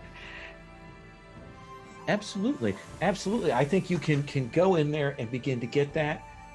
May, you go running off, and the apothecary's assistant is following behind you. Absolutely. And of course, in that perfect disguise, we don't realize that it's not Jade Serpent who's following you at that point. Come on, Jade Serpent, this way. Han, how do you want to finish up with these folk? They're desperately looking for their sister. So, you can look inside. I don't see anyone that looks like that person. So, if I'll go out and look as well, how about that? Yeah? And what's your goal here? So, I'll follow where Zeng went, because I assume I'd noticed Zeng kind of sneaking off. And it would be interesting what Zeng's doing. Does that seem fair? Yeah, I think I don't think I would have been focusing on hiding from Han. So, Zhang, Han, you will come out. Zhang, you're kind of following behind because you've seen that May has taken off. You don't know where Jade Serpent is, but you do see this apothecary's assistant who is, sneaking and clearly following May when Han comes out to kind of join you in your pursuit. Apothecary, my shoulder, it does the thing where it cracks. I need some more assistance, and I want to try and kind of pull their attention away long enough for May to escape. Okay, let's have you roll Hearts and Minds. Okay, and I think I'm going to do this with fire because this is creativity. Okay. To concoct a lie. Cool. I rolled a 5 and a 6, so I have a 12. So they stop, they hesitate, and they reluctantly come back to where you're at to play up their apothecary disguise. You and Han are there as this apothecary's assistant comes over to, yes, I will I'll help you with that injury there. Yes. And comes forward. Han, what are you doing? I'm just observing this apothecary. If Zhang is trying to distract him, I don't know why. So since I was too busy focusing on me, so I would study him. Okay. See why. I'm going to have you do a study move in a second. I want to find out what May does when the apothecary assistant falls back, and then we're going to come back to your thing. May? So May is still kind of like, this is a huge city. This is confusing. There are all these people, and you see her at first kind of going through the crowd, going this way and that, and you see every once in a while a hand comes up, this way, Jade Serpent, this way. And then you see somehow, like if you shot from above, you would see her kind of accidentally go this way, and then accidentally go this way, and then accidentally go this way. And then you see the crowd part, and then suddenly she's standing there back where she started and looks thoroughly confused. This has not been a good day. Yes. You've made your way exhaustedly back. So that brings us to the question, as you observe, of what Zhang is doing with this apothecary in disguise. And then we're going to find out what Jade Serpent's doing. Zhang? So I think this scene I see this scene as being shot like really close up, because Zhang knows that this person is an agent of Ageless Sin. So Zhang is watching every movement of the apothecary's hands to try to ride the line between holding their attention long enough to let Mason get away, but not exposing himself to poison or other danger. Okay, so I think you're kind of doing that holding pattern, which gives then that opportunity for Han to read the situation if he wishes. Yeah, Han? Well, yeah, I guess assumes to be depending on if I spot this as well, then I would probably assist him in whatever he's going to do Sure. to stop this person. So let's do a study roll first, and I'll use Earth for this. Okay. So that's 2d6 plus 1. That's a 6, 7. Oh yeah. So you've got one hold. Do you want to ask a question or do you want to make a declaration? So I notice. How about this? I notice that even though the person's hands haven't got any needles on them, they have a secret dagger that kind of reveals itself as part of their clothing, and so I kind of move in and help, try and very quickly help subdue this person. Yeah. Not only do you see, that they are sinister, you had some suspicions of that, but you see where their holdout weapon is, and is it that you take it away from them before they can react? Yes. Okay. And is it needles or is it a knife? What is it that you? I would say it's a poisoned knife, like a little poison dagger. One of those needle dagger things. Oh yeah. And his eyes will get wide as it kind of comes back and forth between Zhang and Han, and of course then his eyes trail over to where he will see Mei Song, and he's thinking that Mei Song is some sinister genius who set this all up and planned this and did a double back and tricked him, and he looks at you with just a white hot rage at your clever plan that has defeated him. So I'll say kind of semi-drunkenly, and now that the water is starting, it's starting to wear off. Who sent you? I'm going to cut from that questioning to know what's going on with Jade Serpent. Yeah. So I just go and, kind of look through all the stuff in the apothecary's shop and find some mixture that I can make this, this special tea that will make them sleep. And then I take it out to them. I hear you're looking for your sister. I have the special tea that will improve your eyesight. Would you like to try it? They have a great respect for doctors and apothecaries in the medical profession. You're a learned figure, and whereas those were rabble, and they bow deeply and will accept the tea from you. Why don't you roll overcome for me? Sure. Just because I want to know if this Right. goes exactly as you wanted. Yeah. Let's see. What am I using here?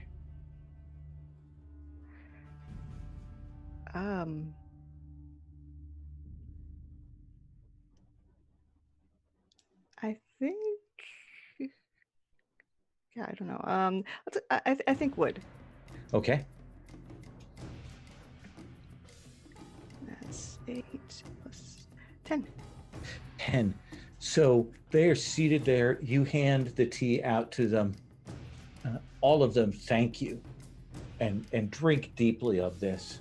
And one of them says, is it jasmine?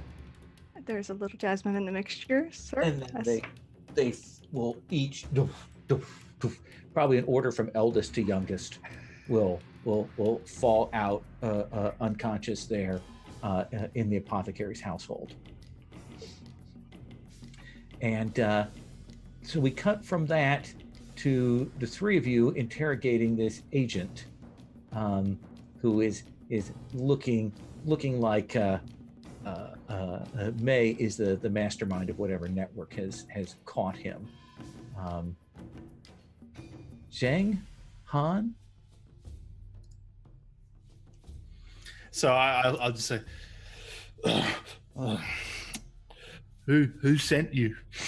I got my hand against my head now. It's the headache starting to appear after the post-drunk state.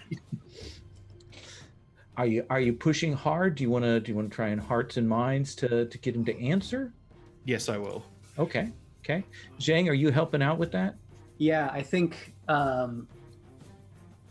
maybe Zhang is bad cop. Okay. And Han is good cop. Is that okay? Drunk cop. Drunk cop. partly. Oh, yeah. So it's bad cop, drunk cop. Cop. Yeah. So Zhang is kind of being very imposing and saying, all of Wulin stands against you. Ageless Sin was defeated before. He will be defeated again. If you tell us what we need to know now, you can walk away, go to another province, find something smarter to do. What? Maybe get us some drinks. So let's have Han roll. Okay. And if you need the assist, we'll have Zhang roll.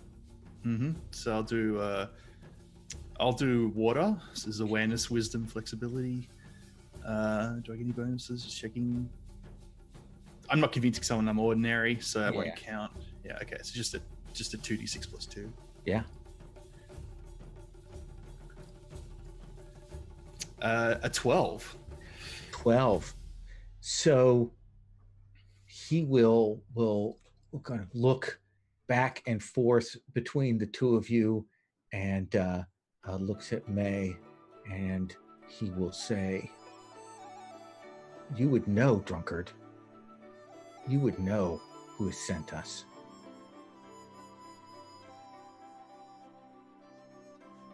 Wayne. Yes. Oh, that would be an inner conflict immediately, wouldn't it? I think so, as they Yeah. tell you that your master is Ageless Sin. Oh no! Oh no! Damn. All right. This will be. Oh my God. This would be metal. I'm gonna use a negative one This on is this. metal. Okay. This is so metal, bro. Can I do negative one with this die? I think I can. Yeah.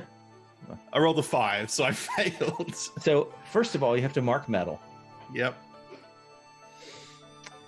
And second of all,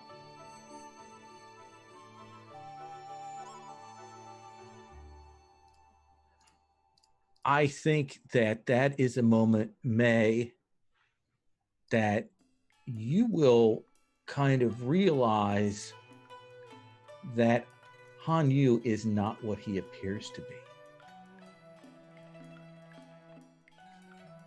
That there's something else going on there. Does that seem like a fair cost there? for That does. And you see her stand there with furrowed brow suddenly.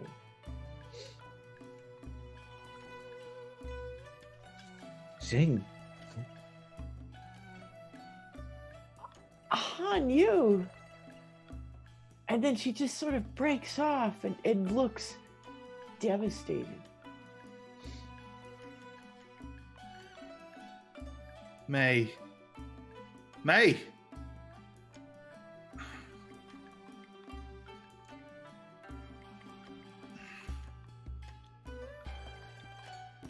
Get out of here. Zhang, so are you leaving the scene then? You're going to try and head out, Han? Or are you telling her to go away?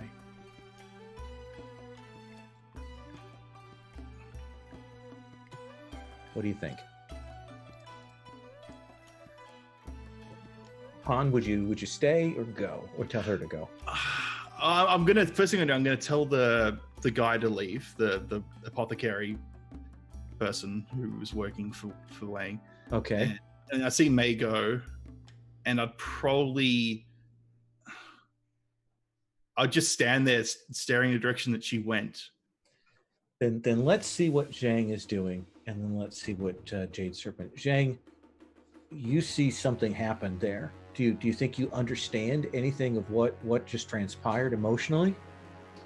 I think Zhang is just focusing on May in that moment, and so he sees that she's distraught, and his heart goes out to her. So he kind of he'll go to her with a plate with a fresh pot of tea, and offer her tea. And say, "This has been a very trying day. I think we'll need to reflect on what's happening. Let us take a seat and drink." And had I been able to gather petals as my prop for this point. This is the point where you would see May gazing off into the distance, and I would throw a handful of petals up into the air, and you could see them drift by as she just sort of stares off into space, clearly processing all of this. So virtual petals. Yes. And then, like, I think that the reaction shot from Zhang is like it zooms out to tell the audience that he feels like he's miles away from her because she's not letting him in this moment.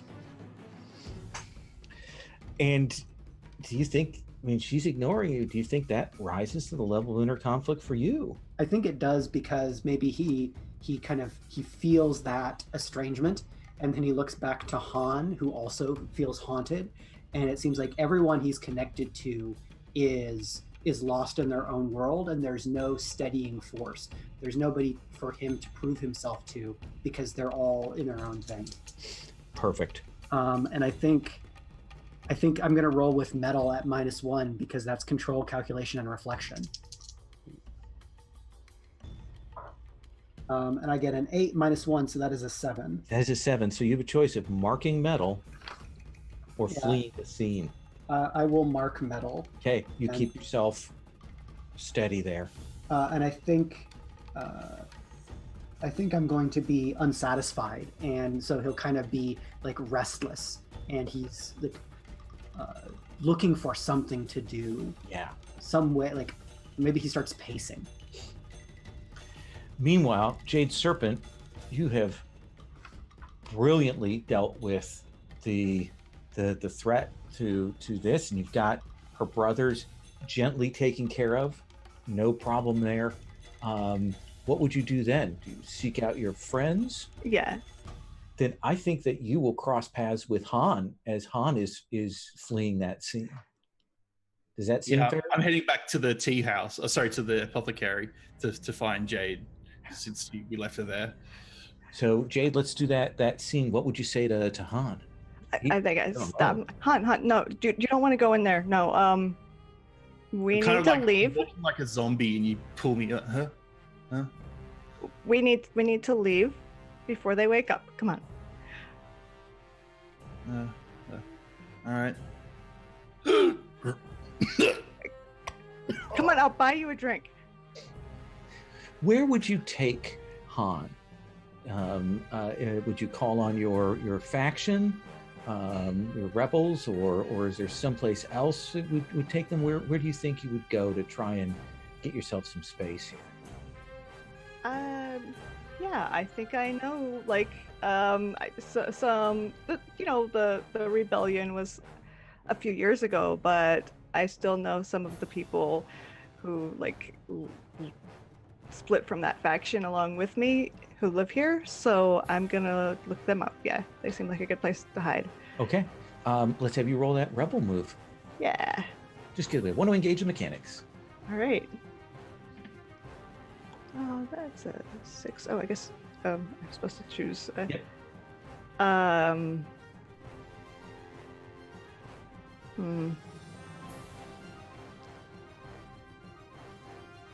know what's one for order.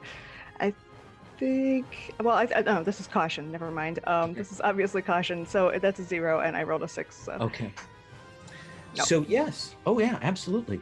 Some of your rebel agents will arrive, and they will look, and they arrive quite quickly, shockingly quickly, when you send for them, and they say, yes, we have prepared, we knew that this might come, so there is an abandoned temple on the outskirts of the city.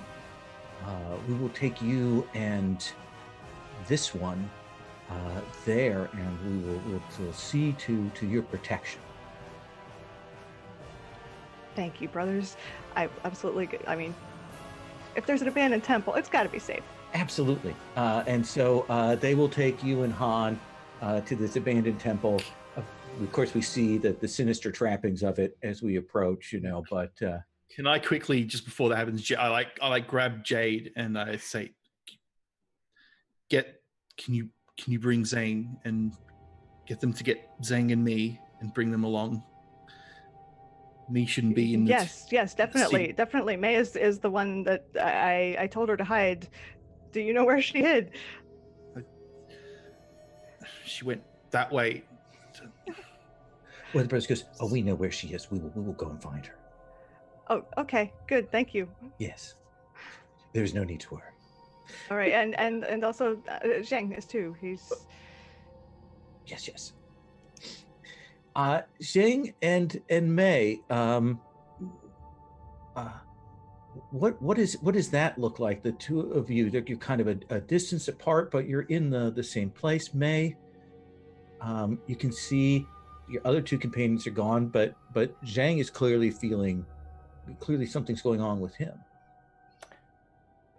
May, being who she is, would of course completely ignore that. Yes.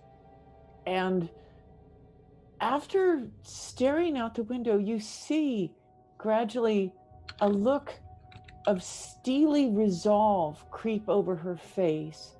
And she suddenly turns to Zhang and says, "I must avenge my mentor. We must find Han." And then she looks extra grim. Zhang? You mean it was Han? I think so. That's more inner conflict.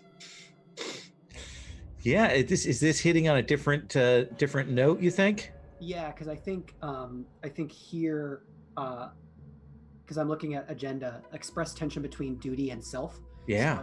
So, his love for May wants to buy all the way in writing Han off as a villain, but his loyalty to his friend tells him that he can't let himself buy in or be swayed that quickly. He would need to be able to he'd need to be able to confront Han directly.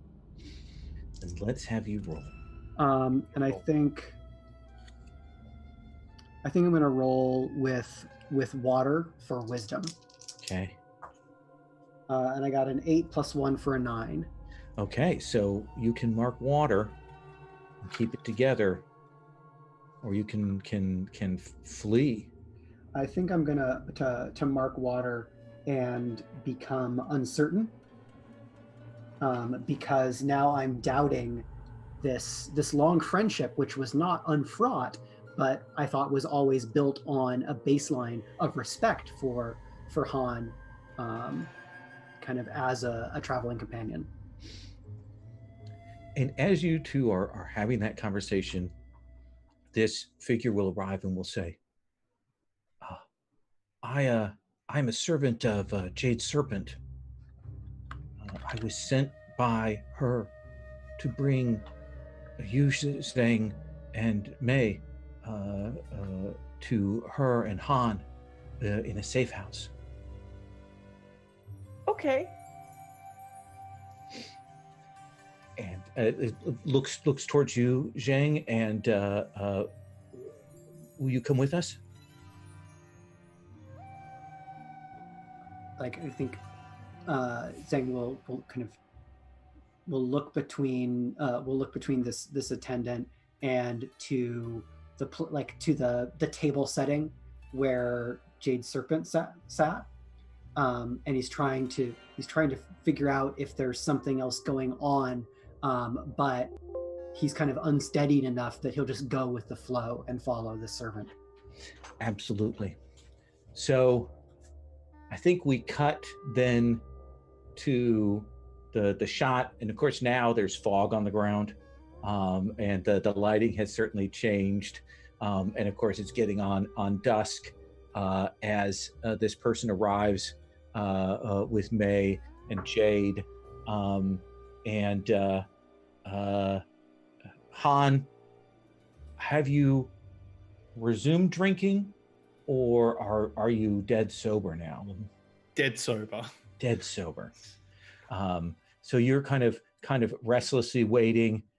Jade Serpent, you're also waiting, and you will hear that figure coming, and he comes through the fog, and he is followed by Mei and Zheng.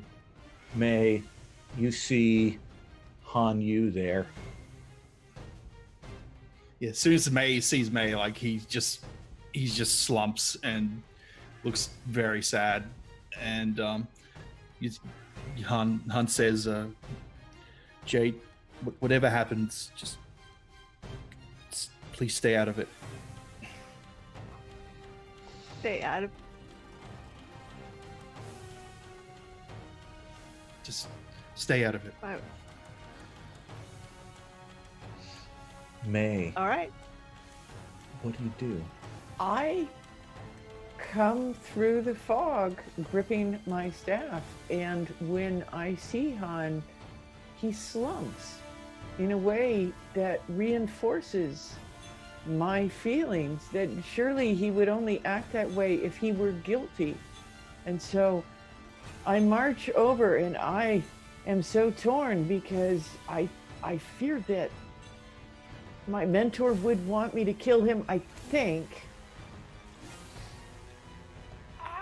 So I just march over with my staff and stand directly in front of him with the fog curling around. Is this inner conflict now, or have you already resolved yourself and this is the point you've come to? I think this is the inner conflict, and the Let's have you roll. I think this has to be, let's say metal, just because I like saying it's so metal. Oh yeah, it is so metal. It is so metal. It's actually. Let's see what that is.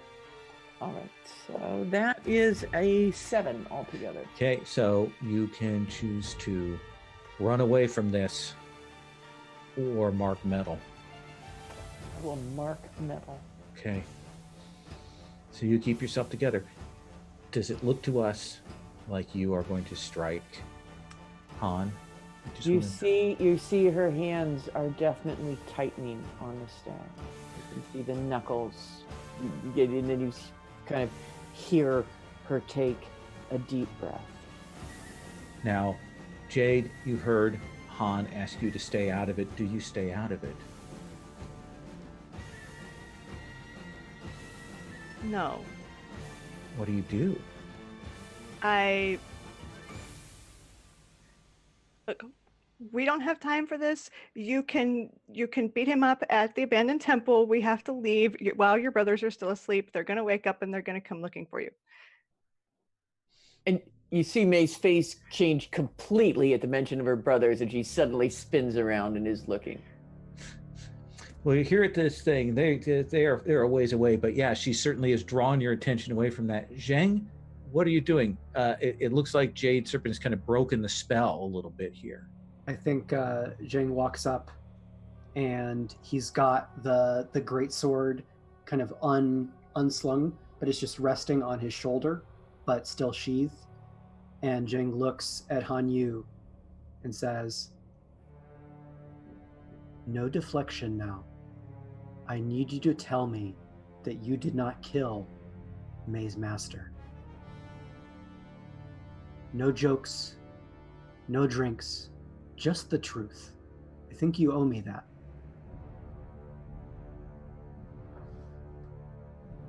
So I want to do hearts and minds to press him to tell me the truth. All right, let's have you roll. And I think, what am I using here? I think this is focus with Earth. Okay. So I got an 8 plus 2 is 10. 10. So what do you say? Han, do you want to answer that question? Mark XP. Or do you want to not? And mark one of your elements. I'm not going to answer it. So I'm going to mark one of the elements. Yeah, and that's your choice of element. Going to do wood. It says you may also burn a bond to avoid this. Oh yeah, that's right. Applicable here? Yeah, absolutely. Well, would you burn your relationship to avoid that? element, or does it hurt? Does it hit you in the feels? It hits me in the feels. Okay. So Zhang doesn't answer. Zhang puts this question to Han, and he doesn't answer. And I turn back, my brother's forgotten, and I say, how could you? How could you? And I think I just want to make him feel as bad as possible. And as the youngest child of that many brothers, I think that if he feels any guilt, this will work. So is that hearts and minds? I think we have a choice here. This is either just in the fiction and we know that this is happening, or we can go to full-on PvP, and you can make an offer on the table. But what do you think, Han? Is this do we go to the mechanics on this, or do we know that you feel terrible? I feel absolutely terrible. Okay. And any kind of combat related, if she starts to like swing at me, I won't defend it, and I'll just try and I'll try and evade. It's worse. She expresses disappointment in you. Yeah. That's the crushing thing that is happening now. Jade Serpent, it's painful to watch May, who has had again that many older brothers, knows how to do that, and is brutally saying these things. You know, a few minutes ago, I wouldn't have thought that that Han was capable of, just murdering someone. But after he didn't answer Zhang, I have some doubts. I think I'm with May on this.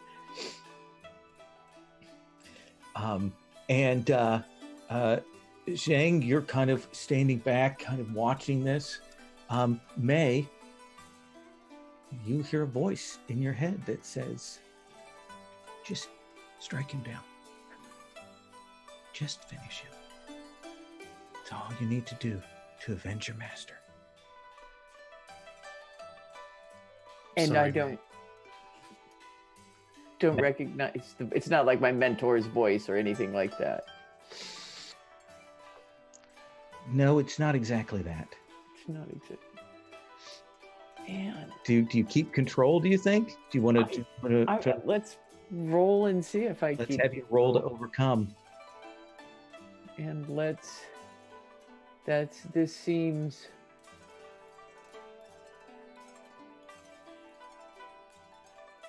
I'm afraid to say this seems like this would be metal, although that is the lowest stat. So metal. So metal. Well, it has to be something besides metal because you've got metal marked.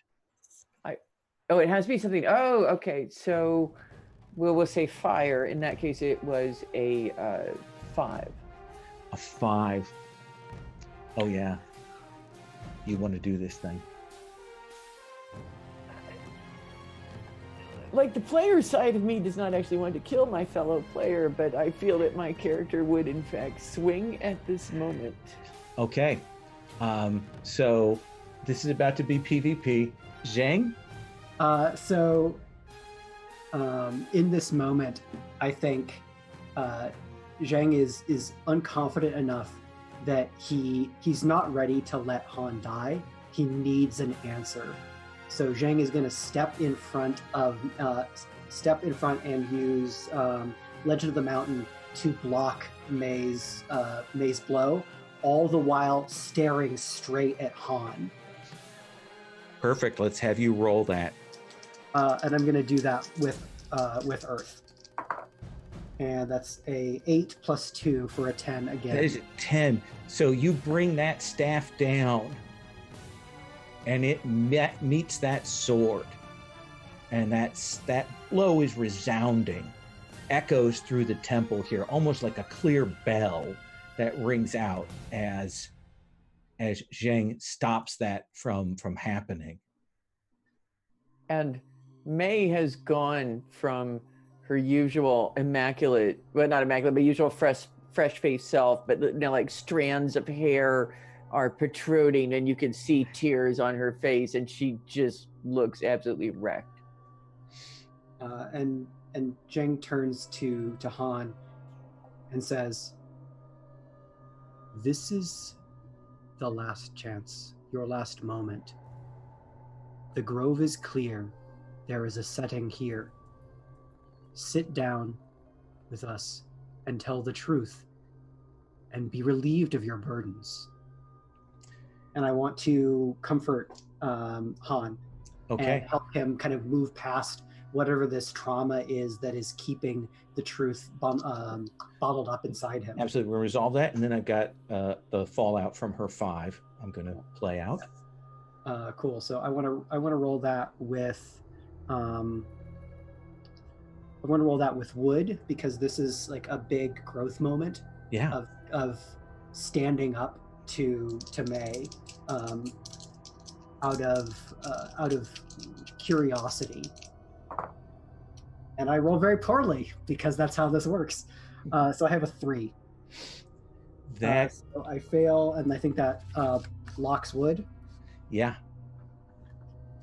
Okay. So, that is the moment here. Han, you're devastated. You know, you put this out of your control here.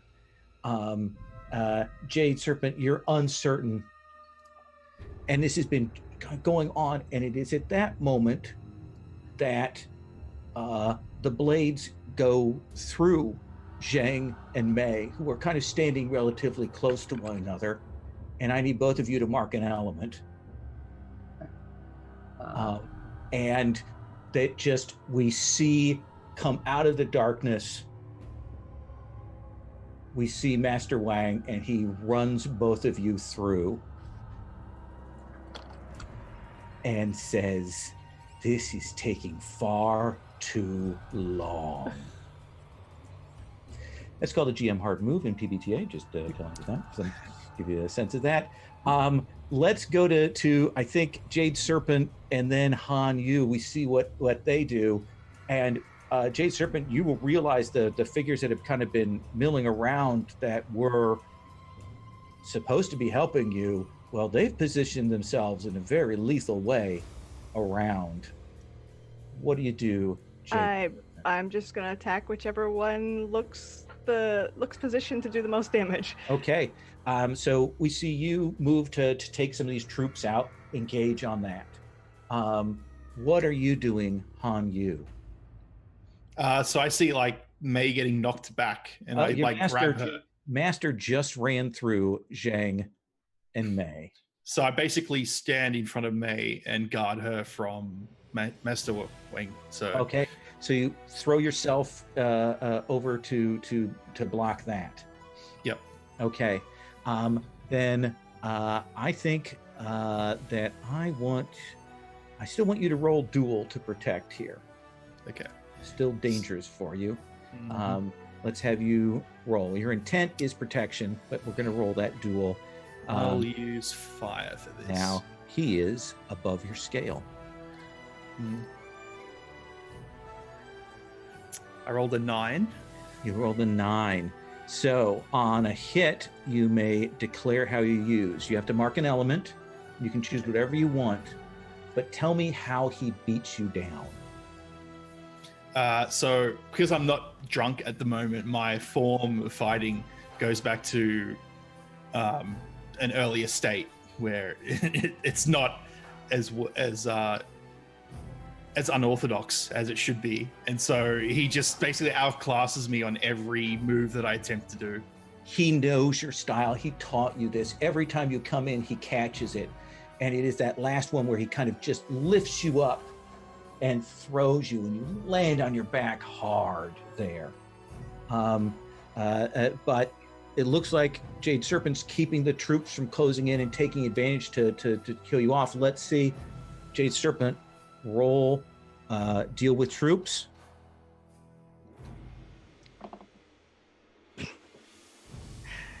Plus That's still a 5. That is a 5. So here's the thing. On a miss, you can choose their numbers overwhelm you and you must retreat, or you win at a cost. I'm gonna win at a cost. So mark an element. You may also mark wounded if you wish.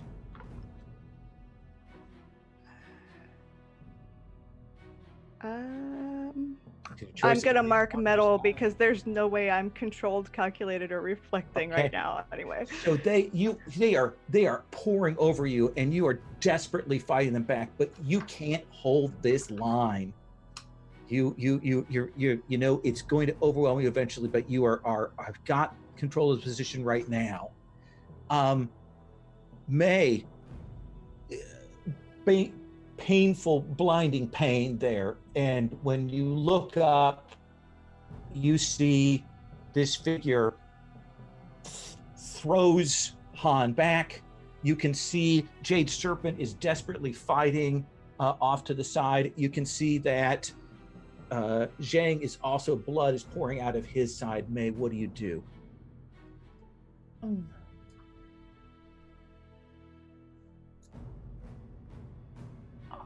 I would like to, if I use the sacrifice move, it says like when I mark the wounded condition, all of my allies gain +1 forward. Yeah, you could do that. I will do that. Tell me what that looks like. And it looks like you see May kind of try to drag herself up, and it is painful to watch. She's just clearly, and it is in fact so painful and moving that everyone on the battlefield sort of stops to look for a moment, and then she kind of slumps again. Even and the Master Wang laughs at that. Zhang, you can see that alone Han Yu is outclassed by his master, and you know May, she might die any moment. What do you want to do? And are there troops closing in on May? Right now, it's Jade Serpent is holding them back. Okay. So I'm going to think back to. I'm going to briefly flash back to the moment that Han Yu and Zhang met, which was Han Yu saving Zhang from getting kind of beaten and run out of town by a security company that he had been working with before they discovered his horoscope. And Han has never cared about Zhang's fate, and that's the core of their friendship.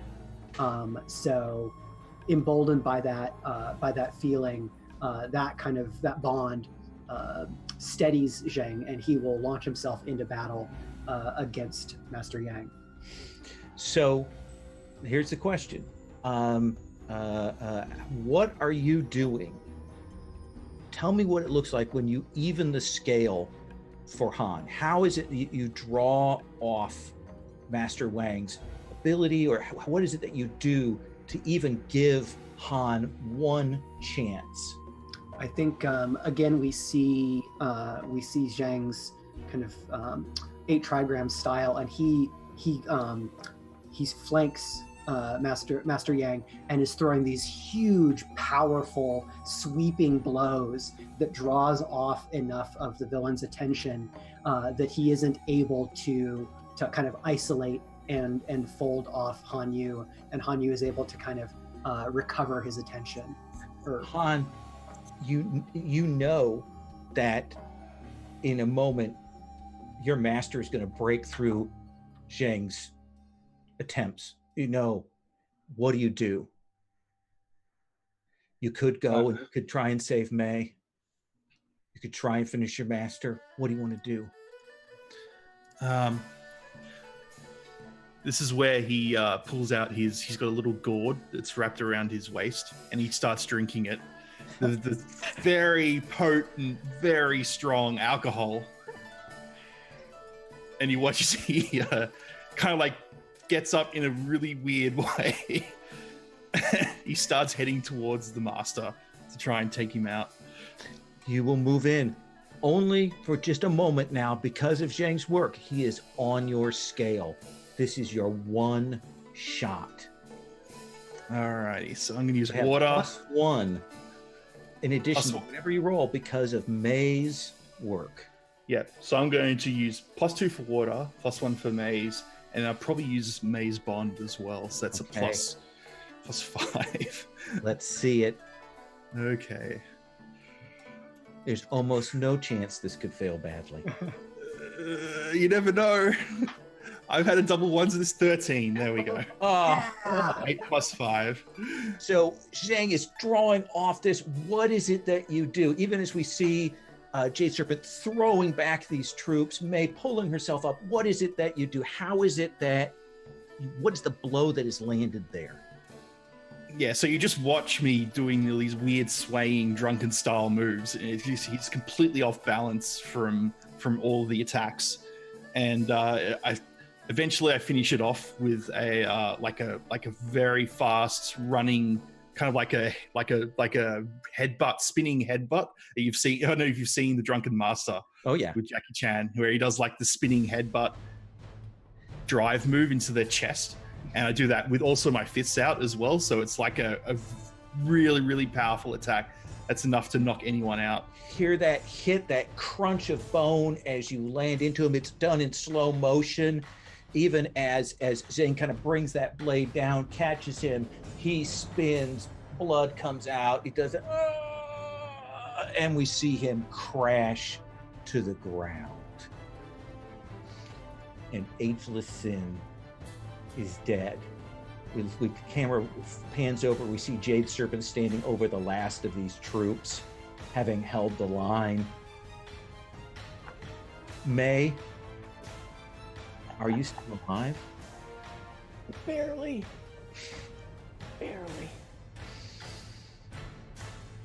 And the petals come out again. yes, they flicker down. Catch that. And that is the time that we go to epilogues. This is the moment we do at the end. It's maybe a scene in the immediate aftermath or a time later. What do we see from Zhang? What is Zhang's epilogue, the end of this show or this series or the season? What do we see of him? I think we see a short montage of him kind of auditioning for different like membership in different clans of Wulin, and he gets shot down, and at the third, he's like he's more ruffled, and his kind of robe tunic is open, and the master of the Three Scholars School sees the wound that he has from Ageless Sin, and he recognizes the style, and he says, "You fought Ageless Sin and survived?" And Zheng kind of nods, and we see the master's hand move forward, and it opens, and revealed there is the badge of the Three Scholars School, which has been offered to Zheng, and he now finally has a home. Nice. Han, what's your epilogue? Ooh, so I think after the wounds are healed, you see me, I'm with May, like in some calming area, like a lake or something, and I eventually tell her the story and how Master Wang basically, he was presented a feast to the students and the teacher and the mentor, which was it Master Han Chi, and he was told to prepare this food specifically, even though he knew it wasn't, the way it was done was probably not right and it's poisonous, and he did nothing about it because Master Wang told him to do it. And he feels very responsible for it, and he kind of says to May that you can decide my fate if you want me to live or die. The natural movement here is to May. May, what is your epilogue? And you see May, and she kind of looks down at Han, and then you hear in the distance the brothers calling, and she yells, she goes, "Let's go!" And she grabs Han by the hand, and they start running down the mountain. Nice. Jade Serpent, what is your epilogue? She's proved herself, I think to, I wrote it down, what was it? Many Blessed Wu? No, to her new faction. Oh. So she goes back and I think stays with that faction for a few years before being disillusioned in some way. Nothing major. Like they don't turn out to secretly be evil. I think just she gets disillusioned and moves on yet again. And it's probably an echo of the first scene we saw of you becoming disillusioned and leaving a clan. We see that cycle again. You're too restless. Yep.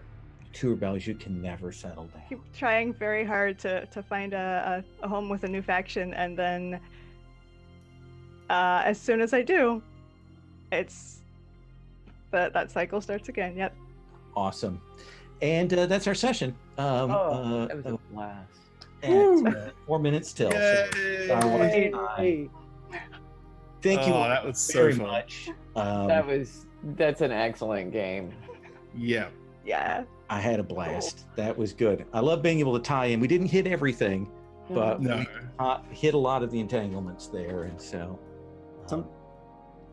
Something with PBTA that I think is really key, and I think y'all have done amazingly, is that the basic moves say so much about what a game is supposed to be. Mm-hmm. And I really felt the flavor in those moves, which is super cool, and definitely for everybody watching. If you're thinking about PBTA games and you want to figure out what they are about, you look to the basic moves. Yeah, and this is a game where the playbook moves are nice, and they're fun, but the basic moves give you a lot of tools. I find a lot of players use the basic moves to kind of color that, but they can do so much with those. So, and you guys did a great job. I had a great time running it. So That was a blast. I love the fact that we all kept being like, this is the cinematics of this moment, and this is the film shot, and this is exactly how this looks. And I really, that was terrific. Dynamite. Well, I had a good time. It was great to play with you, Mike, and Sod underscore, and Kat. It's been several years since we played Changeling. It's been a while since we did the Changeling game, but now you can see I have new space now, and I can space. And soon you'll be done with your presidency. So that's right. I have 5 weeks, and then my life is my own again, and I'm going to write and write and write. And I will see you at Origins too. Yes. So that'll be good. Ooh, we're going to have a good time. Mike, are you going to be at Origins? I am. Yes. Awesome. Yeah, it would be good. I'm part of the team that does games on demand. Cool. So that's mostly what we do there. We have a bunch of the Gauntleteers that come to that. Are any of the others you going to be? Because we should all get together and do a drink or something, because that would be fun. Sadly, I'm in Australia, so Oh, very hard. I thought you were in Kentucky from that. Really? We actually, I guess when I was role playing a bit, it made my accent sound really weird. in the Gauntlet, we have a pretty substantial Australia and New Zealand contingent, actually, that covers those off hours, which is kind of fun. And I've had a chance to play with a few of them, including we've got the Women Who Wrote Good Society, the Jane Austen RPG there in Australia. Yeah, I heard about that one, the Jane Austen one. I heard that's pretty popular. Really nice. Bethany, have you played that? I can't remember. I have not. I'm looking forward to playing it one day. I'm looking forward to it too. I backed the full thing, so I'll probably end of the year run it. Cool. Do we need to tell Greg to stop the broadcast? I think Arv will probably want us to do the everyone go through again and say their piece. That was my hope. Okay. there we go. wanna MC it, Arv? It's Oh, I'm happy to do it if you want. Yeah, go ahead. Go ahead. I can do that. All right. So yeah, this was a lot of fun. Everybody, thank you. It was really interesting watching that system kind of unfold, and it was fun with the players. It was sort of interesting watching chat kind of react to a very different kind of system than what they were used to from other stuff. So that was really neat. Yeah, I'll start, I guess, at the bottom of the column and work up. So Bethany, thank you. It was nice meeting you, and thank you for playing with everyone. And I guess the question is, where would people find you? I guess it's over at the Gauntlet, but where would they find you? What stuff would you be seen as at the internet, etc.? I think right now I'm most active on Twitter. It's just at Bethany Harvey.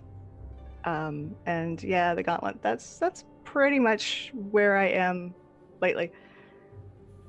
You were in an episode of the podcast a couple months ago. I was, yeah. Podcast talking about your project. Yep. Awesome. It was a lot of fun. Thank you for joining up with us and doing this. Thank you for having me. Our pleasure. Moving right on up. Saad, I was funny because I had asked, and I knew that I wasn't sure about whether or not he was going to be able to do it because he's got a big long session with me tomorrow, and I'm kind of like, be okay. I don't know, and he's like, no, it's fine, it's fine. 12, I'm like, it's in 12 hours from now, so in theory, if I have an early night, I can get up at like 1 a.m. No problem. In theory, watch 2 hours from now, you're playing PUBG or something. I was invited to family dinner at 5 o'clock. I don't know if I'm going to go. Oh man, that's gonna be awkward. But yeah, so Slot_ on Twitch. You can see me streaming video games there, various variety of from RPG to shooters. Currently I just finished the 2 Wolfenstein games that are really, really fun. I recommend if you're a shooter fan, play those. And I'll be doing I'm starting now on Dragon Age Inquisition, which is gonna be good. You also see me here as I said, in 12 hours, approximately 12 hours for the IAB marathon of 8 hours of Strahd, where it's going to be interesting, isn't it, Arv? It's going to be interesting. Hopefully not too dark. Yeah, I know. Well, it's funny because someone was like, I don't know about the Curse of Strahd thing. I'm like, I don't know. It's cool, but yeah, it's not upbeat necessarily, but it's gothic, it's cool. Yeah. So you also see me here again usually every second and fourth week with John Helfers for Emberwind. And if you're interested in the Emberwind system, it's also another great fantasy system. Check that out. And also over on Aching Force 21's channel, where I DM my own D&D campaign. It's just full of shenanigans. If you just want complete utter chaos, go watch that. Yeah, and that's it. Which is always a lot of fun. I appreciate it. Thanks, Saad, for jumping on board. And I will see you, of course, tomorrow later on today. That leads us up to Kat, who was the one who told me about this in the first place and got me the connection. So I appreciated that, and it worked out really well because I had this spot that was open at this time, and I wanted to do a special event at this time slot, and I thought this would work out really well. So thank you for that. And yeah, there's the second thing that Kat did that was part of ArvCon. So thank you, Kat. So what do you think about this? I guess is my question, and then where would the fine folks see you next? Well, I was terrified because I didn't know as much about Wuxia as the rest of the folks. So I had a blast. And about 15 minutes in, I was like, oh, I can relax. This is going to be just a hoot and a half. I thought it was tons of fun. And I just saw Mr. Underwood just a week ago. So we are a recent acquaintance. This is lovely. And it's always nice to see Lowell. And nice to meet new people. It's supporting a good cause, a lot of fun. And if you want to see me, Origins and Moscon, and you can always find me on Twitter as Cat Rambo. Awesome. Thank you as always, Kat. And moving right up on the line, of course, Mike, my friend, it was fun to have you here. I am glad that it was able to work out with your schedule and everything else. Although when I told him about this, he was kind of like, he's like, Wushao is like, hell yeah, I think was actually what he said, or something equivalent of it. So how'd you feel about that, Mike? And where will the folks see you around and about? This was really fun because I got to look back into the chunk of my life when I was much more actively watching Wuxia stuff.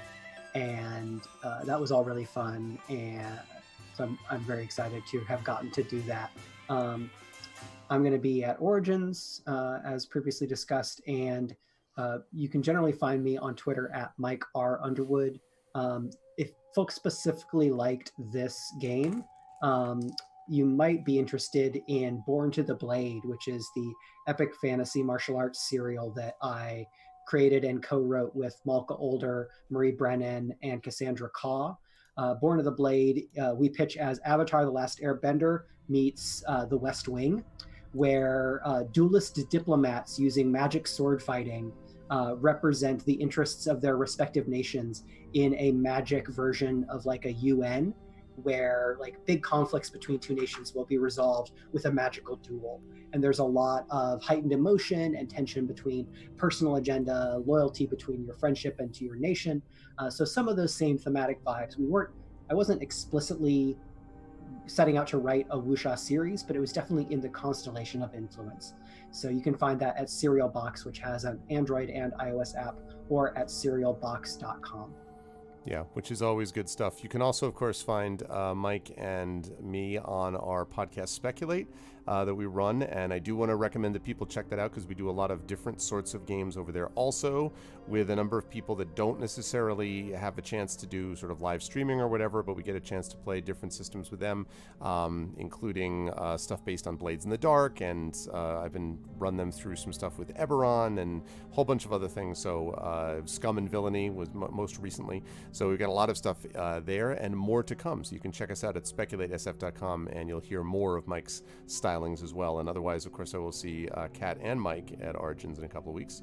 And last but certainly not least, Lowell, thank you very much for designing and developing this and being connected to this game in the first place, but for running this. It was I was really interested watching as a GM myself. I was very interested to sort of see a lot of questions being asked, and it reminded me of a guy here on Twitch, Eric Vulgaris, who does a lot of that stuff as well, which is very heavily into questioning and putting focus continually back on the players, which was a lot of fun. So I think for players who didn't know the system, they handled things well. I don't know how you felt, but it was great. So feel free to let us know what you thought about the experience, I guess, about how it ran with them, and then where the folks can find more about this game and other things you're involved with.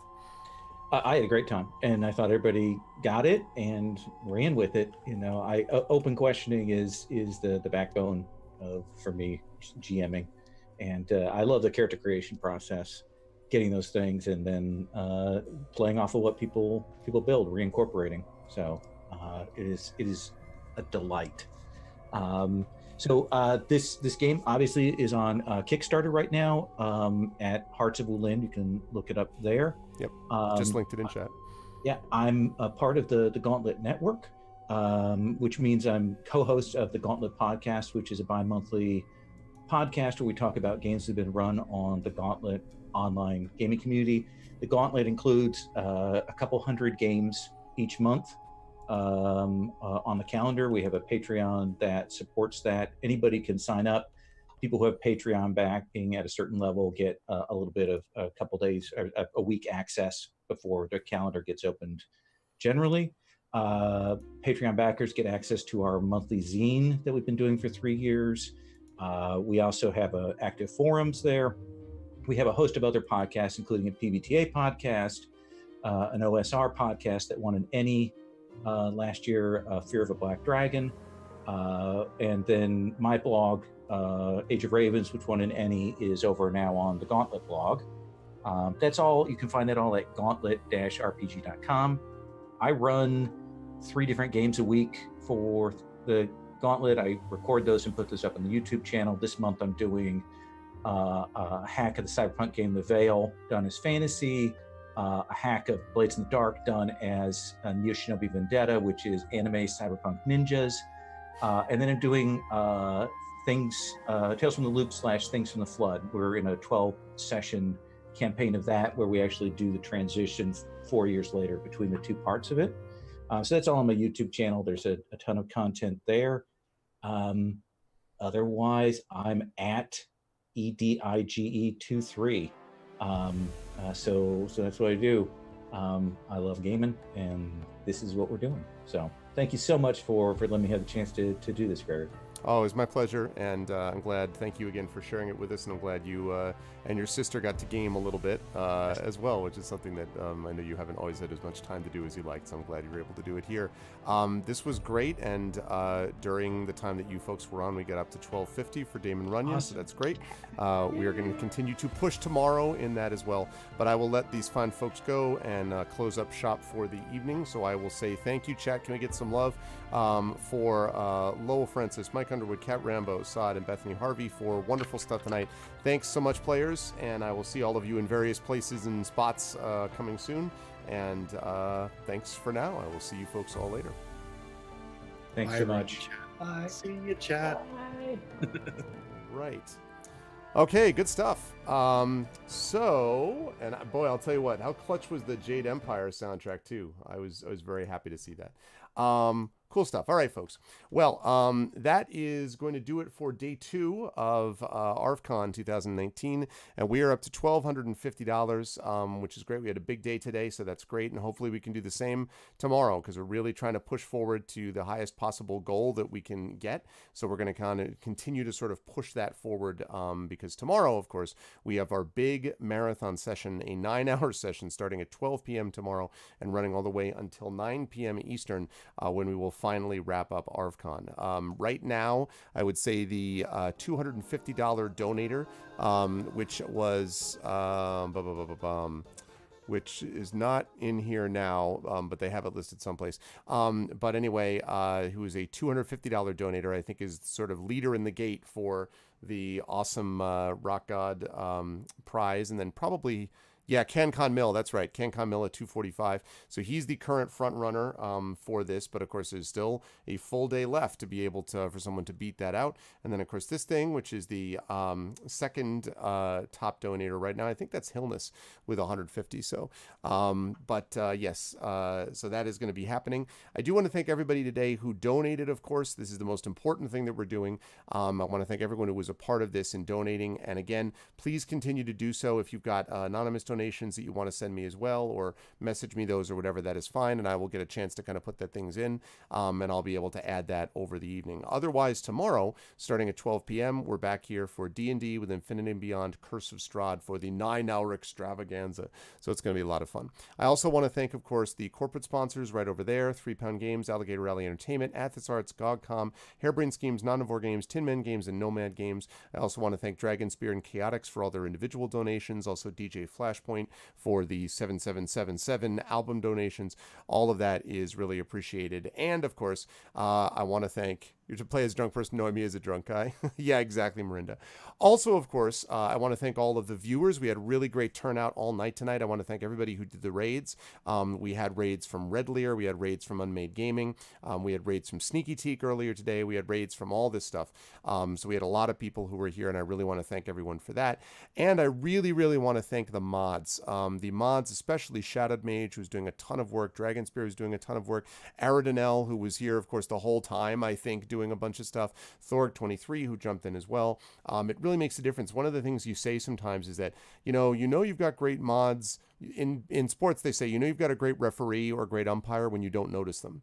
And that's kind of the way it is here, in the sense that no one ever feels like that, like, mods are they're too this or they're too that. The mods just always set the right tone, and they did a ton of work with all these giveaways. So I'm really grateful to Shadowed Mage and to everyone who made this an awesome experience for these first 2 days. This has been great. And we've had some great ones, folks, with D&D with GOG, with Esper Genesis, with Adventures of Middle-earth this morning, with the concert, which was really amazing, with Kilgore Trout, Chrono Wolf, and of course Jordan Indiana Gonzalez, and then with the Hearts of Wulin game that you just saw.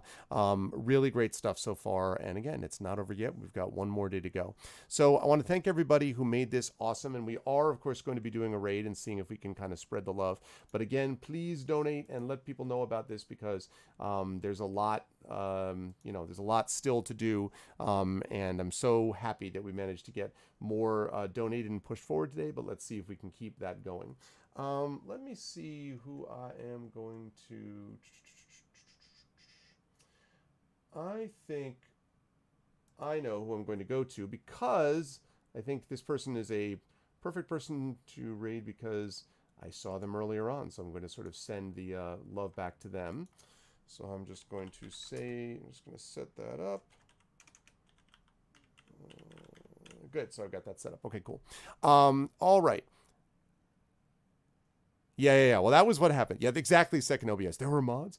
Also, one last thing. Thank you to all the viewers who were here for all day. The second OBS was here for a ton of time. There's too many of you to mention, but there are a lot of people here who were here for a ton of time, either lurking or not. Big ups to the lurkers. So if you were here kind of lurking, thank you so much. But a lot of the people who were here hanging out, I really do appreciate that, because it makes a difference when you've got a chat that's populated and people who are able to communicate and kind of, hang out with each other. That is, of course, what Twitch is all about. So we are going to do a raid, and when we do a raid, it's very simple. You simply wait for me to auto-magically bring you over. That's right, Lurker mentioned. What's up, King Jin? So lurkers represent. In fact, if you were lurking in chat today, let me get a random number 5. Let me get 5 in chat. Let me get 5. If you were a lurker today and you enjoyed being a lurker, please give me a 5. This is to actually see how many people actually want to just stay lurking and are not going to actually say anything, or how many people are like, "Oh, I don't come out of that." If you were lurking and liking it, let me see the 5. Press 5 for lurker love. And if you don't, you're still a lurker and we still love you. While you're doing that, of course, this is for Thorg, because Thorg was not one. And thank you, Stay Hydrated Bot, for telling me I've been live for over 12 hours. Thank you. That was appreciated. So I want to thank everybody for doing that. So the Arvanauts have landed, followed by Arv Raid, and that is, of course, the Arvanauts have landed by Twitch Raid, lowercase Twitch, uppercase R, lowercase AID. And if you are a sub, and there are many of you today, thank you, by the way, for those of you who jumped in and subbed today and, supported me that way. That's also appreciated. The Arvanauts have landed, followed by Arvany Hype, ARVANE, lowercase uppercase H, lowercase YPE. That as well, Arvany Hype. The Arvanauts have landed. Arvany Hype is what you should put in if you are a sub. And you just put that all in there, all at the same time when we head over to the place we're going to head over to, and that would be much appreciated. Other than that, please just spread the word. You know all the ways to support the channel, but in case you don't, please follow the channel. Please check out the YouTube of all the past broadcasts of this stream with !ArvTube. Discord, !ArvCord. A few people have joined up today, even with Discord, so let's get some more people with that. You can hang out with us in between streams. We're nice people. !ArvCord for that. !Arv tweets, and you can check out my Twitter, which is always appreciated. !Arv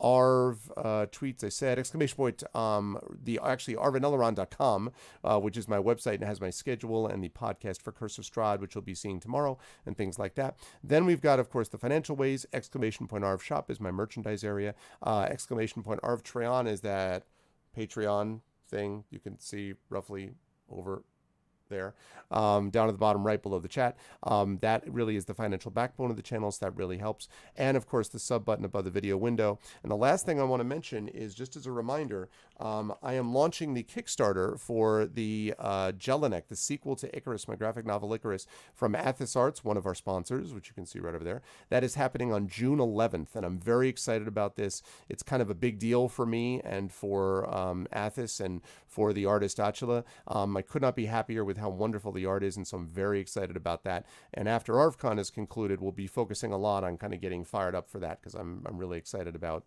that and the potential of it. But most of all, so I want to thank Athos Arts for being a sponsor as well, relating to that. But most of all, what I want to do is to thank everybody for being here, and to remind everybody for one last time tonight to donate to Damon Runyon Cancer Research Foundation. You don't have to have the stream running to do that. !Donate. That'll send you over there. Then once you've had a chance to donate, you can come back here and say !Donated space and then the number. But if we're not here, simply let us know tomorrow that you donated. Let one of the mods know. Let us know on Discord, and we will make sure to update the total. So the fight against cancer does not stop even if we are asleep. So please make sure to support the community and to support this cause, which touches so many of us and which can have a profound effect in bringing us together as a community. But that's going to do it for me. Please stick around for the raid, and I'm going going to, as I say, raid the person that we're going to raid once we're done with a little outro song here. I want to thank my wonderful mods again, Aradinel, Dragonspear, Shadowed Mage, and Thorg for being amazing. Thank you to my wonderful subs, Aradinel, Shadowed Mage, Nonstop, West River Rat, Brahms, Brandhauser, Red Lear, Rock God, and Second OBS. And thanks to all my Patreon supporters as well. Extra thanks to Red Lear for the raid. I really appreciate it. Extra thanks to Rock God for providing that amazing print on metal that we are going to be giving away to the top donator. And extra special thanks to Dragonspear, Shadowed Mage, and Thorg for all the mod work, and particularly Shadowed Mage for all the stuff you did with all the giveaways over the last couple of hours, and for Dragonspear for setting up the list in the first place. So thank you, everybody. Thank you to my wonderful viewers. Thank you to Apple Bad Apple, another TT viewer, Ben GT9, Bolo Dudens, Bunsen, Casual Halfling, I love that name, Cat Pig 7, Cat Rambo, thanks Cat so much for tonight. Thank you to Commander Root, Cycle Motion, Dr. Hugo Z Hacker. Anyone, by the way, who's new to the stream, I hope you like what you saw and heard and will follow and support the stream. Thank you to Dristo Erden. I love your work and your 2 scimitars and your Black Panther. Thank you to ECAG, to Electrical Longboard, to Exploded Soda, to Fibbity Flam, to FW8, to Garrett, Jagtress, JLC, Jodja, King Jin, Light and Passion, Lurks, Mast. Thank you to Mubot, of course. Thank you to Marinda. Thank you to Mr. Mano. Thank you to Mr. Reflector. Thank you to Net and Great. I don't think I got that quite right. Thank you to Names Equipped. Thank you to Nat Tonatoni. Thank you to No Name Namer, Polizei, Pika Defense, Snowfox, Sod. Thanks again, Sod, tonight. Thank you to Stay Hydrated Bot for always keeping me hydrated. Thank you to Super Submariner. Thank you to TG Mousy. Thank you to Turbo Tango. Mike, again, thank you so much. Always a pleasure, my friend. Thank you to Twinkle Best Twitch. Thank you to you, Christensen, Uncle Elias, Unmade Gaming. Thanks again for the raid, Mike. Thank you to V&K. Thank you to Valdrianth. Thank you to Virgo Praz. And thank you to Vitens Hard. Always a pleasure to have everyone here. You're all lovely people. Now stick around for the raid. I'm going to take you over there as soon as this outro song is done, and then I will see you all tomorrow, or later today in many cases, for day 3 of ArvCon 2019, the epic session of D&D with Infinite and Beyond, Curse of Strahd. Thanks, everybody. Make sure to donate, and catch y'all soon. Be good to each other. Have a good night.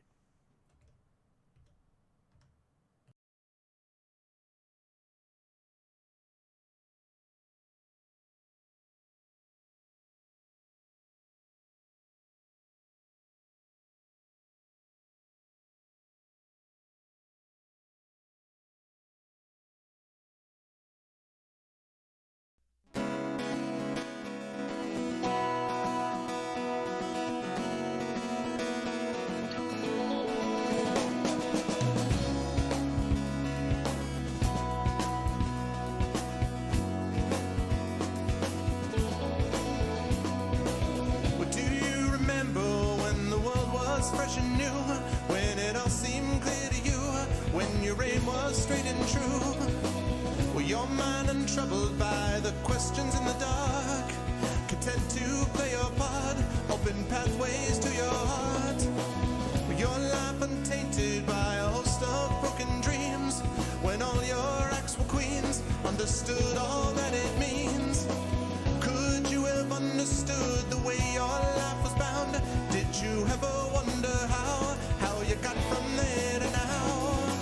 Oh yes, you're gonna fly away from here, where the sky grows more clear.